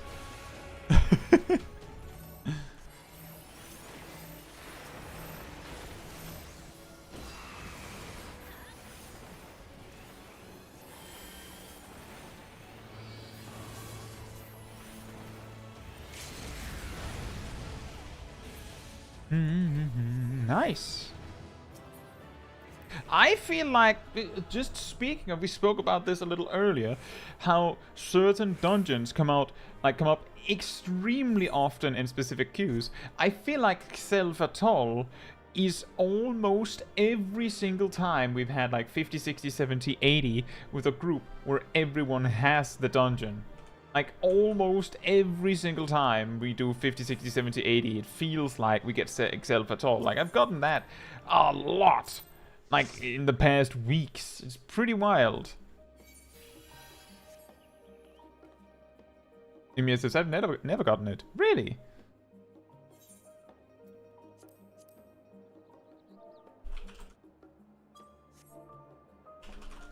You're going next on to trial roulettes.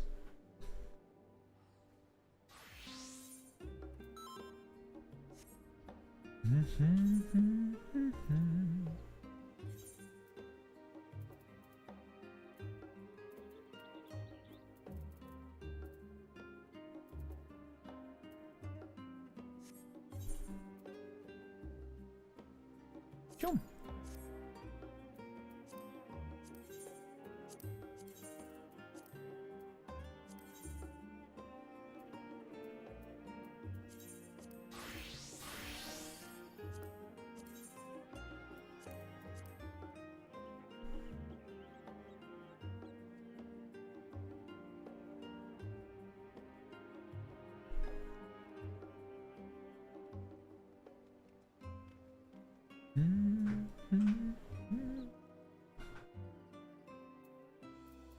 It's very nice. Finally, Smol Kai can fly everywhere. Now the question is, what do we do in a... What's the next thing we aim for? Do we just, like, power level Smol Kai to 90 to get that done? And then work on other things? I'm thinking, like, we want to explore all of the raids we haven't unlocked. But I want to level Smol Kai first, so that we have Black Mage leveled. Get the Gambler Blimp. No. Not on Smol Kai, I don't think.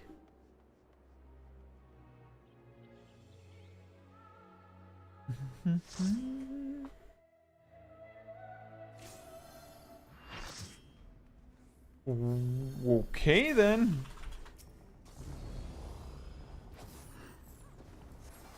Finally, the thing for Smol Kai should be beating Blade with a rod. Well, if we are going to do that, we have to make sure that we actually get a full gear set. I think we have the money. I think we might be able to get a full, like, level 90 gear set for Black Mage. I think.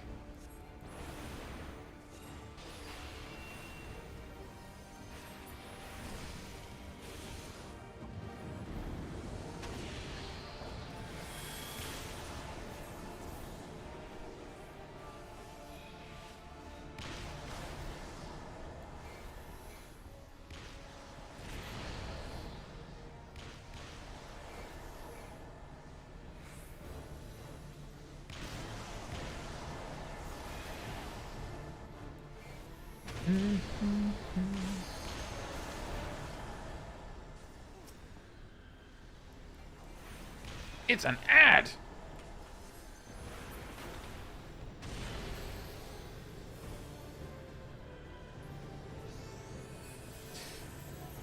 Yeah, I could also just, if money becomes an issue, I could literally just pick up a gear set on my main. Just need some help transferring it somehow. So it wouldn't be a massive issue. It's just the idea of it. Just figuring out how to get it done in a nice way.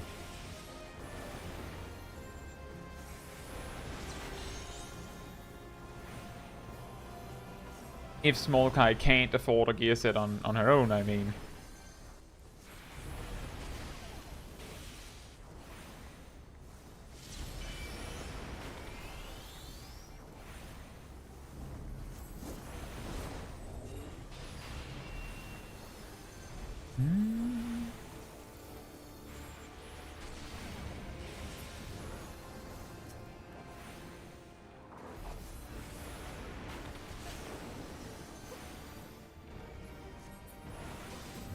Can you not that, Nabrialis?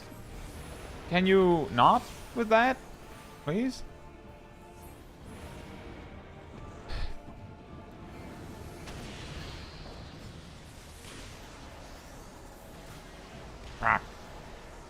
I need a red one. I need a red one. A red one. Now I can take anything. Like a red one.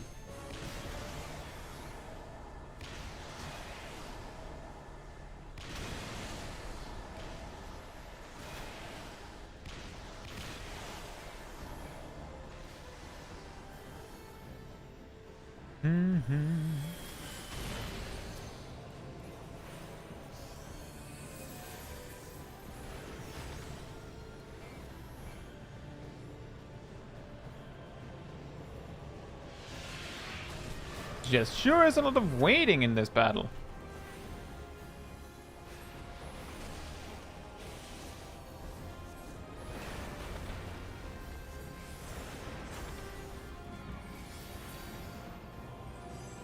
Orbs, nom nom nom nom nom. Yeah, exactly. My favorite. Explosive orbs. They pop in your mouth.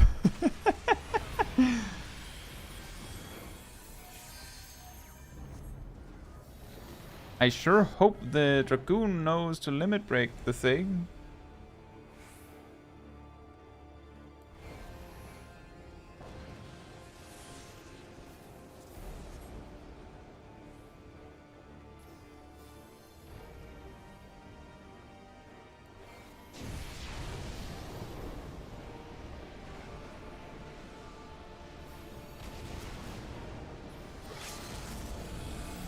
They know. Good. Then we're fine. I'm pretty sure you can still make the DPS check no problem without like a melee limit break. It's just very tight.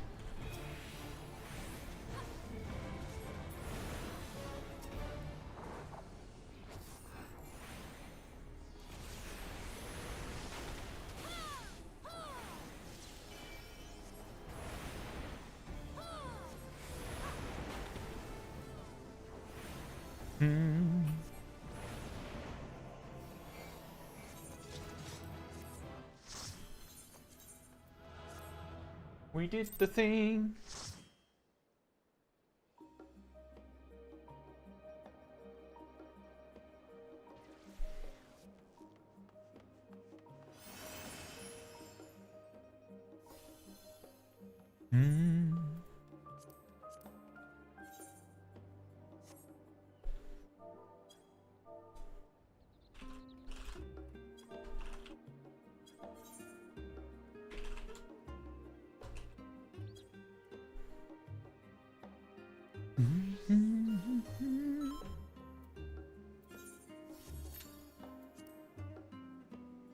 Five minutes? Wow, okay.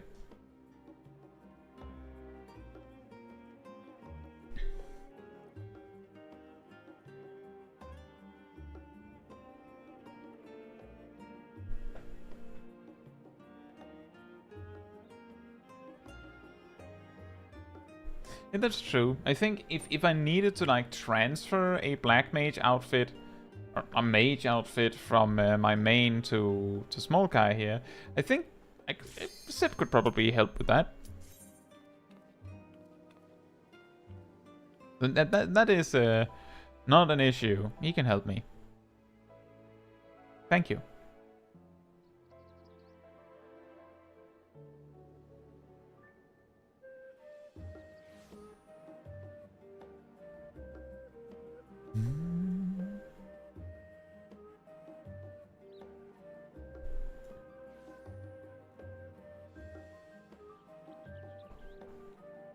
Jeffrey Smolax.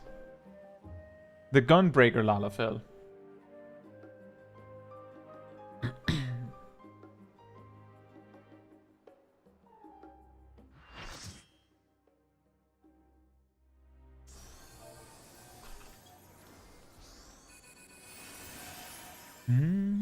World of Darkness. World of Darkness.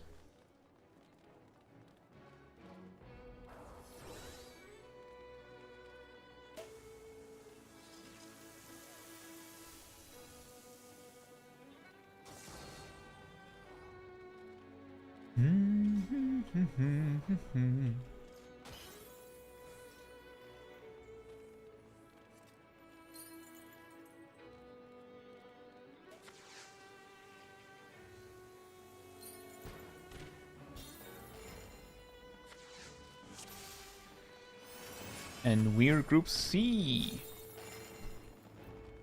There's Group C.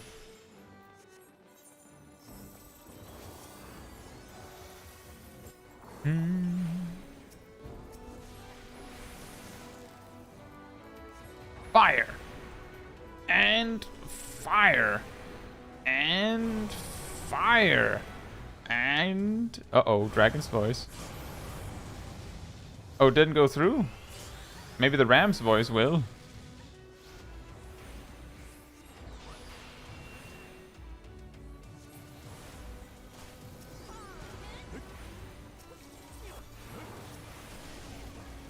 Hmm.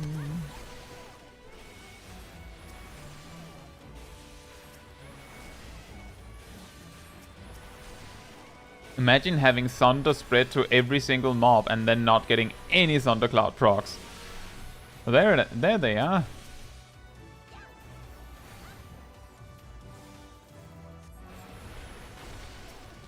And the reason why I do that in this particular area is because all of the mobs, like there's a whole ton of mobs, but every single one of them is like just so far away that you can't AoE them until it's too late anyway.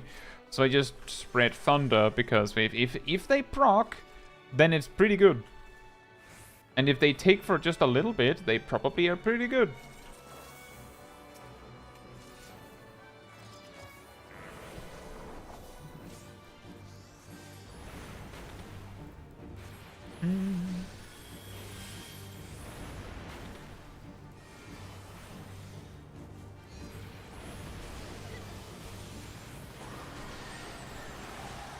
Somehow I've gotten 2 procs back to back. And a flare opportunity.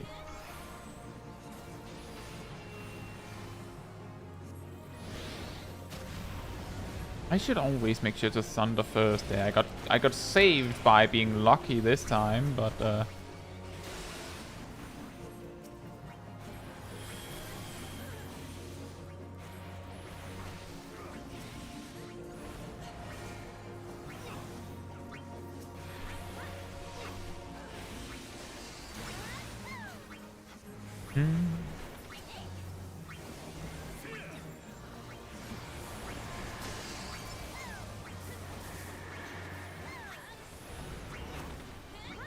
that would have been a flare opportunity, but no swift cast.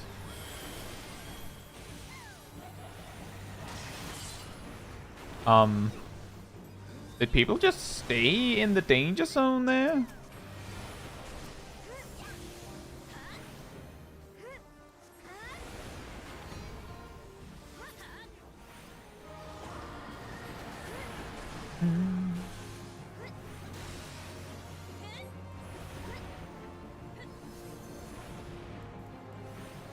That's always fun. Oh, it's probably fine. It won't kill me, surely. It did. But then it did.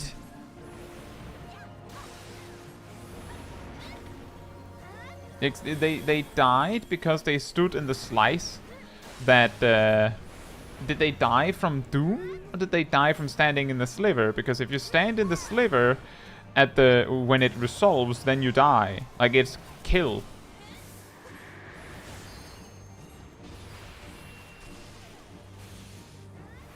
But I didn't pay attention to see whether they had Doom.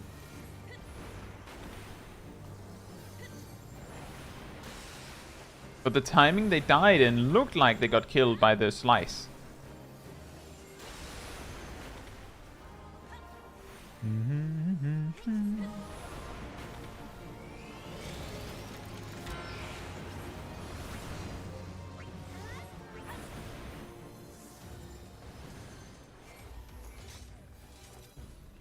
Very good.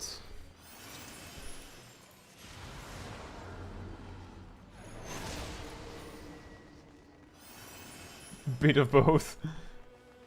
One of them died to the slice while they had Doom taking, maybe?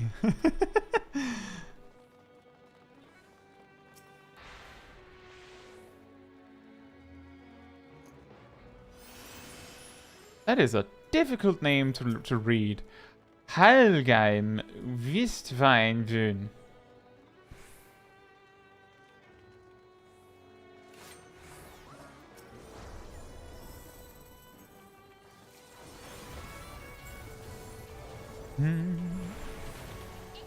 It sounds like a Reagan name.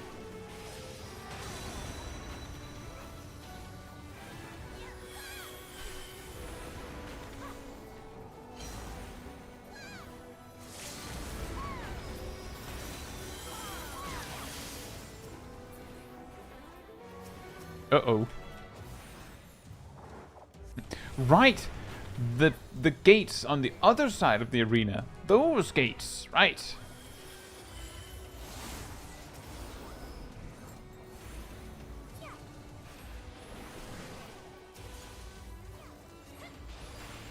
Mm-hmm.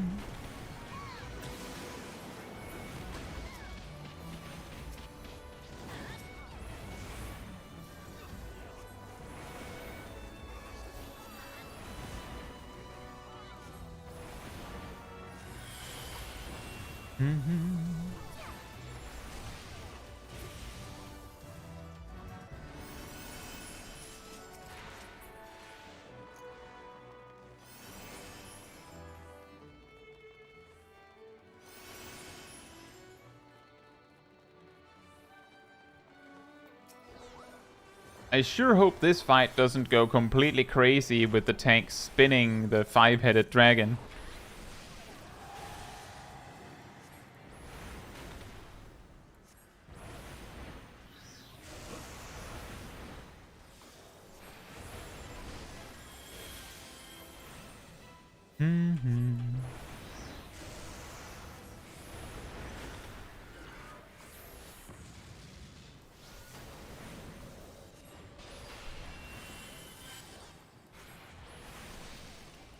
No, a proc! In ice mode, even.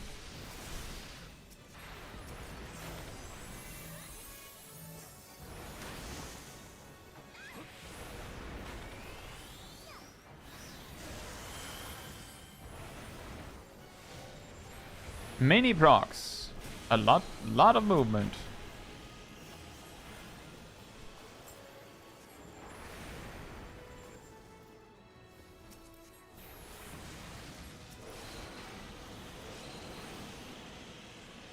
I think I'll leave the rest of the damage to someone else. I wouldn't be allowed to use Fire 2 anymore anyway, with all of them that close to death.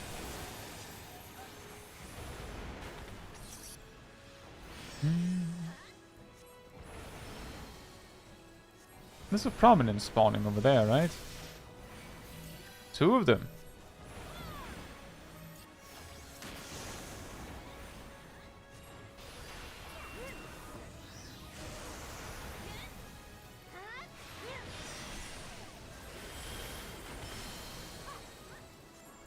More prominence? Yes. More prominence! Prominence! Poison slimes. Right. That.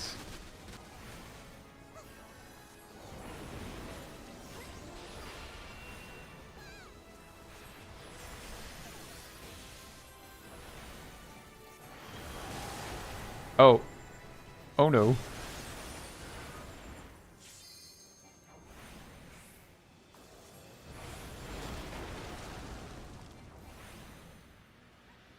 I was pretty much just exactly out of that one. Very, very, very lucky. Very lucky. I'll take it.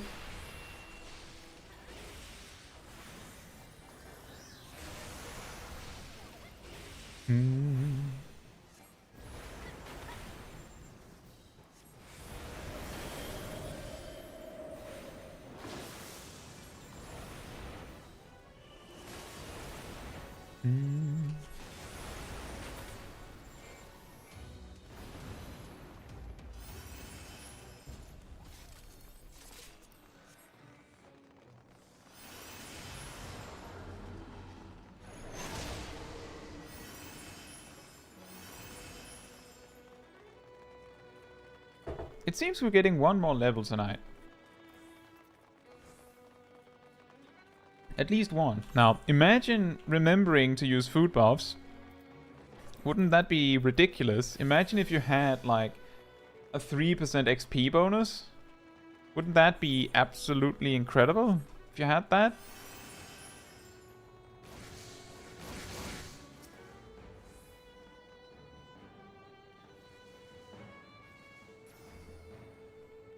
Oh, someone pulled.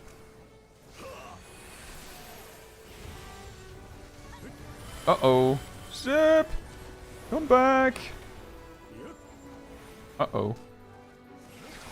Oh, he knows the trick. He knows the secret. The secret texts of dodging the suck.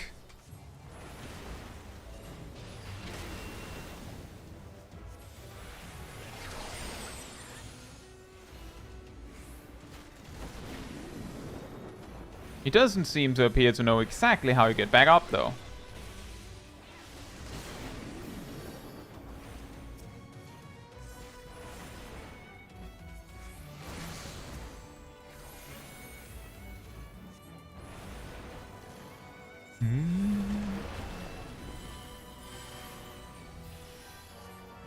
They know how to dodge.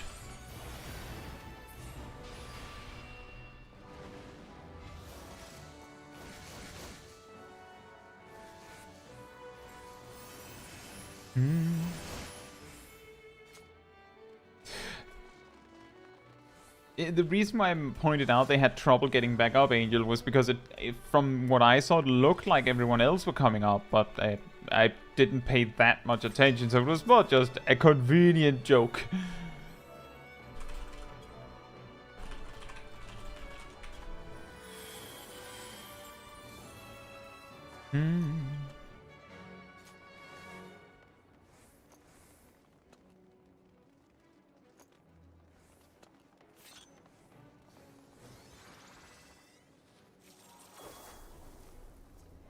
Sip?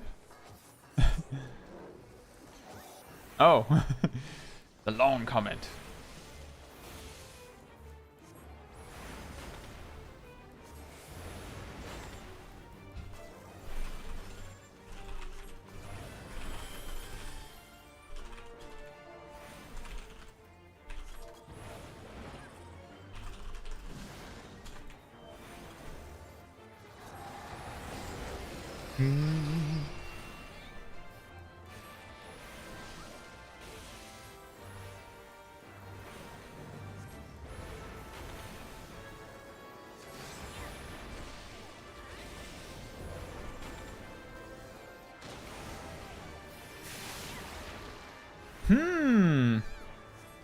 Peculiar. We don't have a lot of people ending up in the belly, I don't think.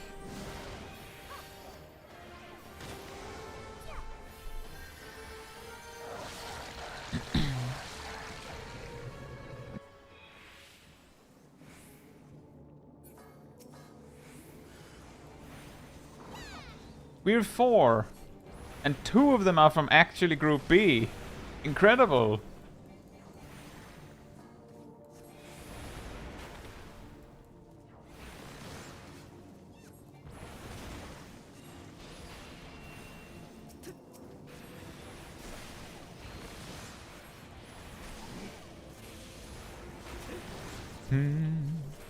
That tank is going to die. We don't have any healers. Oh, now we have a healer. We have 2 healers.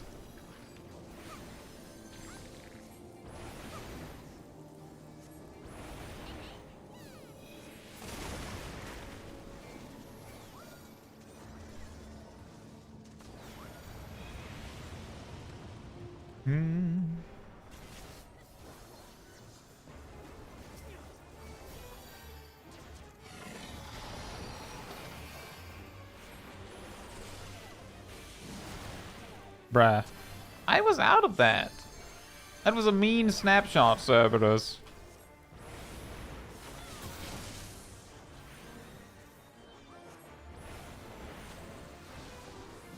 I felt I was out of it on my screen, but I guess I wasn't.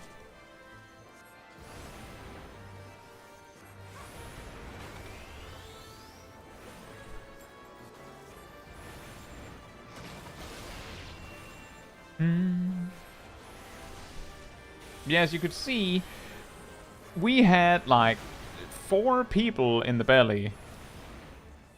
And half of those 4 people weren't even in the belly group. So if you ever needed proof as to why you sent everyone that knows that knows how to into the belly, that's all you should need.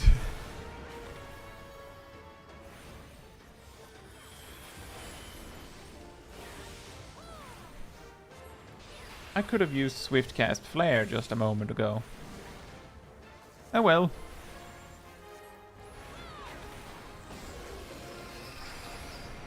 Snapshot said, Your Honor, I have a screenshot.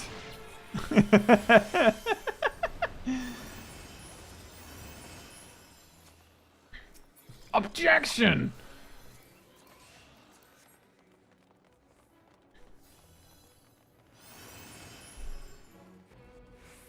It was actually 1A, 2B, and me, Sip.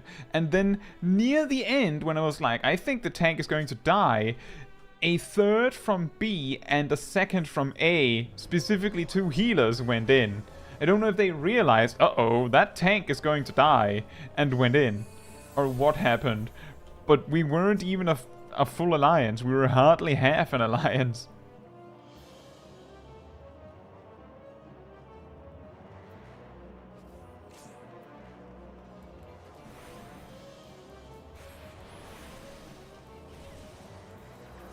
Speaking of main tank, you need, like, to really... that is scary. Your co-healer's going to die, Sip. And I believe Ubia needs a lot of healing tanking this.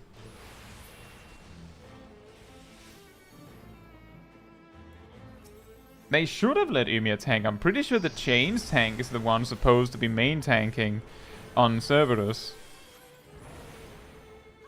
Like, if we're following the rules, right? Like the A adds B belly C chains, then C is actually the main tank. Like, C is chains, isn't just chains. It's basically manage Cerberus. If we're going to get really pedantic. But weirdly, people don't respect that A either, do they?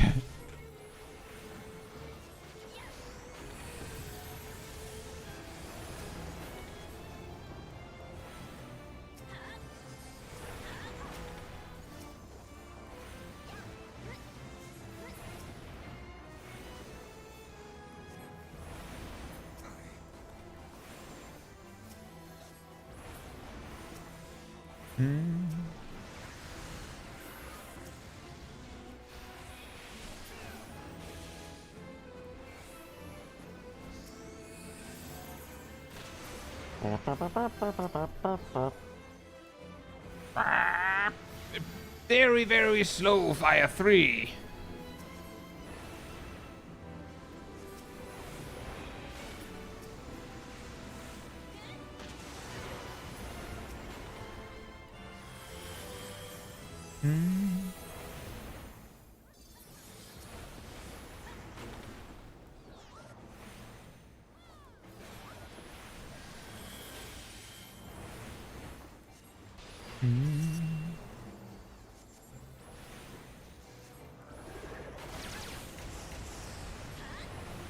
That's a lot of lasers.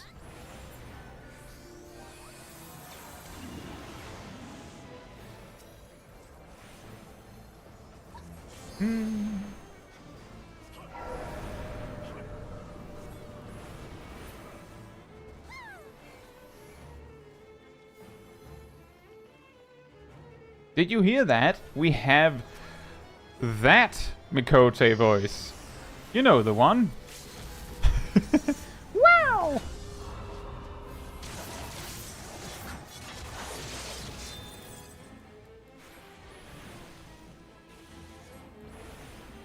Uh-oh. The little potato's going to die. Or maybe not.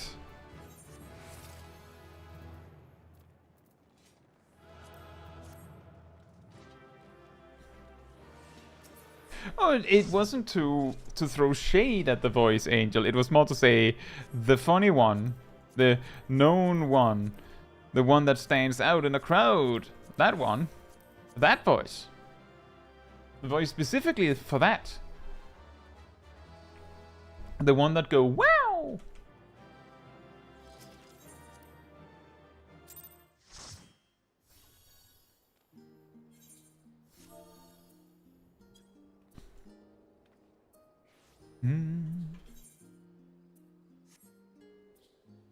Look, it's vacant bathtub. What?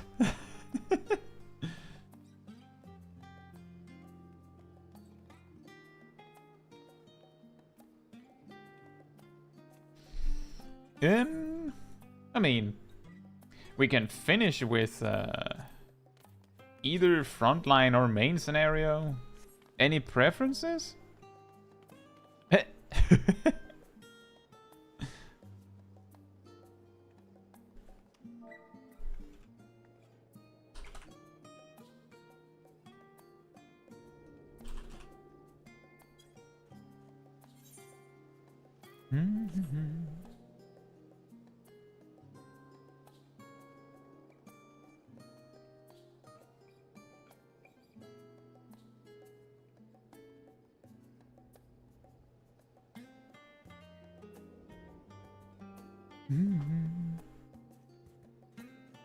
Mimir says I could domain.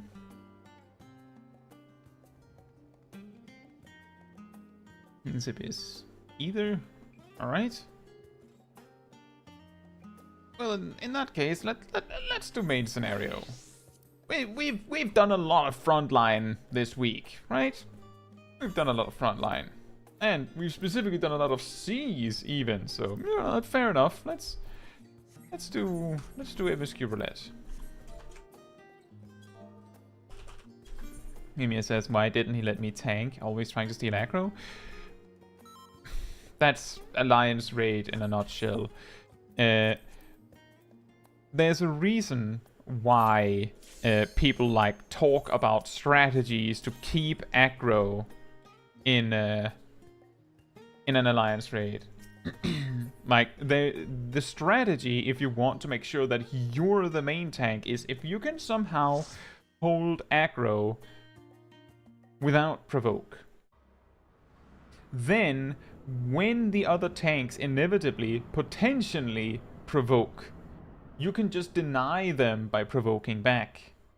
That is the genius strategy. It's not very genius, but hey, it works. To just keep your provoke, to just provoke back when someone else tries to steal the aggro. For the most part, if I'm tanking an Alliance Raid, I don't do that very often, but if I am, I will typically just not have my tank stance on unless I have to. It's just not worth the hassle. I'd rather just not.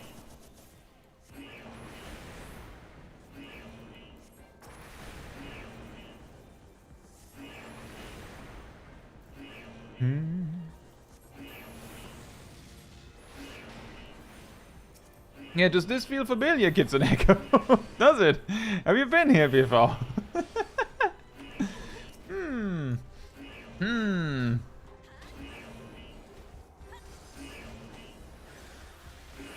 Only 3 times?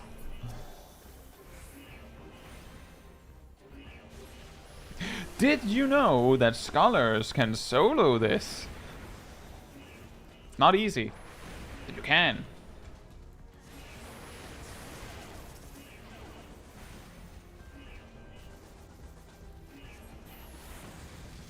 It's also not time efficient, just for the record. It's just you can.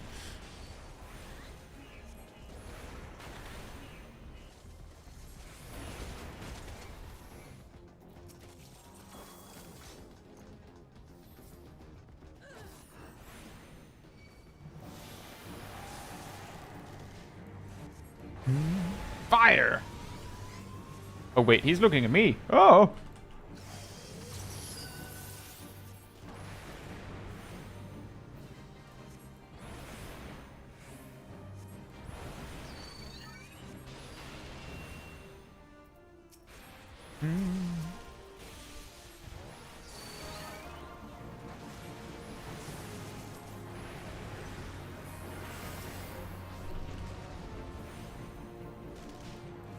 These ads die way too quickly.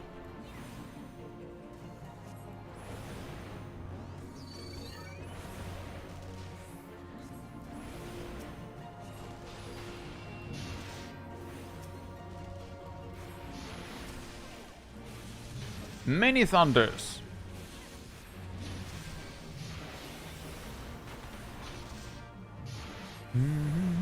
Now watch me get no procs. Oh, that's one. Why? Why me, Black Eft? Why do you hate me so?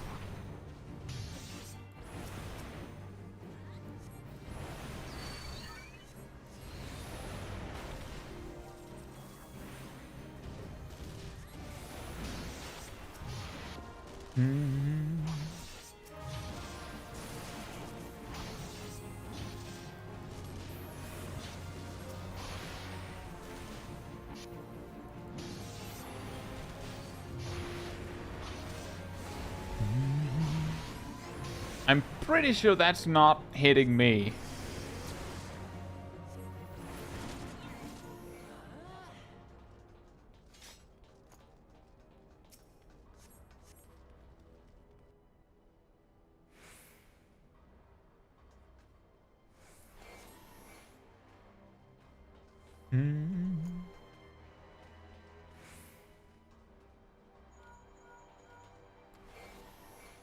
Assault crafts.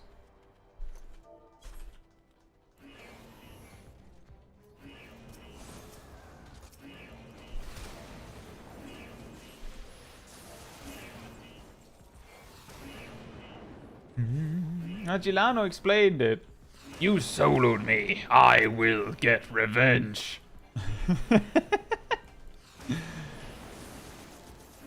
I know you.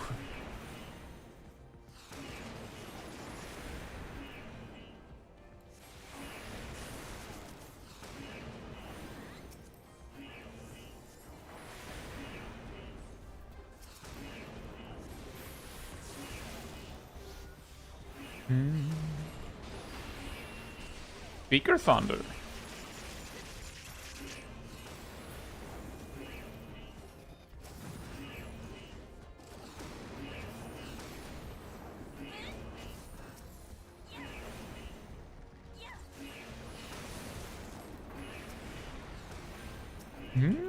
Spread more thunder. Nice.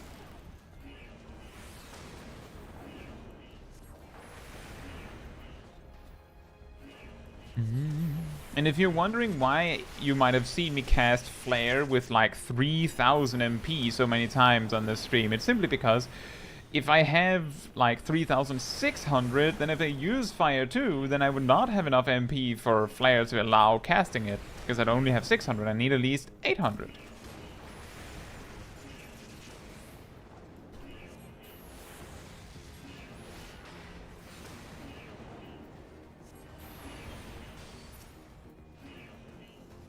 Scathe! Take that! Aha! You got hit by a bad spell. How does that feel? Yeah. That's what I thought.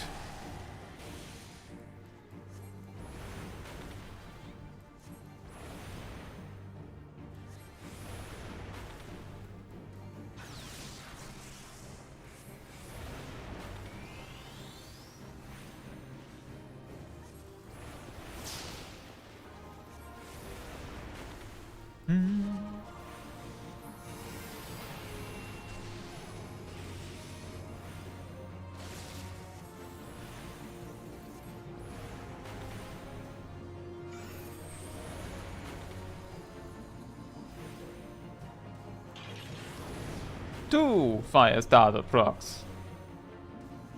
3 fire starter procs. Okay. 4 fire starter procs. And the flare. You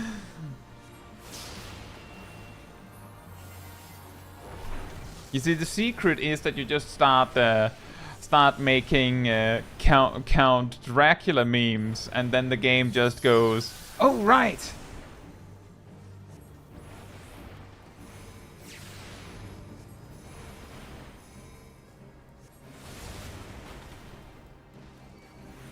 It would have been funny if we had gotten a 5.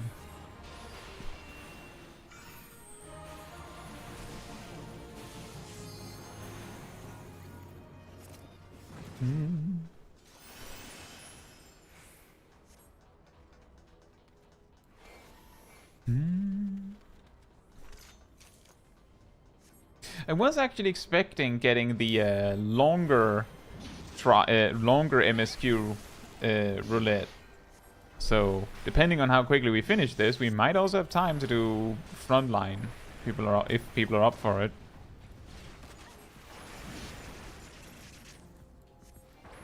But we can discuss that after the dungeon.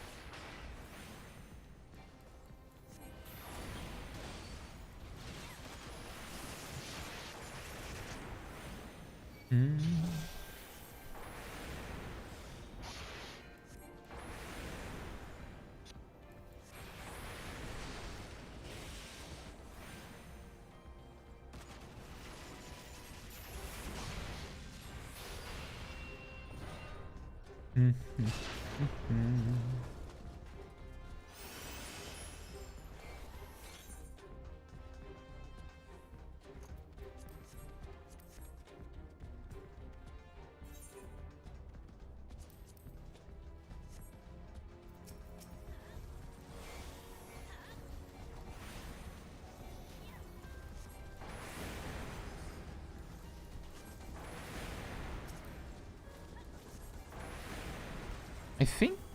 Do we get a level up from this? We might.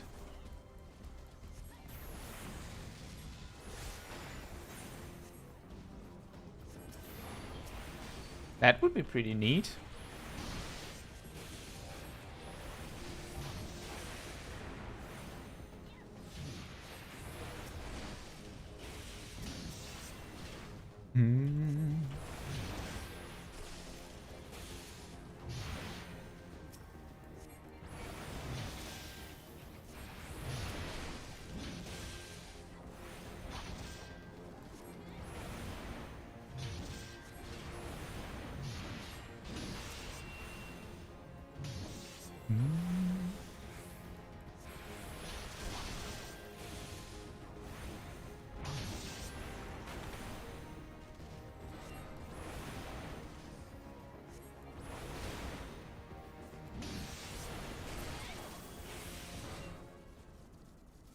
Cutscene!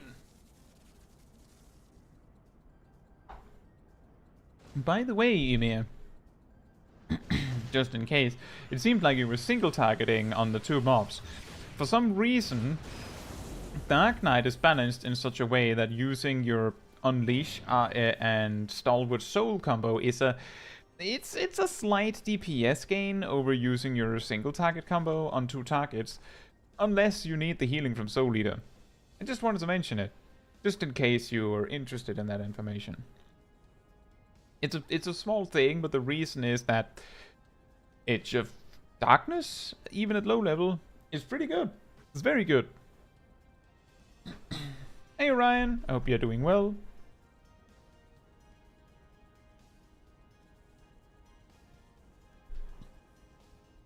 My GCD is like 232. Okay. Fair enough. You know, I don't actually know if a AoE combo is still better at that point, but I get where you're going with that. Fair enough. That is quite ridiculous.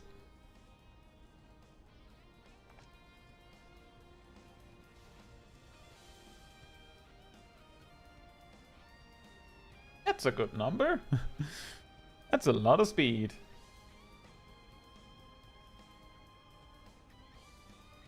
So, Livia says, Juniors, I have a question. Why does your helmet have like a sculpted mouth with lips on it?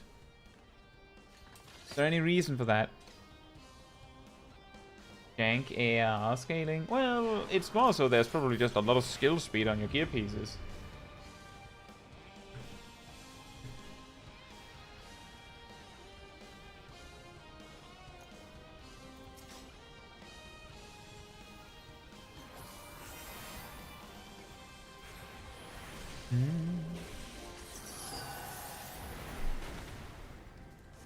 One fire starter. Oh. Oh. Two fire starter. Oh.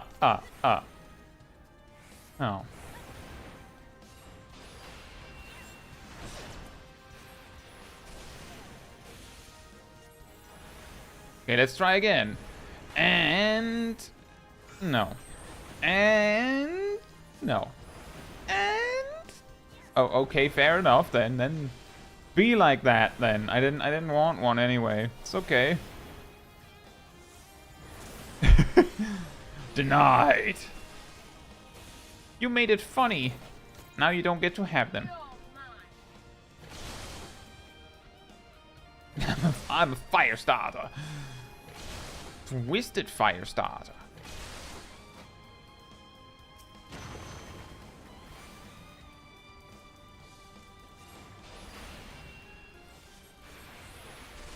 Boom.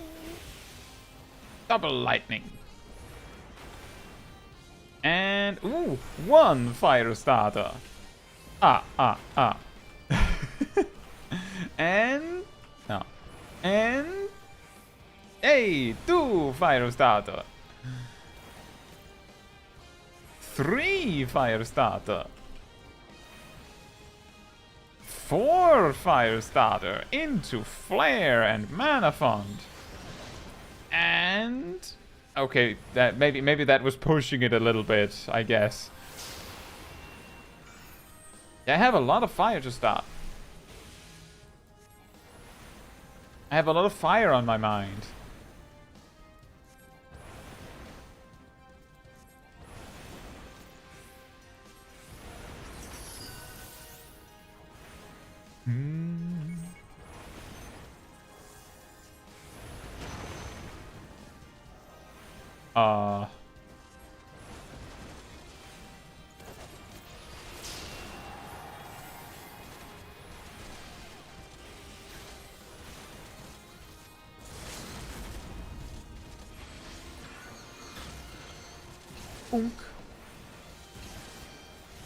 A slightly bigger fire spell is a limit break. Amplifier, thank you, perfect. I just want to point out that I used limit break, did like 2100 damage, and then threw a fire 1 that had a critical direct hit for 1500. It's not that impressive, the limit break, is it?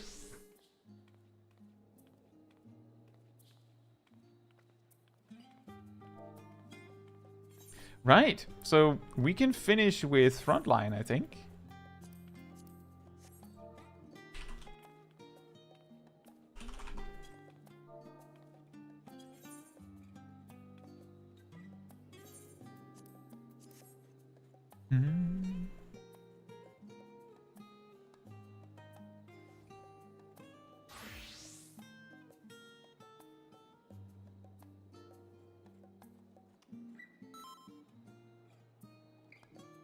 That's fair enough, Orion. I hope you enjoy your alliance raid.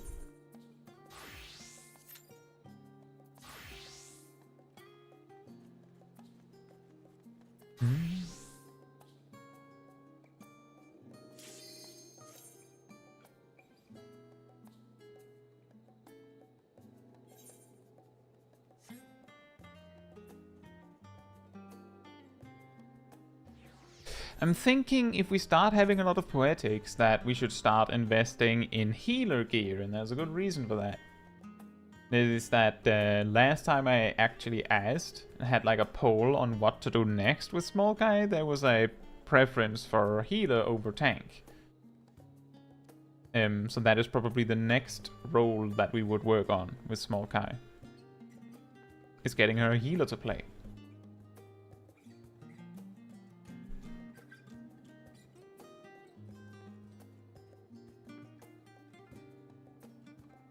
And see, so the smart move there is to start buying the high level stuff first until I know which healer we're going, so that I don't buy low level healer stuff only to find that, oh, we're actually doing Sage.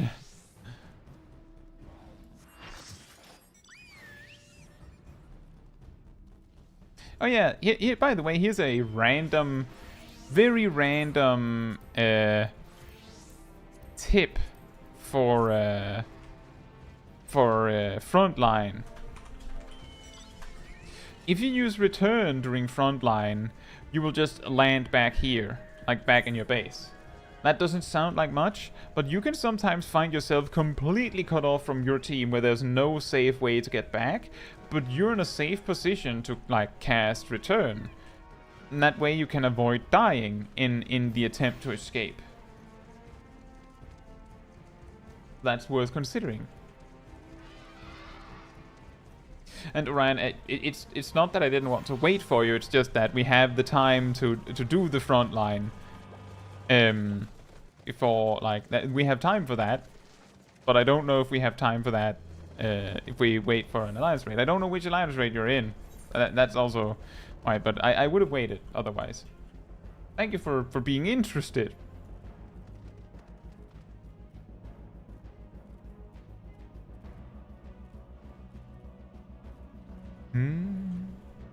Ew.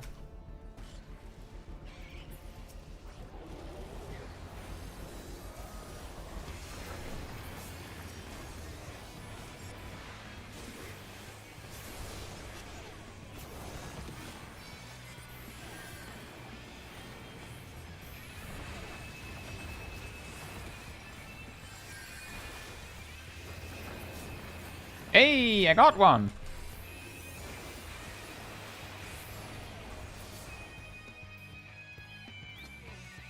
Oh good, we're yellow.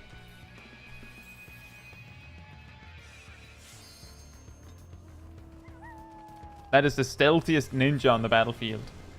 Hey Jiro, how are you doing?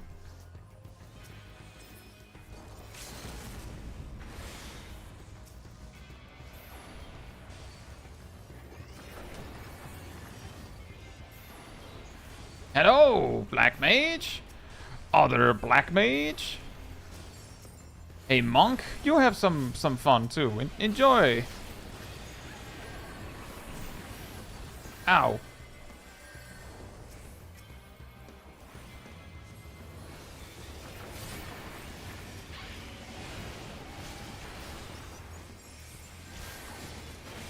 Dark Knight, I don't know if you realize, but... Oh, you used Limit Break, of course. That makes good sense. And here comes the sandwich.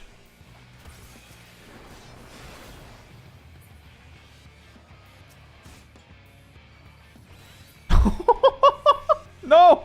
I died to a dot! Oh, man. Did you see that? I almost got away with it. Oh, man. That's so sad. Oh.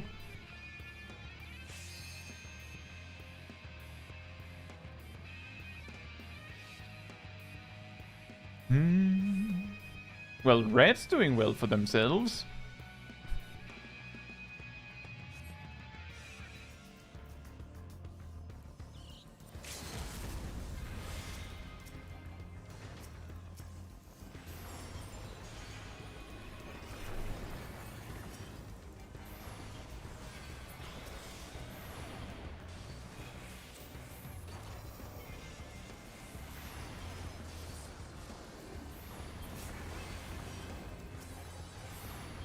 Oh, look, that red mage over there. Bonk. A little bit of ice.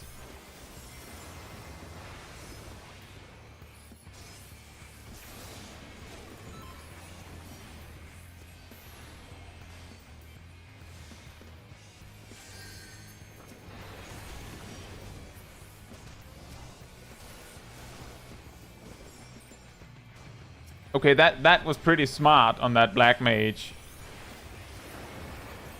If he didn't do that mega leap across the field, I would have gotten him.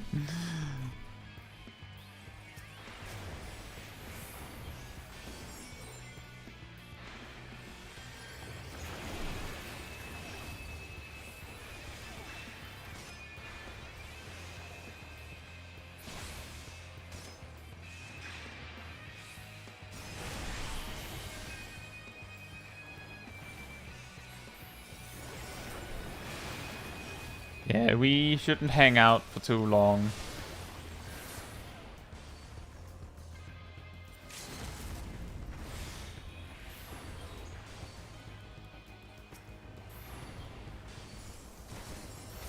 Yep, we're getting surrounded. We should run. I'll just head out on my... I'm just not going to stick around. I'm sorry. By the way, a dancer can use close position on someone. I don't know if you did and I just can't see the buff, but you can use close position on someone.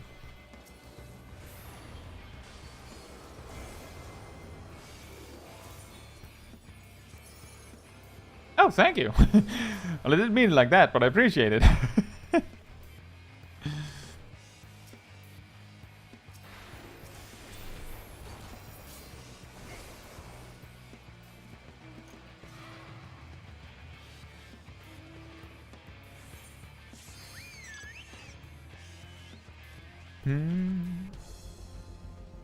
Yeah, red is aiming for a very quick finish, as it appears.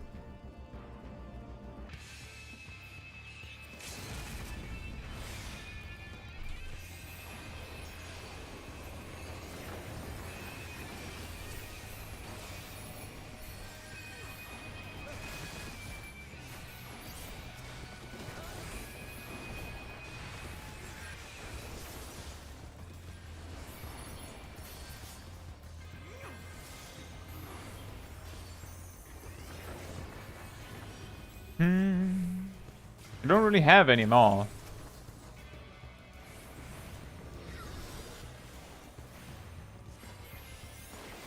I think red's going to turn on us if we don't run. We're the people outside of the pack. We have to take the long way around and like clump up with our team. Also, Blue's literally taking this opportunity where we're targeting. Like I talked about this the other day. Last place does not care about first place, because if they do, then second place will just go thank you and just yoink free stuff. The best we can do in this position is just go whatever and just let red win, and then try and wrest second place from blue. Like, that is actually the best we can do, is try and steal second place, because there isn't time for anything else.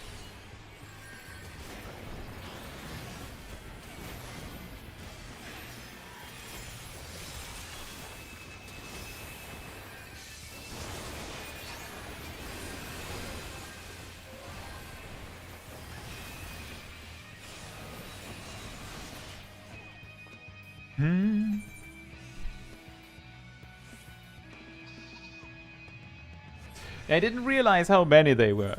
I thought I could harass them a little bit. But then they all went for it together as a group.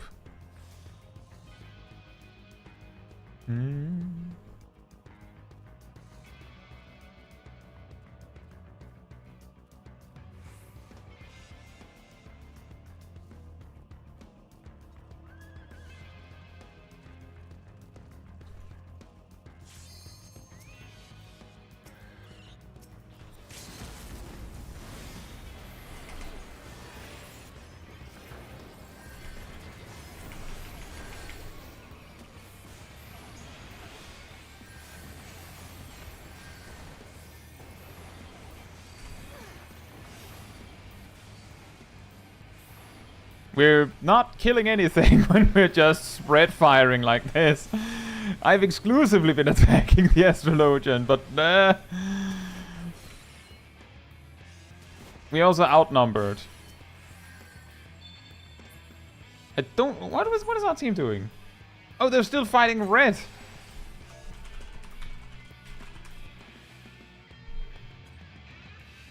I don't think we're getting anything beyond third place like this.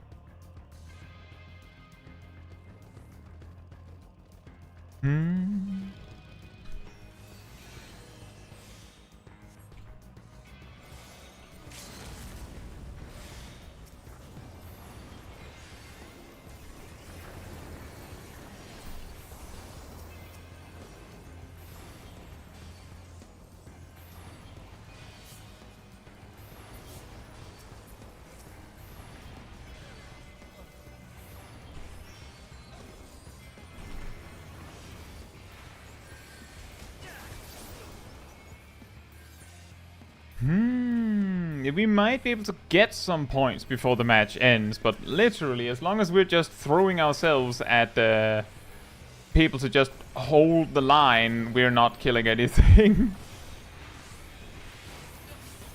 We just have to get extremely selfish and just go, well, how can we get points? And ignore everything else. Then we might be able to wrest second place if we're really lucky.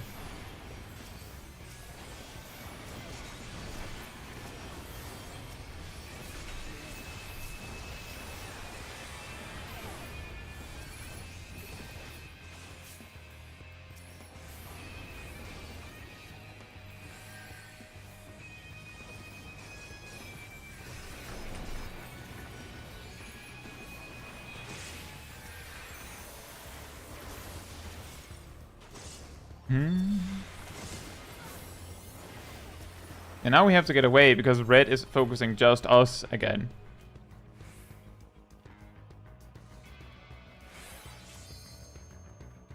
I think a team from another instance might actually come in and take third place. You know, you might be onto something.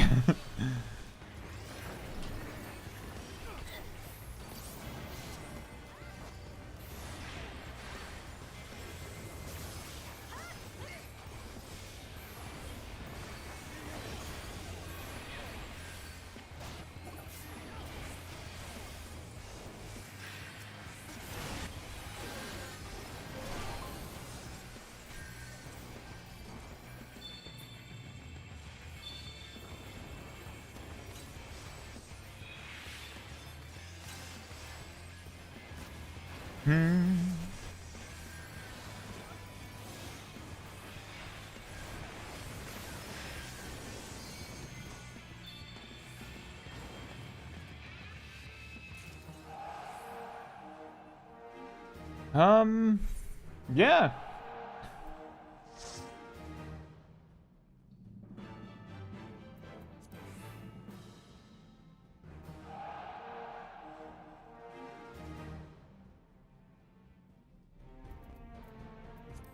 Just need to check something real quick. So someone says that the reason we lost might be because we had 9 healers. But the person who said that was beaten by 4 healers on damage.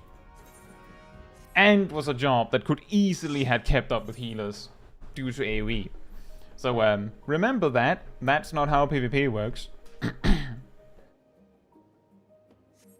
Anyway, that was fun.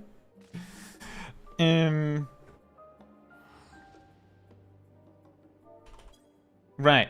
So I spoke about this in the Mocktome farming stream a few days ago. If you are in last place, especially if you're really distant last place, you should not care about first place. Like, first place doesn't exist. Oh, you don't actually care about second place either. What you care about is, okay, so where can we get the most points? And if you can do it in the least helpful way for both of the enemy teams, that is even better, because you need both. When you need second place to deal with first place, to give you time, and if second place deals with first place, giving you time, well, then second place is not dealing with you, which means that you get to steal their stuff, which was exactly what blue team did when we started going, we should probably focus on red. Blue team just stole our entire chance of a second place, right? Like that. And that's like, focus on yourself. If you're behind, if you're in second place and there's a decent chance you can win, maybe don't ignore first place. But if you're in third place, I don't think there's any reason to focus on first place. Force second place to deal with it.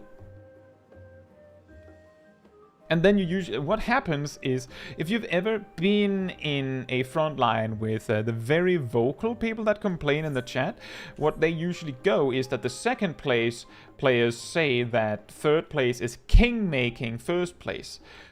Not entirely true, but second place just has to deal with that. Like, second place usually goes their king-making first place when second place is looking at the stuff that is most convenient to take for third place and going, why is third place competing for that? I don't know, maybe for the same reason you are. So yeah. It's fun. Frontline is chaos. Right, so we could work a little bit on our hunt targets, I guess. I had actually expected that we would have run out of roulettes a little later, but we do that. Where do we start? There. You don't have to follow me around if you don't want to. I'm just going to do some of them, because I feel like this is a little too early to round up.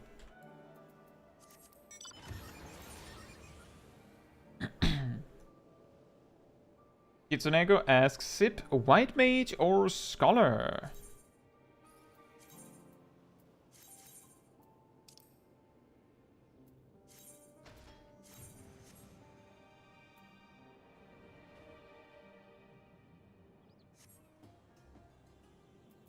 Hmm.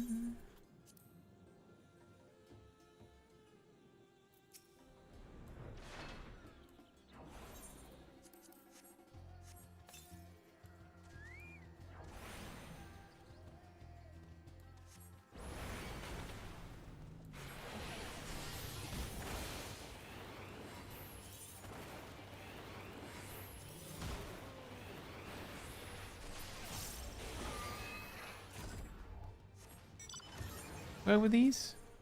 Hmm. And these? Yeah, they're in here. And those were up there, right. Well, Orion, the main benefit of doing the hunts is that, like, if you don't want to queue for something, or maybe the queue is slow, then each of these targets give a few percent of XP. They're pretty good for, like, filling out the wait time in between queues. But if you have instant queues, like a pre-made or something, then there's not really, or if you're doing it as a tank or a healer even, then the queue time is usually short enough that it doesn't really matter. Like, I talk a little bit about this in my leveling guide, that I typically recommend doing your hunt while you're doing your hunts, like your daily hunts like these. That is the perfect opportunity to take some time to queue specifically as a DPS. And then when you run out of stuff to do as a DPS, that's when you start looking into like doing content as a tank or a healer if you're leveling multiple jobs. Specifically because while you have these open world things to pass the time with, it's not nearly as egregious how there's super long queue times as a DPS. But it's not like, so in general, it's not really worth doing. Like in general, it's not really worth it. And if you're not doing it for the XP, I can't really recommend doing it. So it's like, it's the full package. If you're doing it for the money or the sacks of nuts, just go with a hunt train instead. But if the XP is helpful, then it's not bad. It's not bad. Especially if you're like sitting in queue for something.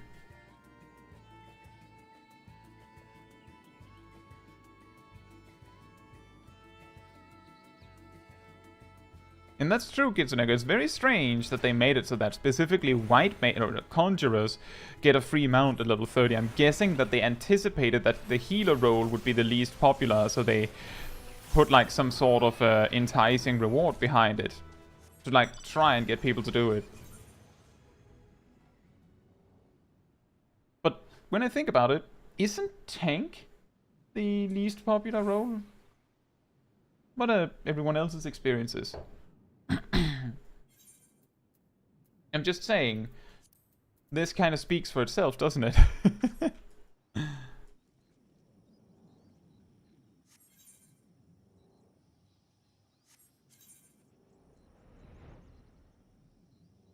Where are these? Hmm.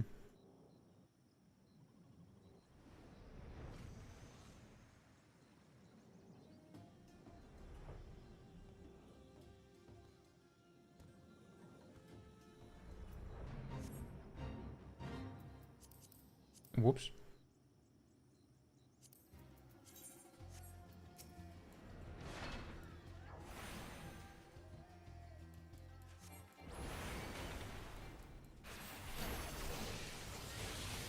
In Savage, it's either healers or ranged physical.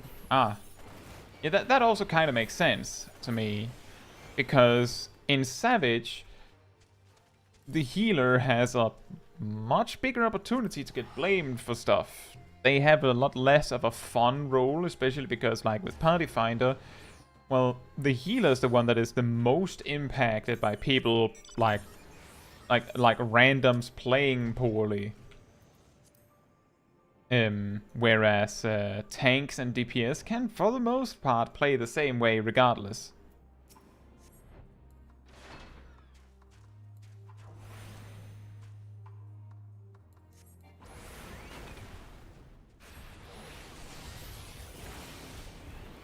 Exactly, Angel. Well, the healer can deal with it. I think it's hilarious that that Savage Raids like got like pushed over to giving damage down debuffs instead of vulnerability stacks because tanks and DPS started just going, well, I mean, not my problem. I think that's really funny, like a really funny evolution that they went, wait a minute, like the developers went, wait a minute, why is it that the healers get punished, but the DPS and the tanks intentionally playing poorly? That's really dumb. Hey Darius Raven, thank you very much. My day is going very well. I hope yours is going well as well.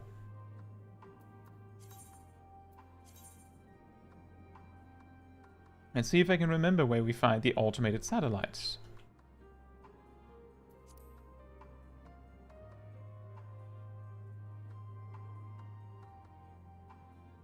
Just got home from work? Nice. Yeah, we're just, oh, there's one. We're just flying around, dealing with some hunt marks. And yeah, then I think we're kind of rounding up the stream. So a little bit relaxed finale here. Or something like that.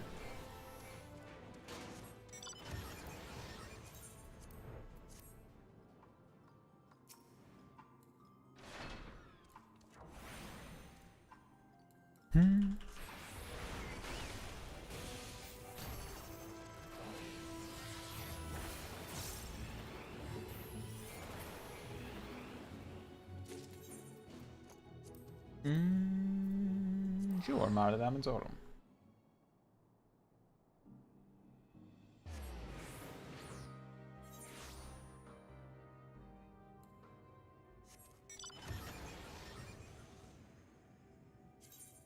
I'm glad to hear that Darius Raven. Thank you.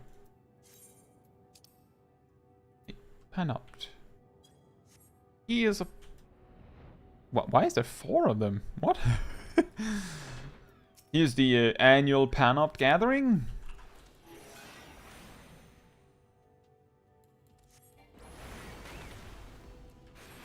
It's an it's a Panopt-in gathering.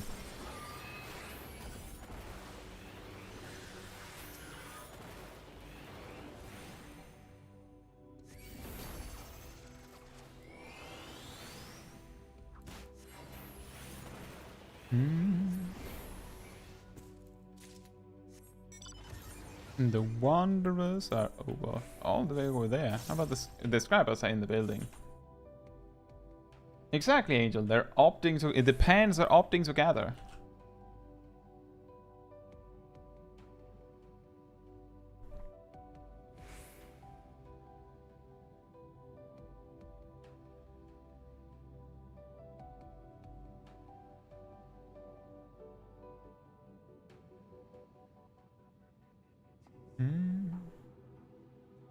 Pans?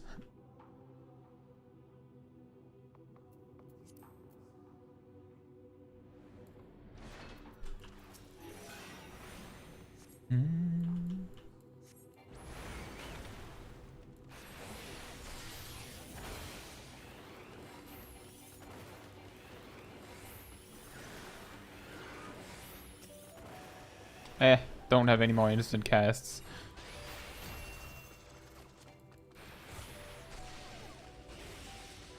No reason to use Blizzard 4. We won't use all of those Umbral Hearts anyway.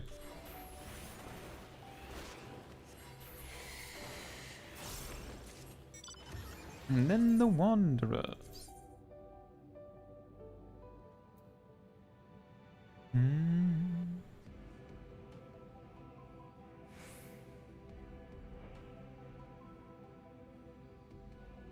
Is it those? It's not Panopts. I don't know why you'd think that they look similar. They look nothing like a Panopt. I don't know where you would get that idea from. They look nothing alike.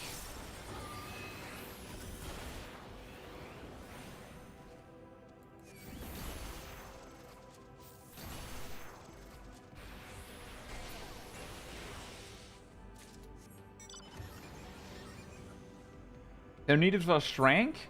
An S rank? A shrank?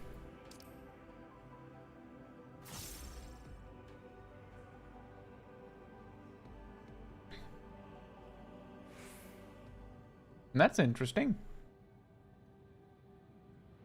So how does that work? Does it mean that you just have to like kill those a lot?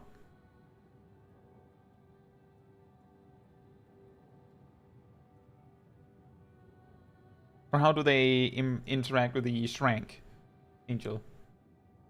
I don't really know much about hunt train stuff, you see.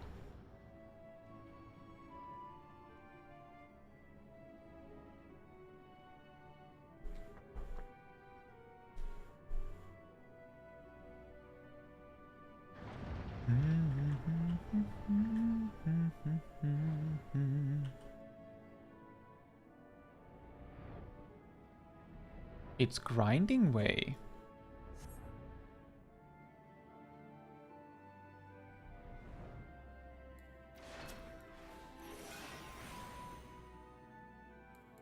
Ryan says, I'm reading things in Limsa chat. I wish I didn't. I feel like this is something that everyone has experienced at some point. Not to downplay that, but more to say, I feel like, don't we all? Everyone has the Limsa scars, don't we?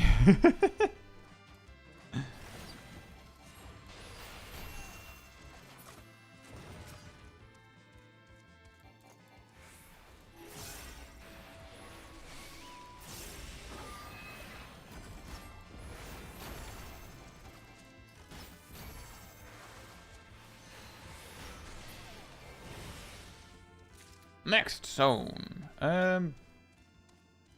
Labyrinthos. Mari S rank trigger is killing 100 wanderers, thinkers, and weepers. Oh boy. And it only starts counting after the secret window decides to open. So what you're saying is that people would randomly start fighting those 3 mobs and just hope that eventually the requirement is met? Is that right? Oh boy. Oh boy. Fun!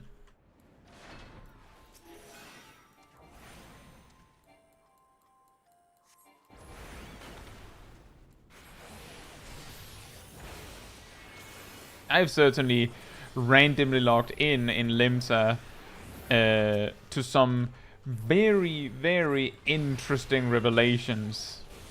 So I do understand what you mean, Orion.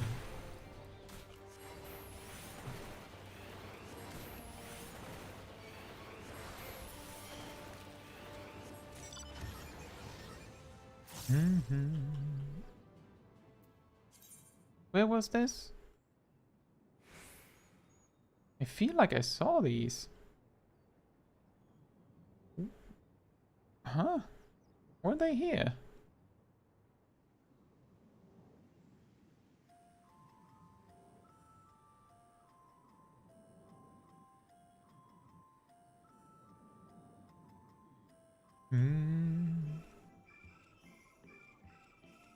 They're somewhere in the medial circuit. They could be anywhere. They could be you. They could even be me.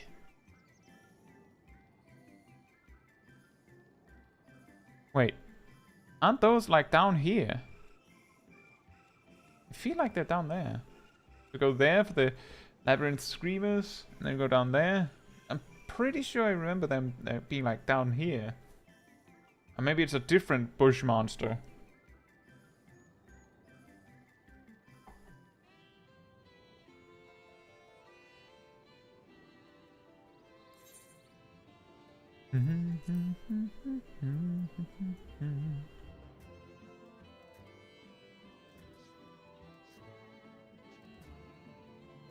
That's true, Angel. Community rewards. It's also if you're just sitting somewhere in the game doing nothing, like, if it doesn't cost you anything to do that, then you could just, like, AFK farm them. Like, let's just say that I've fought for video footage sometimes. I've discovered that some enemies in the world, even level 90 or 89 mobs, can sometimes find it overwhelmingly difficult to kill a level 90 player in okay gear, especially if it's like a tank. So that I'll just like test something and just sit there waiting for the mob to cast a thing. And I'm just not doing anything. I'm not even needing to heal myself or anything because the mob just can't kill me. So you're like, those wanderers, you could probably just like just walk up to an enemy and then just auto attack them to death, and eventually it'll die. So you could just, like, if you're just standing somewhere in the game talking, you could just park yourself fighting those.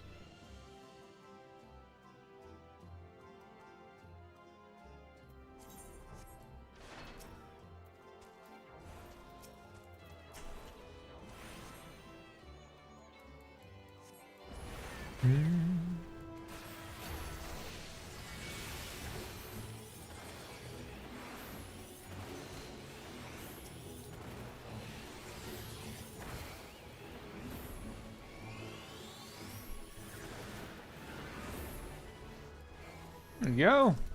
Almost there, and then level up.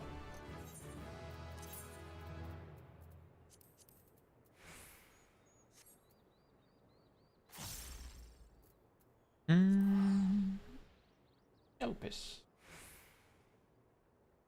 Angel says Labyrinthos trigger is having a specific minion out over the point that the shrank will spawn in the given window. That is really random. Acantha. Right there, up there. Kitsuneko says, I wonder how long it would take me to max out White Mage. Well, when you say max out, I assume you mean level 60. I don't know, shouldn't, like, if you put your mind to it, it shouldn't take that long. Surprisingly not that long.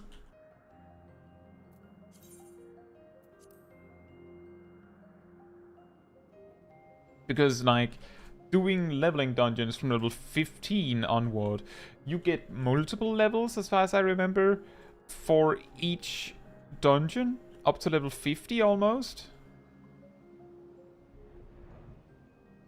And then at level 50 upwards, it's still rather quickly. Especially if you still have the road, if you have or still have the road to something buff.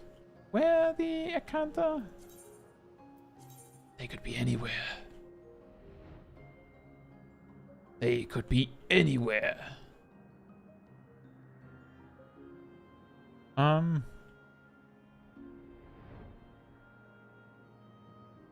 Aren't they on the north side? I feel like I remember them being on, like, on the north side.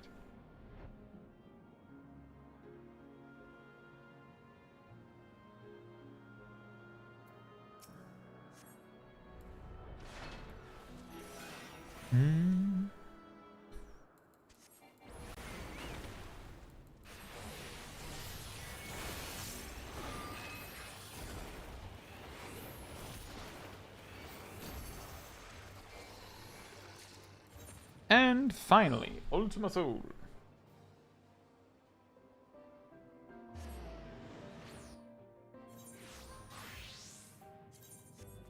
Oh, those are nearby. Excellent. I think they're like that? Huh. Perfect. That was very neat. Unfortunate that I used my ley lines on the mob just before.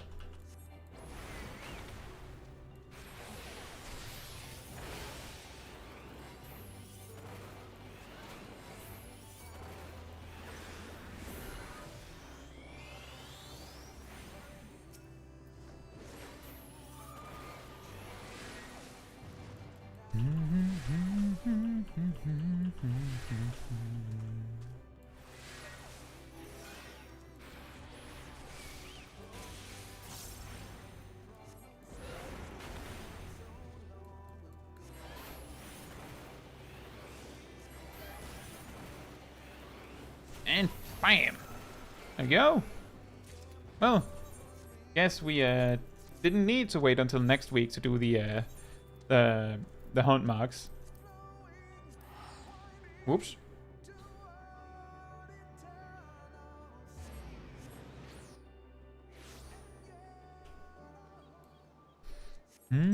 Right. I'm just going to go for a picture that I think would be pretty neat for next week.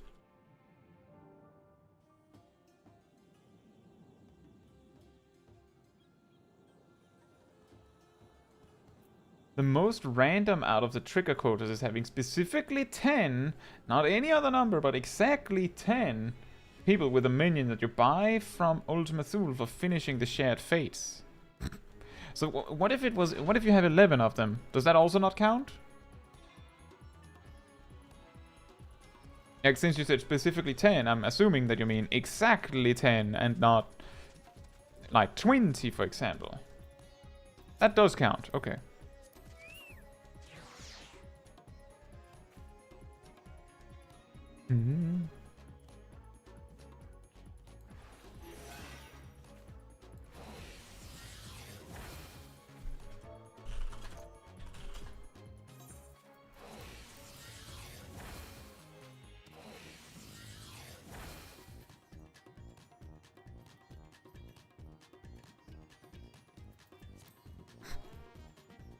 We can almost have a really big person on the picture without it being a massive issue. Isn't that incredible? By the power of triple cast. It sort of works. Are you intimidated?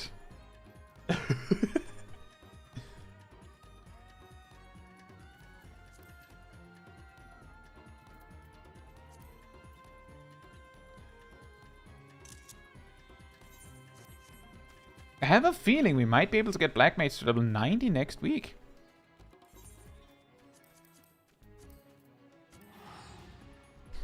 Angel says it does count. What I meant by that is that they were over full party. Oh, yeah, okay, that is a good point. I didn't actually consider that. I was just, oh that's Coco.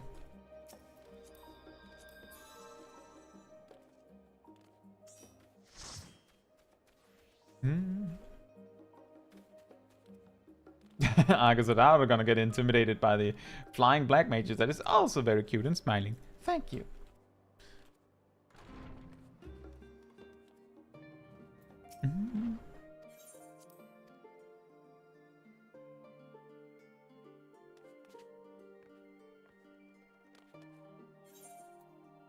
Let me just promote Zip to lead so you guys can have your conversation up there you had in the party chat. Didn't want to interrupt that. But I'm going to be rounding up. Just need to figure out a good picture to take. Can we get up? What can we get up on? We can literally stand in the Orchestrion apparently. Can we get up on here? Nope. How about? We can stand on the candy crystals. Why are the candy crystals in the corner? I mean.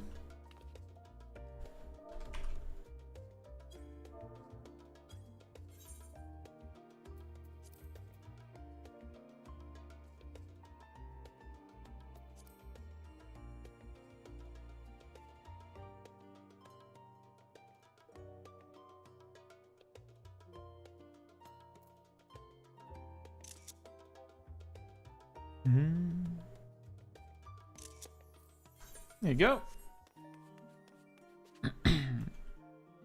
That is a really funny trigger. It's impressive that people find these things. Like I'm just saying, for someone to spawn that specific, like to just like the Mare special S rank. For that to spawn, like, yes, a lot of people would randomly kill 100 of each of those 3 mobs. Which is exactly why it is so absurd that anyone really actually discovered that the trigger is kill 100 of each. Like, how do you figure that out? It's very impressive is what I'm getting at. Now, if you enjoyed the wonderful people of this stream. Remember, there is a community, a Discord community server that you can join, where you will find, well, those, and you'll find me. You'll also find the weekly schedule, although that one is getting updated tomorrow. And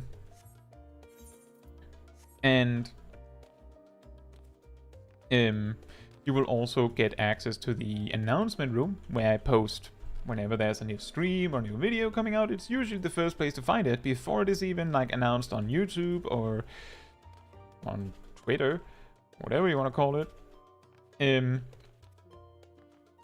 So yeah, you could join that. Of course, I don't tag like crazy. You can opt in to get like a reminder tag whenever I post something, but that is optional. And yeah, if you did enjoy this stream, then I would very much appreciate if you left a like on it in the YouTube space thing here, because that helps me a ton, because it tells YouTube that this stream is very good. It'll recommend it to people. Thank you in advance. And yeah, next week, I think we're doing some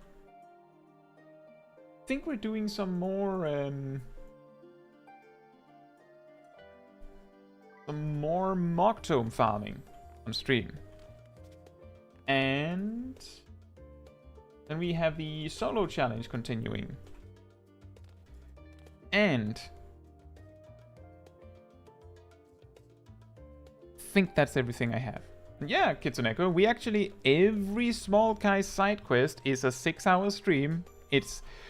I'm pretty sure that the only time that hasn't been the case has been those very few times a long time ago where there was both the main quest stream and a side quest stream at the same time. That was actually when Smol Kai got Black Mage originally, was in like a 3 to 4 hour side questing stream, just randomly.